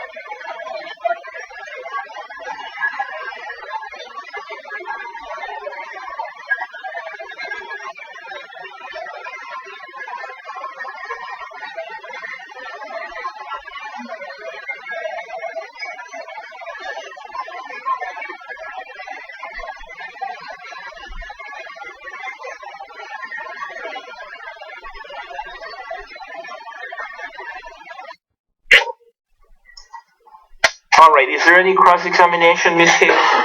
Just very quickly, ma'am. These apartments, it's a 3-story apartment building, correct? 2.5, they call it, because part of it's underground, but yes, 3. But there are 3 floors of apartments? Yes. Okay. And the apartments stack one above the other? That is correct. So if somebody was living on the 1st or 2nd floor, they'd have somebody living above them? Yes. Okay. And it's not odd that somebody may request an apartment on the 3rd floor, is it? I'm trying to think. I don't get very many requests for a top floor now. If you're living on the top floor, nobody would be living above you. Is that right? That is correct. Okay. Thank you. I don't have anything further. Mm-hmm. Is there any redirect, Mr. Brockler? Yeah. There may be a question from the jury, so give us a moment, please. Thank you.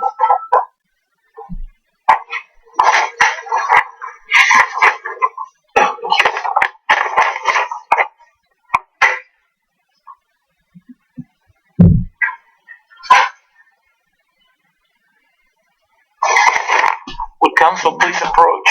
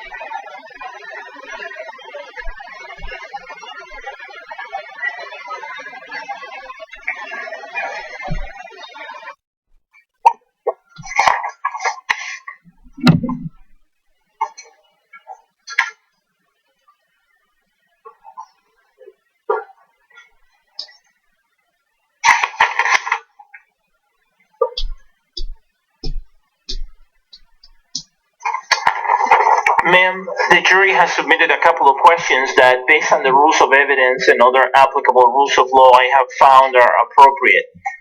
The first question is, was anyone living in the apartment directly below Mr. Holmes at the time of the incident, if you know?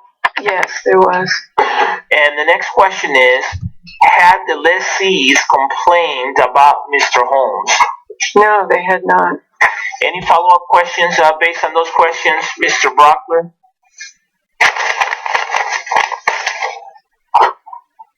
Just one follow-up, Your Honor. Just one follow-up, Your Honor. Okay, go ahead. Ma'am, based on that question, between 2011 and 2012, was that entire building at 1690 leased out? I believe it was, yes. And that includes through July of 2012? Yes, we might have had a turnover going on, I don't know, but it was usually leased out. People would move out, people would move in. Nothing further, Your Honor, thank you. All right, any follow-up questions from you, Ms. Higgs? No, thank you, Your Honor. All right, may this witness be released from our subpoena? Yes, Your Honor. Is there any objection? No objection. All right, thank you. Thank you. Thank you, ma'am. These papers are still here. You can leave them with me. Thank you. Thank you. Here you go. Call your next witness, please. There are the people called Mary Alice Airy.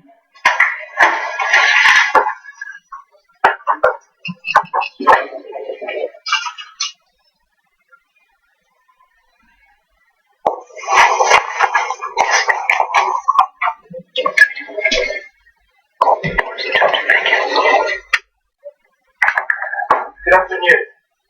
Could I have you raise your right hand for me so that I can administer an oath? You solemnly swear or affirm on the penalty of law that the testimony you're about to give will be the truth, the whole truth, and nothing but the truth. Yes. Please be seated.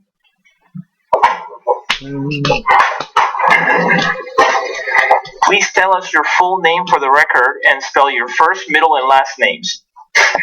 Mary Alice Airy. My first name is Mary Alice, Mary Alice, and the last name is Arre, Arre. Mr. Brockler, you may proceed. Thank you, Your Honor. Ma'am, would you tell us what you do for a living? Currently, I'm in apartment management business. Now, we just saw a woman named Joan Holly leave here. Do you work for her? Yes, I do. How long have you worked for her? Since about August of 2008. Is this Coble Properties? It's actually Holly Realty and Management, and it manages Coble Properties is one of the properties that we manage. Now, we heard Miss Holly talk about some leases, and Your Honor, if I could grab up the 1218B with the court's permission. Yes, Ms. Nagel, would you hand it to him, please? Thank you. I'm handing you what's been previously admitted as People's Exhibits 1218A, that's on the bottom, and 1218B. I should have said A. Would you take a look at 1218A? Mm-hmm. Is that yes, ma'am? Yes. And are you familiar with that particular lease copy? Yes, I am. How come? I filled it out. Did you end up leasing unit number 10 from 1690 Paris Street to the defendant seated over here in the blue and white striped shirt with the glasses and the beard and the mustache? Yes, I did. And when did you do that? The date on this is April 20th, 2011. So that would be when we completed this lease. Now, during the time that you have this lease, you and the defendant go over it and fill it out. How close are you to him? Just across the desk. So about the distance maybe from here to here. Do you recall how he presented to you or appeared to you back in April of 2011? He was polite and had a soft demeanor. You know, not anything. He just was filling out his lease. Did he strike you at all as particularly talkative or quiet? More quiet than talkative.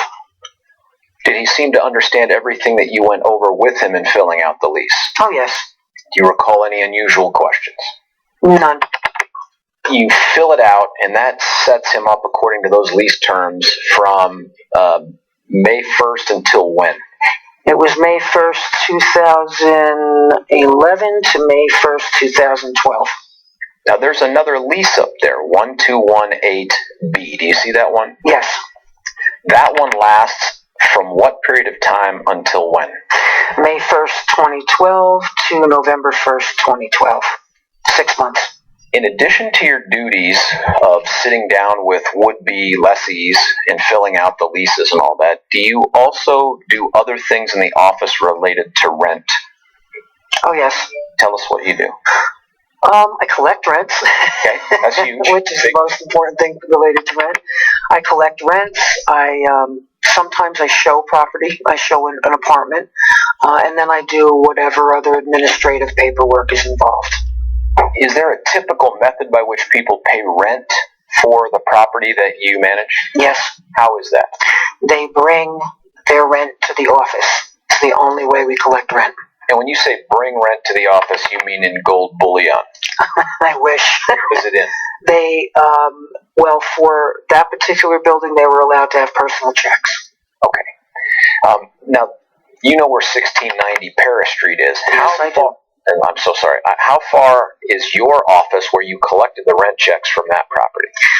I think it was about 7 blocks. Something like that. Still in the area? Absolutely. Now, during the time between May 1st, 2011 and end of June 2012, were you there to see the defendant come in and pay his rent by check? Yes. Ballpark, how many times did you do it? I'd say 6-8 times at least that I would be there. I was always there during rent time. And did you ever try to engage him in small talk or chit chat, anything like that? Well, typically, yes. You're just like, hi, how are you? How's everything? Is everything okay in your apartment? That last part, is everything okay in your apartment? Is that a question you would ask of just about everybody that Yes. Yes, I do. And describe, if you would, anything that the defendant would say in response or how he presented to you. He would just say, no, everything's fine and go on his way. There was never a lot of interaction, just enough that he would indicate things were going well. He paid his rent, and that was it. Did he pay his rent on time? Always. Sometimes early. Usually by a day or two. Now, were you present for the last time the defendant paid his rent by check at your office? Yes, I was. Okay, can you describe that for us? What do you remember about that contact? I remember him walking in and having changed his hair color. Tell us about what it looked like. It was a orangey red, and his hair was not as neat as it usually was. It was a little more wild, I would say. Was the rest of him, other than that, pretty typical with what you'd seen over there? Absolutely. Do you remember the approximate day that he would have come in to pay that rent by check? It was June 29th, I believe. I think it was a day or two before the rent was due. Did you make any comments to the defendant about his hair? Yes. Tell us what you said. I said, Check James. hearsay. Your Honor, I'm sorry. The objection is overruled.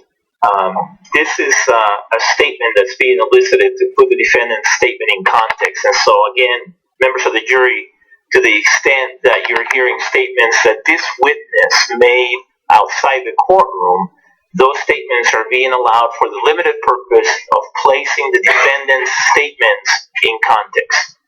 And so you may not consider those statements by this witness for any other purpose. All right, you may proceed. Thank you, Your Honor. Ma'am, finish what you were saying. You said what to the defendant? I said, James, you changed your hair color. How did he respond to you, if at all? He just said, oh yeah. It was not something that he made any big deal about. He just, yes, he changed his hair color. Did he indicate to you why he changed his hair color? No. Did you have any other additional conversation with him? No.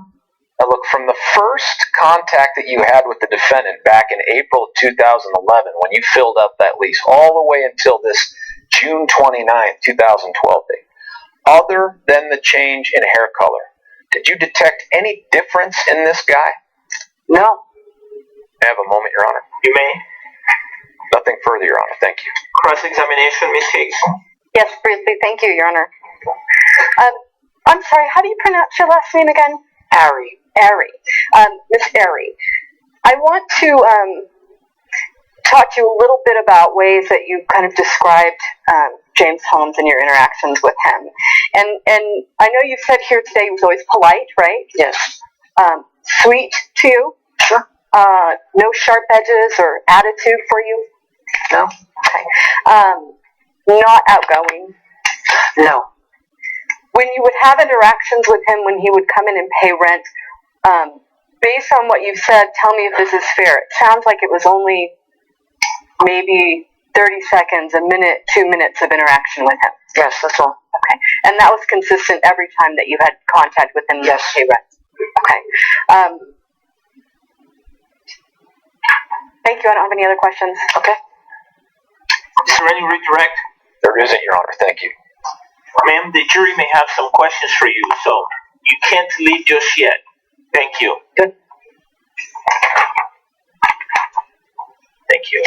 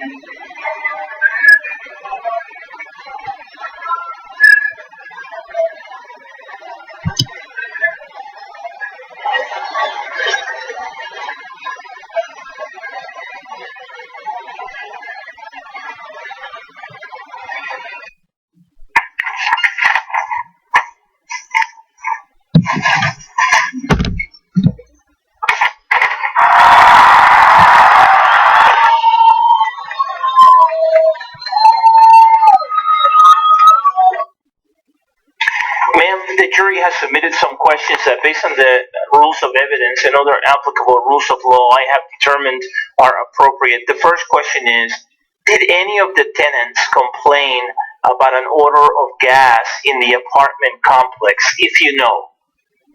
Not that I know of. The next question is as follows.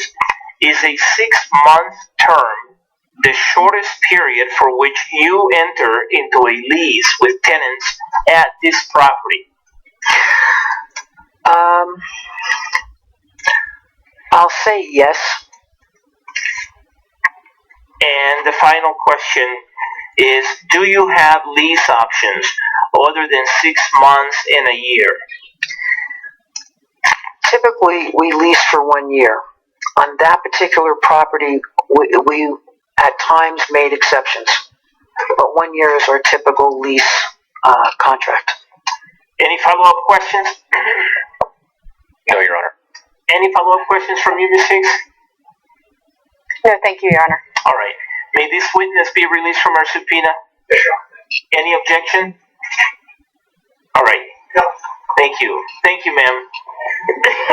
Call your next witness, please.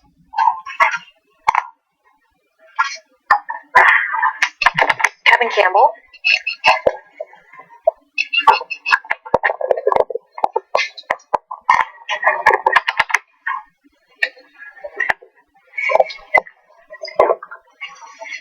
Good afternoon, sir. Could I have you raise your right hand for me so that I can administer an oath? Do you solemnly swear or affirm under penalty of law that the testimony you're about to give will be the truth, the whole truth, and nothing but the truth? I do. Please be seated.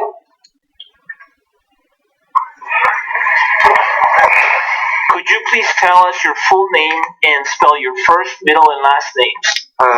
Kevin Michael Campbell. It's KEVIN MICHAEL CAMPBELL. Ms. Tish McGuire, you may proceed. Good afternoon. Hello. Were you at the Century 16 movie theater in Aurora, Colorado on July 19th of 2012? Yes, I was. Did that go into the early morning hours of July 20th of 2012? Yes, it did. Could you please tell the jury a little bit about what you remember from the day of July 19th prior to going to the movie theater that day? Most of that day was spent with my group of friends. We were apartment hunting and kind of messing around, driving around, thinking we could find a good apartment or a house to live in, just pretty much driving all over the city. How'd that work out for you? Not so great. Couldn't really find anything for rent or anything cheap enough. Did you and your group of friends decide to go to the movie theater that night? Yes, we did. Could you tell the jury the full names of your group of friends that went to the movie theater that night? Let's see here. There was Kimber Avra, Tara Ball, Jennifer McDonough, Bobby McDonough, and Henry Miranda, and Michaela Medic. What time did you go to the movie theater that evening? Knowing my group of friends, we probably didn't leave Michaela's apartment till about 11:30, 11:40. And to be clear, which Michaela's apartment did you leave? Michaela Medic. What did you do when you got to the movie theater that night? We first got to the movie theater. We convened in front of it so we could hide our snacks and drinks that we bought to bring into the movie theater. From then, we had bought our tickets earlier, so we didn't have to go up to the counter to pay, so we just went up and gave them our tickets, and then we didn't need to buy any snacks or drinks. We already had those, so we just went into the movie theater. Now, how'd you know this group of people? A good portion of them from middle school, Tara from elementary school, and the rest from high school or just a little bit after. What high school was that? Hinckley High School. What'd you do when you got inside the movie theater? The first thing we did was, it was still pretty full since we're always late. We had to walk into the very, very bottom rows close to the front, and we found a good chunk of seats in the middle for all of us to sit in. Now, when you say close to the front, that's the movie theater screen. Are you talking about right below the movie theater? Right below the movie theater screen. What'd you do while you were waiting for the movie to begin? Pretty much just sat around, talked, looked around, see who was all there. I had decided that I did not want to sit up that close. For an awesome movie such as Batman, I did not want my neck to hurt. So I decided that I was going to go find a seat up top more. I knew enough of the Gateway High School kids that were there. I used to work at Gateway. So I knew enough of them, I figured I could seats. On July 19th of 2012, did you actually work at Gateway High School at that time? No, I was working at a different school. But prior to that, you had? Yes. What happened when you went up to find other seats? When I had said I was going to go up, Michaela Medic said she was going to come with me because sitting too close was just a pain. Ended up finding a few students that I knew and asked me to move over. So, you know, there was seats in between them and they didn't have anybody else sitting there, so we could at least get 2 seats to sit in. What did you and Miss Medic do while you waited for the movie to begin? We ate our snacks, drank some drinks, talked about random stuff I don't remember exactly, and I talked to a few of the Gateway kids about some comics. Were there previous... Do you remember anything about the previews? I remember the Superman preview. It was still a pretty awesome preview, and at the end of the preview, I'm a huge Spider-Man fan, so I had to yell out, "Go Spider-Man," as a joke.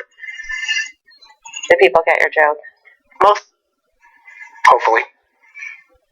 What happened during the movie that night? We started getting into the movie, and everything, you know, was normal. It was a good movie. And about 10 minutes into the movie or so, I heard a kind of a metally clink on the floor down below, and started to see people on the bottom left-hand side looking at the screen, starting to get up and leave. At that time, you know, being in Aurora and working at a high school, I thought it was a prank or a stink bomb or something weird was going on.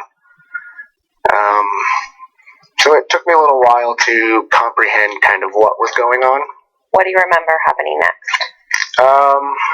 I remember from the bottom right-hand corner starting to hear loud bangs and seeing bright flashes like muzzle flash.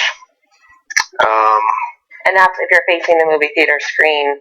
Could you describe for the jury where you saw those flashes? If I'm facing the movie theater screen, it was in the bottom right-hand corner near the emergency exit. Were you actually able to see a figure at all? A vague outline. Were you actually able to see any weapons at that time? No, just the muzzle flash. What did those weapon sounds sound like to you? Well, at first, I still didn't completely comprehend what was going on. I still thought it was like some kind of stunt or something. But eventually it started to sound like a real, you know, shotgun kind of loud, deep boom. So that's when I, you know, figured this is probably a pretty serious event. We should not continue sitting here. So what'd you do? I grabbed Michaela by her left arm and I said we should get down to the ground, and I brought her down to the ground with me. Could you describe for the jury how your body and Michaela's body was positioned at that point in time? She was laying flat. If you're still looking at the movie theater screen, her head was on the right-hand side and her legs were on the left-hand side. And I had gotten down with my head pretty close to hers. There wasn't a whole lot of room behind me. There were still people down there too, so I had to basically get in the fetal position. What do you recall happening in the background as you're getting down to the ground? The gunfire was continuing, but I did notice a change in the gunfire sounds. It got a little higher pitched, more of a crack to the sound. Do you have any experience with firearms, Mr. Campbell? Yes. Could you please tell the jury about your experience with firearms briefly? Back in high school, I went through the police internship along with the Citizen Police Academy. I was also a Boy Scout, made Eagle Scout, and we shot a lot of firearms there, and I owned quite a few of them myself. What weapon did you believe was being fired when you heard the change in pitch? I didn't exactly know what kind, but I knew it was a rifle of some sort. And could you describe for the jury what sounds that weapon was making? It was a higher pitch than the first one, and it made more of a crack sound versus a boom. Was the speed of the gunshots any different than the earlier gunshots you had heard? At that time, I wasn't paying attention to much of the rate of fire. So while you and Miss Medic were on the ground, what do you remember happening next? When we were down there for a little bit, it felt like quite a long time when you were down there. I remember thinking, because I'm kind of stupid at times, how can I get down there to help the situation? How can I stop this guy? How can I, do anything to help the situation whatsoever? But being as dark as it was, I couldn't really get up without causing more danger to myself or anybody else. Couldn't tell where anybody was. What do you recall happening next? The next thing I know, I hear Michaela yell, "I'm hit," and she starts to cough and sounds like there's liquid, some gurgling sounds. Could you tell at that point in time where Miss Medic had been hit? I could not. It was still too dark. Was she able to tell you anything about where she is? That was the last thing I heard from her, and after that I kind of blacked out a little bit. I remember screaming her name so she could, respond to me so I could make sure she was alright, if she could get up. I had heard the gunfire stop, so I figured that was a good time, so I was trying to communicate with her so we could get out and up. Did you try to physically touch her to see if you could get her up? Yes, she had her arms kind of in front of her head, so I was trying to grab her arms and shoulders and see if I could pick her up at the time and pull her with me. Were you able to do so? I was not. Before I knew it was happening, somehow, some way, somebody had, I guess, seen what I was doing and grabbed me from the next row. Because the next thing I know, I was in the row above, standing up. What do you recall doing after that? At that moment, it was, oh crap, I'm standing up, I could be hit, it's time to get the hell out of here. Were you able to do so? Yes. Describe for the jury how you got out of the theater. If you're still looking at the screen, I walked towards the left side of the theater and up to the very back exit on top. What happened when you got out behind that door? When I got out of the door, we went to the left and down the stairs back to the lobby, and about 2 or 3 steps in, I heard another young female saying, "Sustain." Without saying what that person said to you, did you then offer to provide assistance to that person? Yes, I did. I put her arm around mine and helped her down the stairs.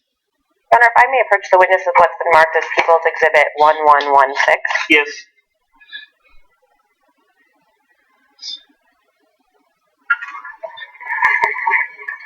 Mr. Campbell, do you recognize this document? Yes, I do. Does that document fairly and accurately represent where you and Miss Medic were seated in the theater on the night of July 20th of 2012 and what you believe you saw in the theater on that night? Yes, it does. Your Honor, at this time I would move for the admission of People's Exhibits 1116. Is there any objection? No objection. All right, without objection, P-TR-1116 is admitted and may be published. Can I please have 1116? All right, now, Mr. Campbell, there's a mouse in front of you. If you could use that mouse to, let's see if it's working. May I approach the witness, Your Honor? Yes.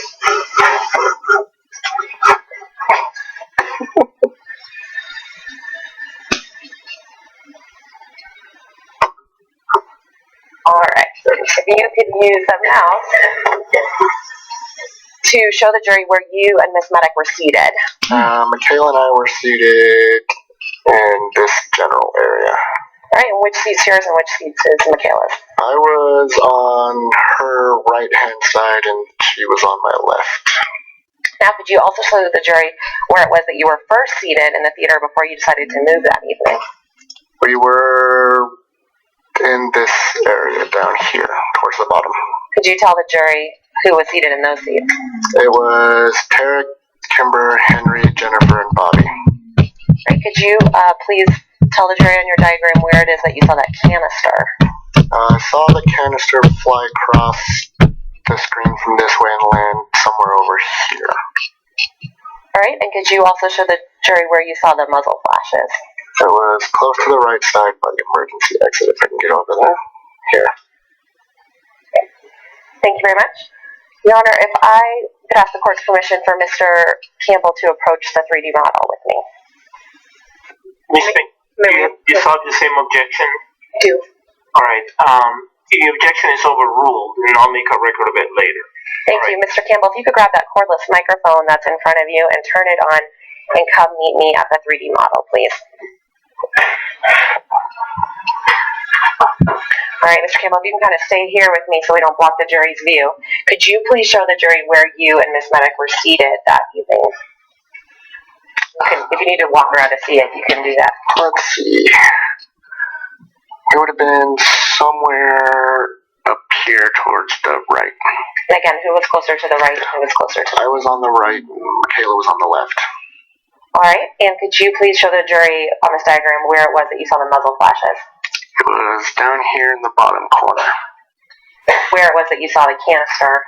And over here, kind of by the handicap seating. And where you were initially seated in the theater that evening? Somewhere in this row, kind of towards the middle.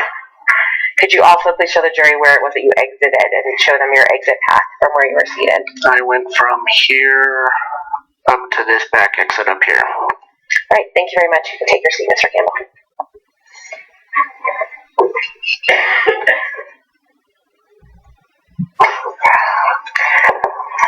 What happened when you got out of the theater?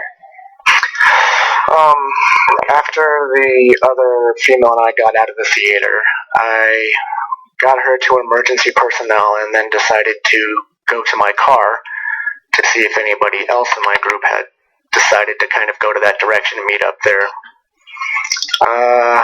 I made it to the car. I didn't see anybody, so I decided to call my house and let my family know that there had been some kind of shooting at the theater, that I was okay. Before I could continue looking for the rest of my friends, I found a former student of mine, Lasamoa Cross. I'm going to interject an objection right now. I expect this will call for hearsay. At this time the question doesn't call for hearsay, so it's overruled, but sir, you cannot talk about what someone else said to you outside the courtroom, okay? Okay. When you ran into Miss Cross, was she missing the party that she had gone to the theater with as well? Same objection. Leading and calls for hearsay. It's a yes or no question, Your Honor. I know, but it calls for hearsay. The objection is sustained. Did Miss Medic meet up with you in the parking lot at any point in time that evening? No, she did not. Were you able to find your other friends that you had initially gone to the theater with that evening? Eventually, yes. Your Honor, at this time, may I approach the witness of what's been marked as People's Exhibit 4711? Yes.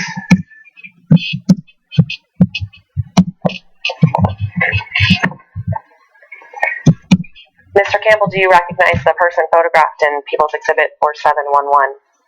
I do. Who is that person? This is Michaela Medic. Have you ever seen Miss Medic alive again since the date of July 20th of 2012? I did not.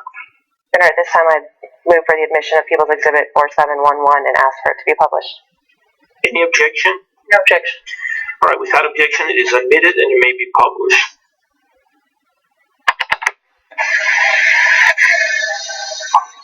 Is that Michaela Medic? It is. Thank you very much, Your Honor. I have no further questions. Is there any cross-examination, Ms. Spengler? And the jury does not appear to have any questions, so may this witness be released from his subpoena? Please, Your Honor. Is there any objection? No objection. All right, sir, thank you.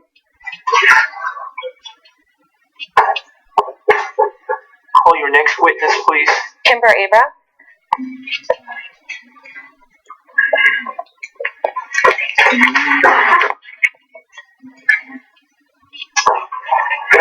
Could I have you raise your right hand for me, please, so that I can administer an oath? Do you solemnly swear or affirm under penalty of law that the testimony you're about to give will be the truth, the whole truth, and nothing but the truth?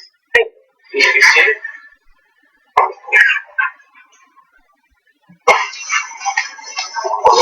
And Mr. McGuire, there are a couple of exhibits still there. Do you need those? Or? I think they're that one. I'm gonna. All right, thank you. Ma'am, could you please tell us your name and spell your first, middle, and last names? Kimber Ann Abra, KimberAnnAvra.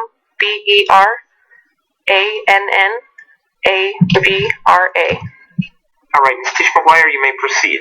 Thank you, Your Honor. Good afternoon. Were you at the Century 16 movie theater on July 19th, 2012 in Aurora, Colorado? Yes. Did that go into the early morning hours of July 20th, 2012? Yes. Could you please tell the jury a little bit about the day of July 19th prior to going to the movie theater that night? The day it started, Kevin and I were really, really excited about going to the movie, so I had him and a couple other friends meet at Michaela's apartment where I was staying at the time. I tried to buy tickets previous to that at a different theater on Fandango. Unfortunately, the website wasn't processing correctly, and we had made plans during the day to go looking for houses or apartments so that I could move out off of Michaela's couch. So we decided instead of driving out to the Harkins Theater, we would just go to the one in town and get our tickets there. So Kevin and I picked up tickets for everybody before we continued our day looking. And then later that evening before we went to the movie, we had a bunch of friends over and we feasted. I was celebrating that I was going to be moving out, finally getting on my own before we went out. And could you state the name of all of these groups of friends that went to the movie theater with you that night? Henry Miranda, Bobby McDonough, Jennifer McDonough, Tara Ball, Michaela Medic, and Kevin Campbell. What time did you get to the movie theater that night? I want to say that we got there at least 30 minutes early. We tend to run late, but I think that we were trying to show up earlier, so I believe we showed up at about 11:30. What'd you do when you got to the movie theater? We went in right away because, again, we'd already had our tickets, and we went to go find seats right away in the theater, and there were too many of us and too many people there to find any decent seats, so we actually ended up sitting in the middle-ish area of the second row. At that point, I think Bobby went back to the concession stand because the rest of us had brought things in. At one point, and all the details of exactly what happened are a little fuzzy, but at one point, Kevin and Michaela had made the decision to go sit further up, and during the previews, Henry and Jennifer, myself, and Tara went outside to smoke before the movie started, and Bobby stayed to hold our seats. So we came in just before the movie started. What happened during the movie? At the time, it felt like it was really, really early on, maybe 15 to 20 minutes into the movie. And I thought somebody had kicked or slammed the door open because I could hear a bang of a door hitting a wall. And somebody came in. I'm sorry to interrupt you for a second. Could you tell the jury about what door you're talking about? The emergency exit door. So if you're looking at the screen, it would be the bottom right-hand side of the theater, right just past the screen. So you were saying that you heard someone kick or something the door open. Right. And somebody at that point, I looked over and there was someone there, and they were completely head to toe covered in just black. Black pants, black shoes, black gloves, black neck guard, black gas mask, black helmet. I mean, everything. You couldn't see anybody except for just a totally decked out black person. It almost looked like a costume. Like somebody was there as some sort of prank for the movie. And at that time, he had something in his hand. I couldn't tell exactly what it was, but he threw it up and behind us, and he had pulled a tab or something on it. And as it went over our head behind us, you could hear a hissing. I thought it might have been maybe a smoke bomb. I still had it stuck in my head that this is a prank. I was annoyed as hell because now my movie's being interrupted that I paid for and had fought all day to get there. Miss Abra, could you please describe for the jury approximately how far away that person was from you in the movie theater that night? So if you could just pick a place in this courtroom that you could describe about approximately how far away that figure was from you. As far away as he is from me right now. And when you say he, could you describe who you're talking about? The gentleman that's in the brown suit with the white shirt and the brown tie. So would you estimate that that's about 20 feet from you?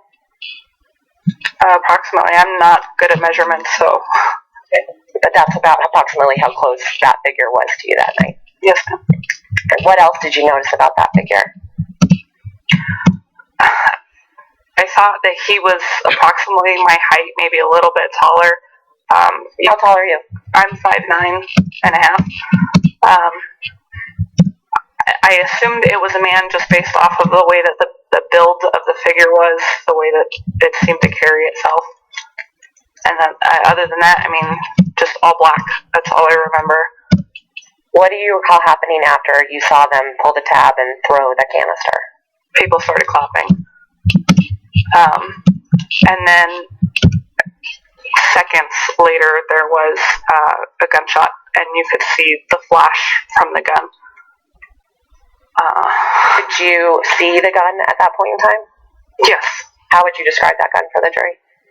I'm not all that familiar with guns, but it was a larger gun. What did you do after you saw that first gunshot?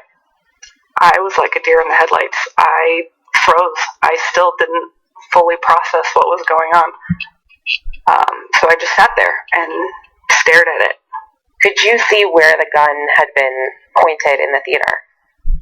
From where I was sitting, it looked like it was pointed at the seats behind us, kind of up towards the middle, maybe the top, somewhere behind me. So it was lower, not pointed directly at the ceiling, but to the seats behind you? It was pointed at people behind me. What do you recall happening after that? After that, there was a second gunshot, and Tara, who was sitting on my left, pulled me down onto the floor and told me to get down. At that point, she had, because of pulling me down, had fallen onto her back. I guess her feet then would have been towards the right side of the theater. And when she pulled me down, I ended up almost on top of her. And I was facing down. She would have been facing up. What direction was your head facing at that point in time? My head and her head were facing towards the left with our feet towards the right of the theater. At that point, he was still shooting. So we tried to kind of roll or scoot under the seats, which was pointless because the seats fold up. But we didn't know what else to do. And Tara could see him, so we kind of went based off of Tara's direction on what to do. I couldn't see anything after that once we were on the ground. At some point, we made the decision to try to crawl out to the edge of the theater seating. And when we got to the edge of the row, Tara got up and kind of was kneeling down and trying to look over the seats to see where he had gone, because he had walked past our row. And when she said she couldn't see him anymore, we decided it was time to run. And we ran out under the hallway that goes under the stairs on the left side of the theater. At that point, I tripped and fell, and Tara helped pull me back up, and we ran out. When you were running out of the theater, were you still hearing gunshots at that point in time? Yes, ma'am. Had you noticed if the gunshots had changed in any pitch or sound to you at that point in time? At some point, to me, I thought that the gunshots sounded slower. I don't know that I paid attention to what the pitch was. Your Honor, if I may approach the witness at this time with what's been marked as People's Exhibit 1106. Yes.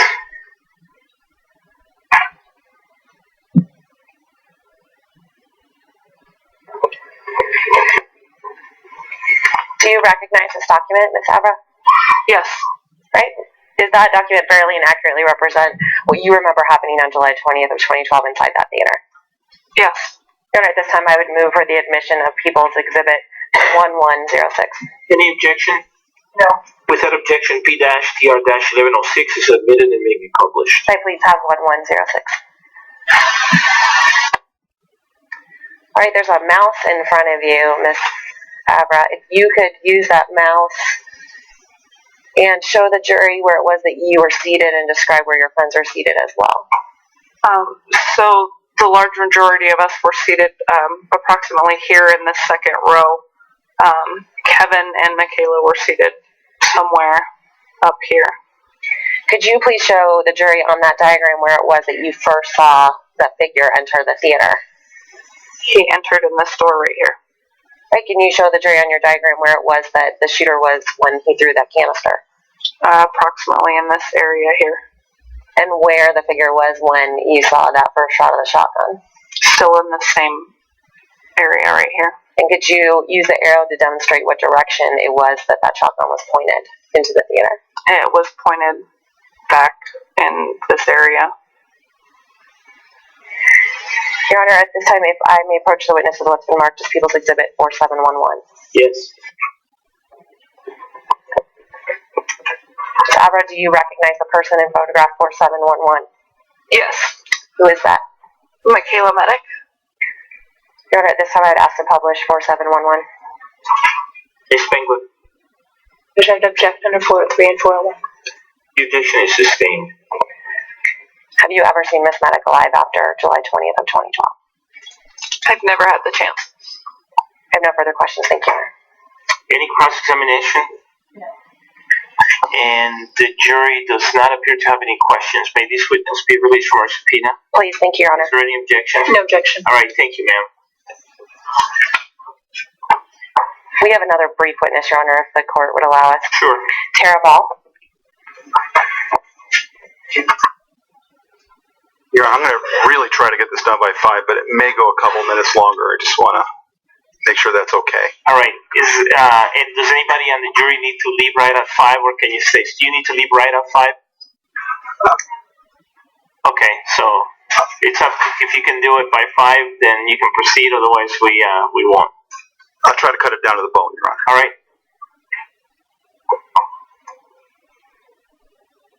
Your Honor, I'm sorry, I'd ask to approach with the district attorney once the court's finished with the witness.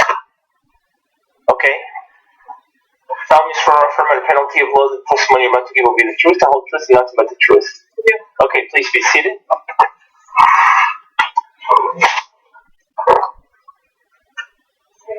Oh, you want to approach now? I'm sorry, I misunderstood.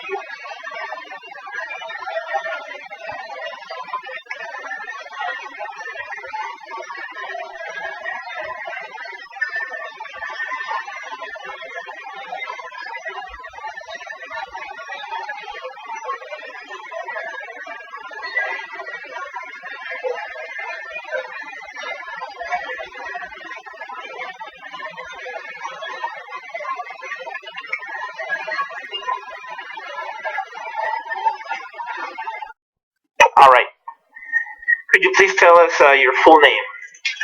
My name is Tara Marie Ball. And can you spell your first, middle, and last names? First name is Tarra. Middle is Marie. And last name is Bahl.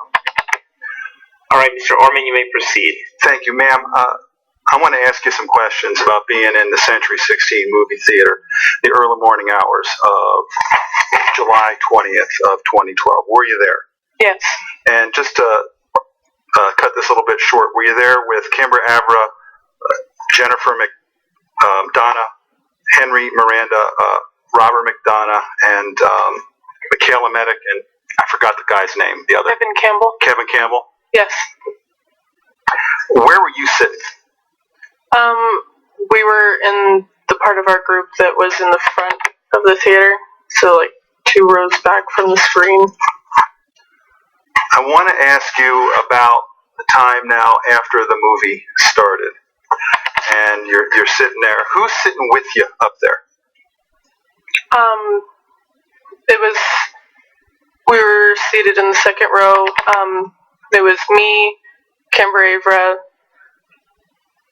Jennifer McDonough, Henry Miranda, and Robert McDonough. At some point in the movie, did something draw your attention to the emergency exit door? Yeah. What drew your attention to the emergency exit door?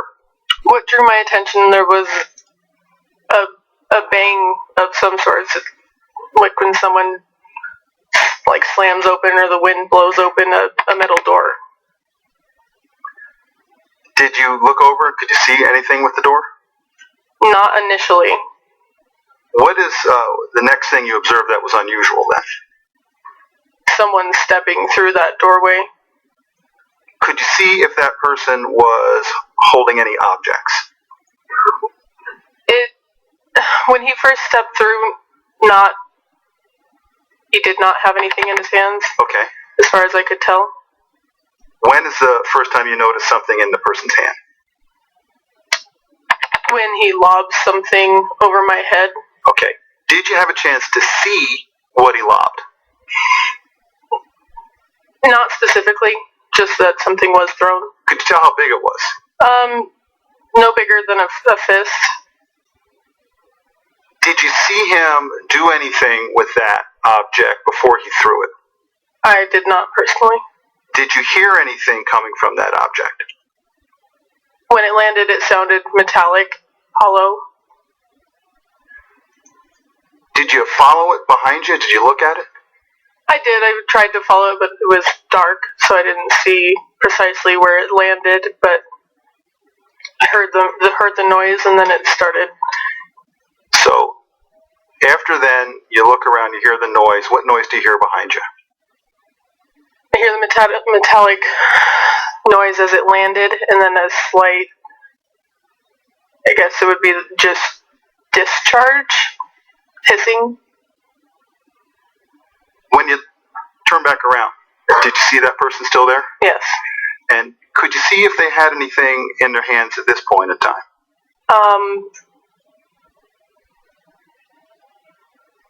I did.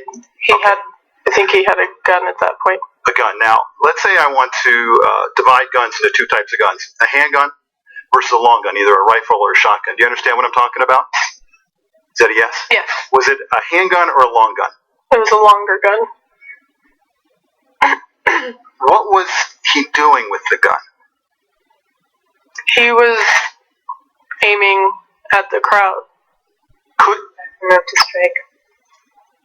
On what ground? It calls for speculation and state of mind. Overruled. She's testifying about her observation. Ma'am, I will warn you that you cannot speculate. You can only testify about your observations, okay? Yes, sir. All right. Under Rule 602, the objection is overruled. I'm sorry, Your Honor. I didn't mean to interrupt you. That's okay. Go ahead. Could you see how the person was holding the gun?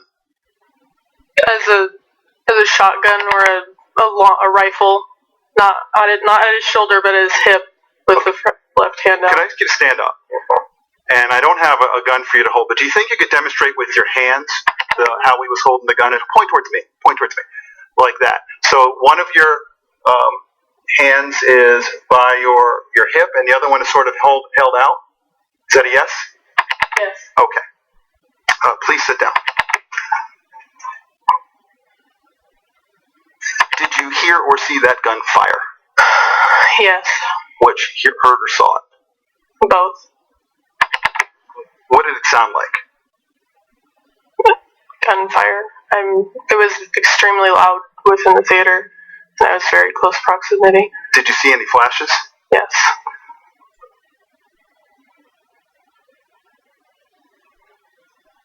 Now, you're sitting what row? The second row from the screen. And where is the gun pointed as far as in relation to where you're sitting? It was more towards my right shoulder, but definitely in an up trajectory. Now, at some point, did you get down on the ground? Yes. Could you still hear the gun when you were on the ground? Absolutely.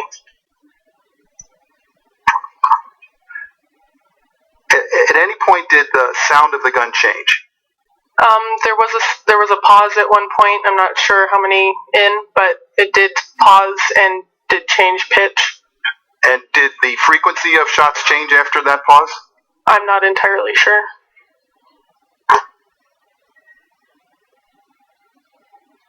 Did you at any point have another chance to see the gun? Yeah. After we got on the ground, I did a check to see where he was. I was terrified of him looking down the aisle and seeing all of us there. And so where was he? At that point, he was still at the front corner of the theater where he had entered. When I looked again, after we had crawled a bit down the aisle, he was behind the front section of seats, and we kind of sat there for a second. Then what'd you do? From there, I looked again after we finished getting to the end of the row, and I didn't see him anymore. Did you have a chance to observe after you heard that change in pitch of the gun? I did look, but I didn't notice anything specific. Did you see the person with a gun at that point, or had you not already saw that? No, I had seen him. It had a gun every time. And after the pitch had changed, was there any difference in the way the gun that you saw was being held? I didn't notice. Your Honor, may I approach the witness with what has been marked as People's Exhibit 1110? Yes.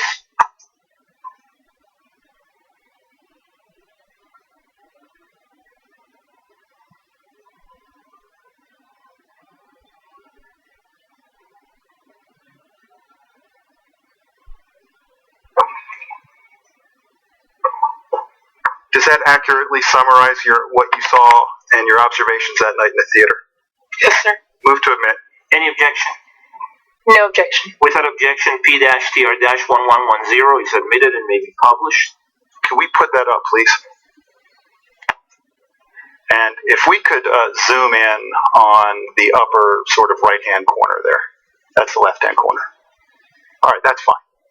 All right, so I want to ask you about where you wrote S2, S1, and S3. What does S1 indicate?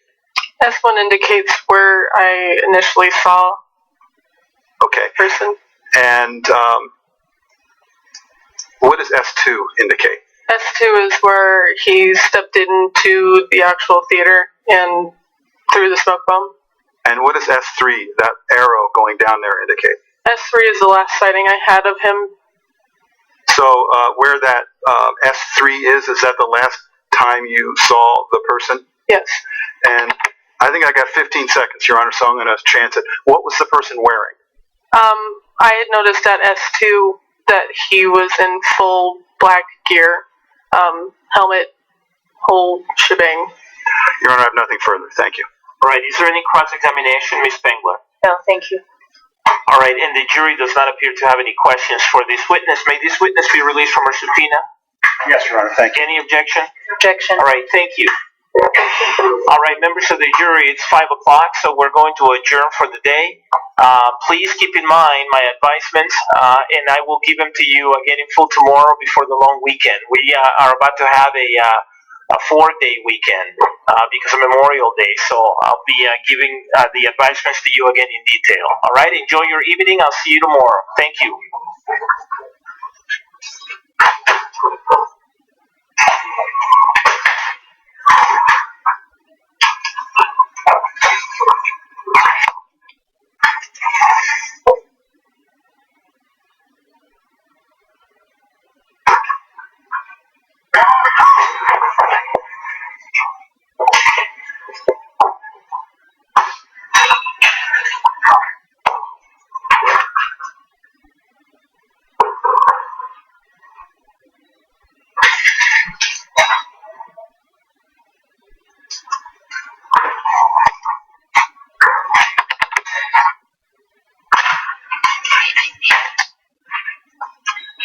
The record should reflect that the jury has exited the courtroom. Everyone may be seated, please. Just a housekeeping matter. Did you get a chance, folks, to check on the USBs and the questionnaires, Mr. King?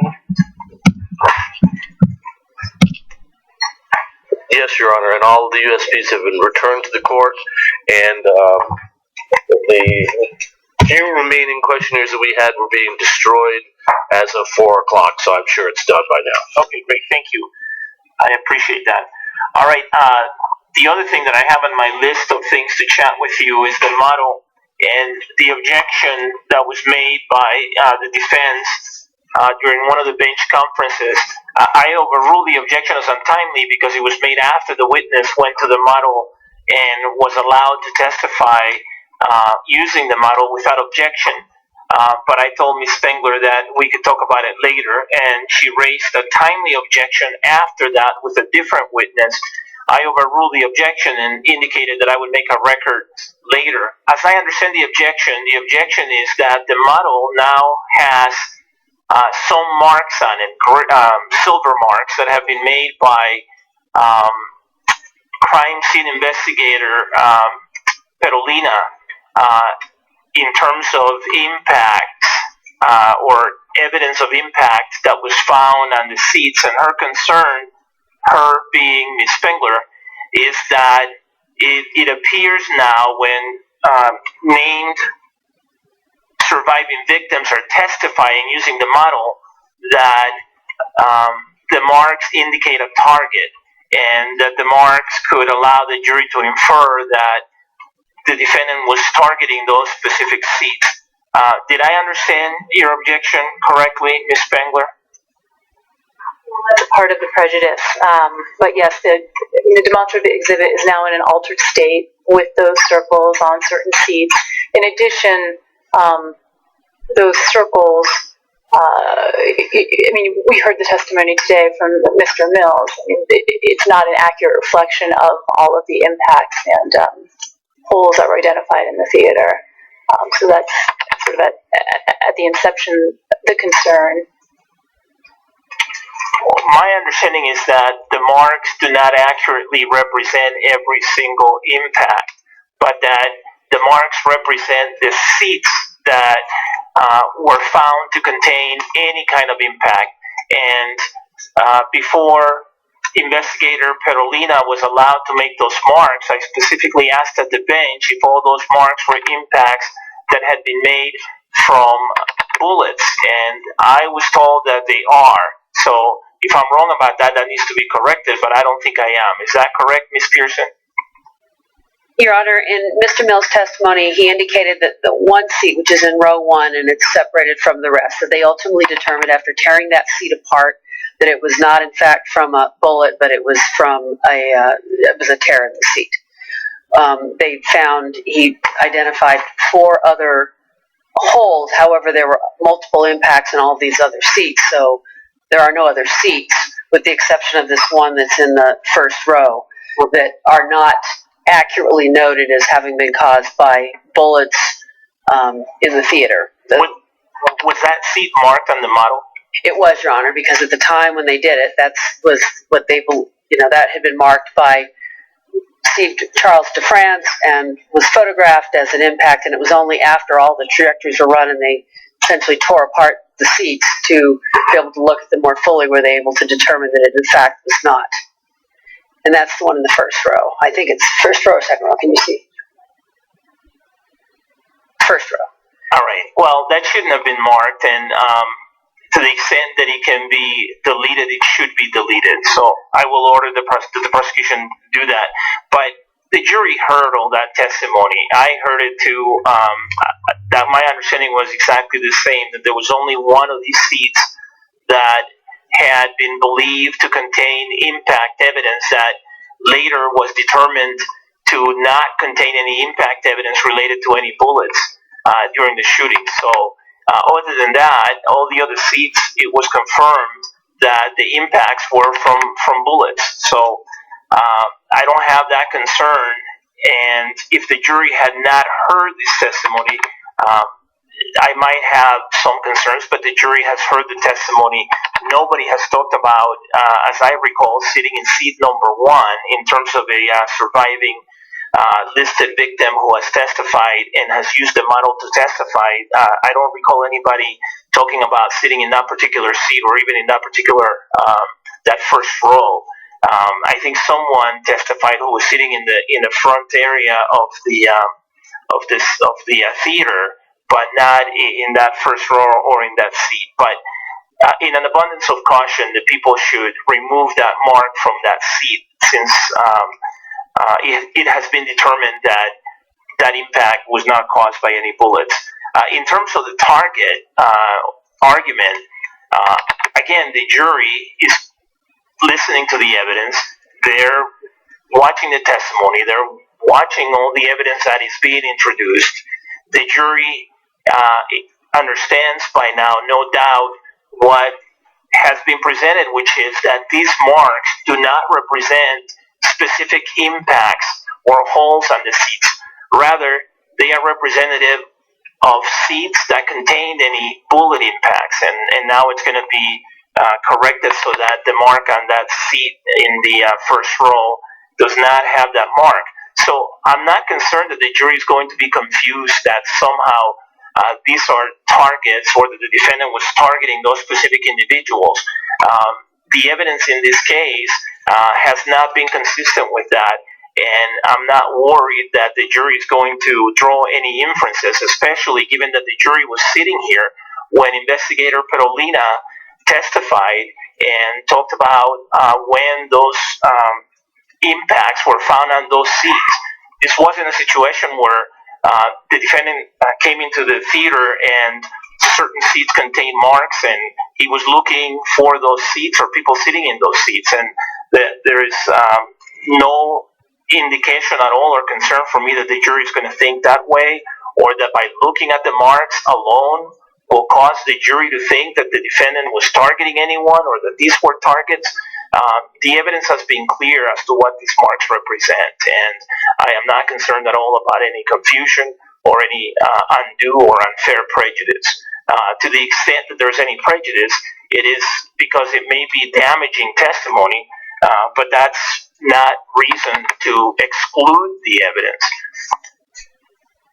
So under 403, Rule 403, I find that the probative value of the evidence is not substantially outweighed by any of the concerns listed in Rule 403. Again, the objection that I'm ruling on right now is specific to the marks that have been made on the seats now, and allowing folks who were at the theater during the shooting to testify about the places where they were seated, and allowing those folks to use the physical model that's here in the courtroom to explain their testimony, and the fact that some of those seats now contain silver marks based on Investigator Perolina's testimony. Is there anything else that we need to talk about at this time on behalf of the people? No, Your Honor. Is there anything else we need to talk about at this time on behalf of the defense? No. All right. Have a good time. Your Honor, I'm sorry. I'm sitting in the back here. Didn't get up in time for Ms. Pierce to see me. There was the front page of People's 1217 that the court, Ms. Higgs will recall, I removed. I just had that marked as a court exhibit, and I was hoping to put that on the record and provide it to the court. Yes, I think that's, we're up to 31. Yes, so it should be 31. C-TR-31. Thank you. Anything else, Mr. Brockler? No, sir. All right. All right, folks, thank you. Have a good evening. I'll see you tomorrow. The court will be in recess. All rise.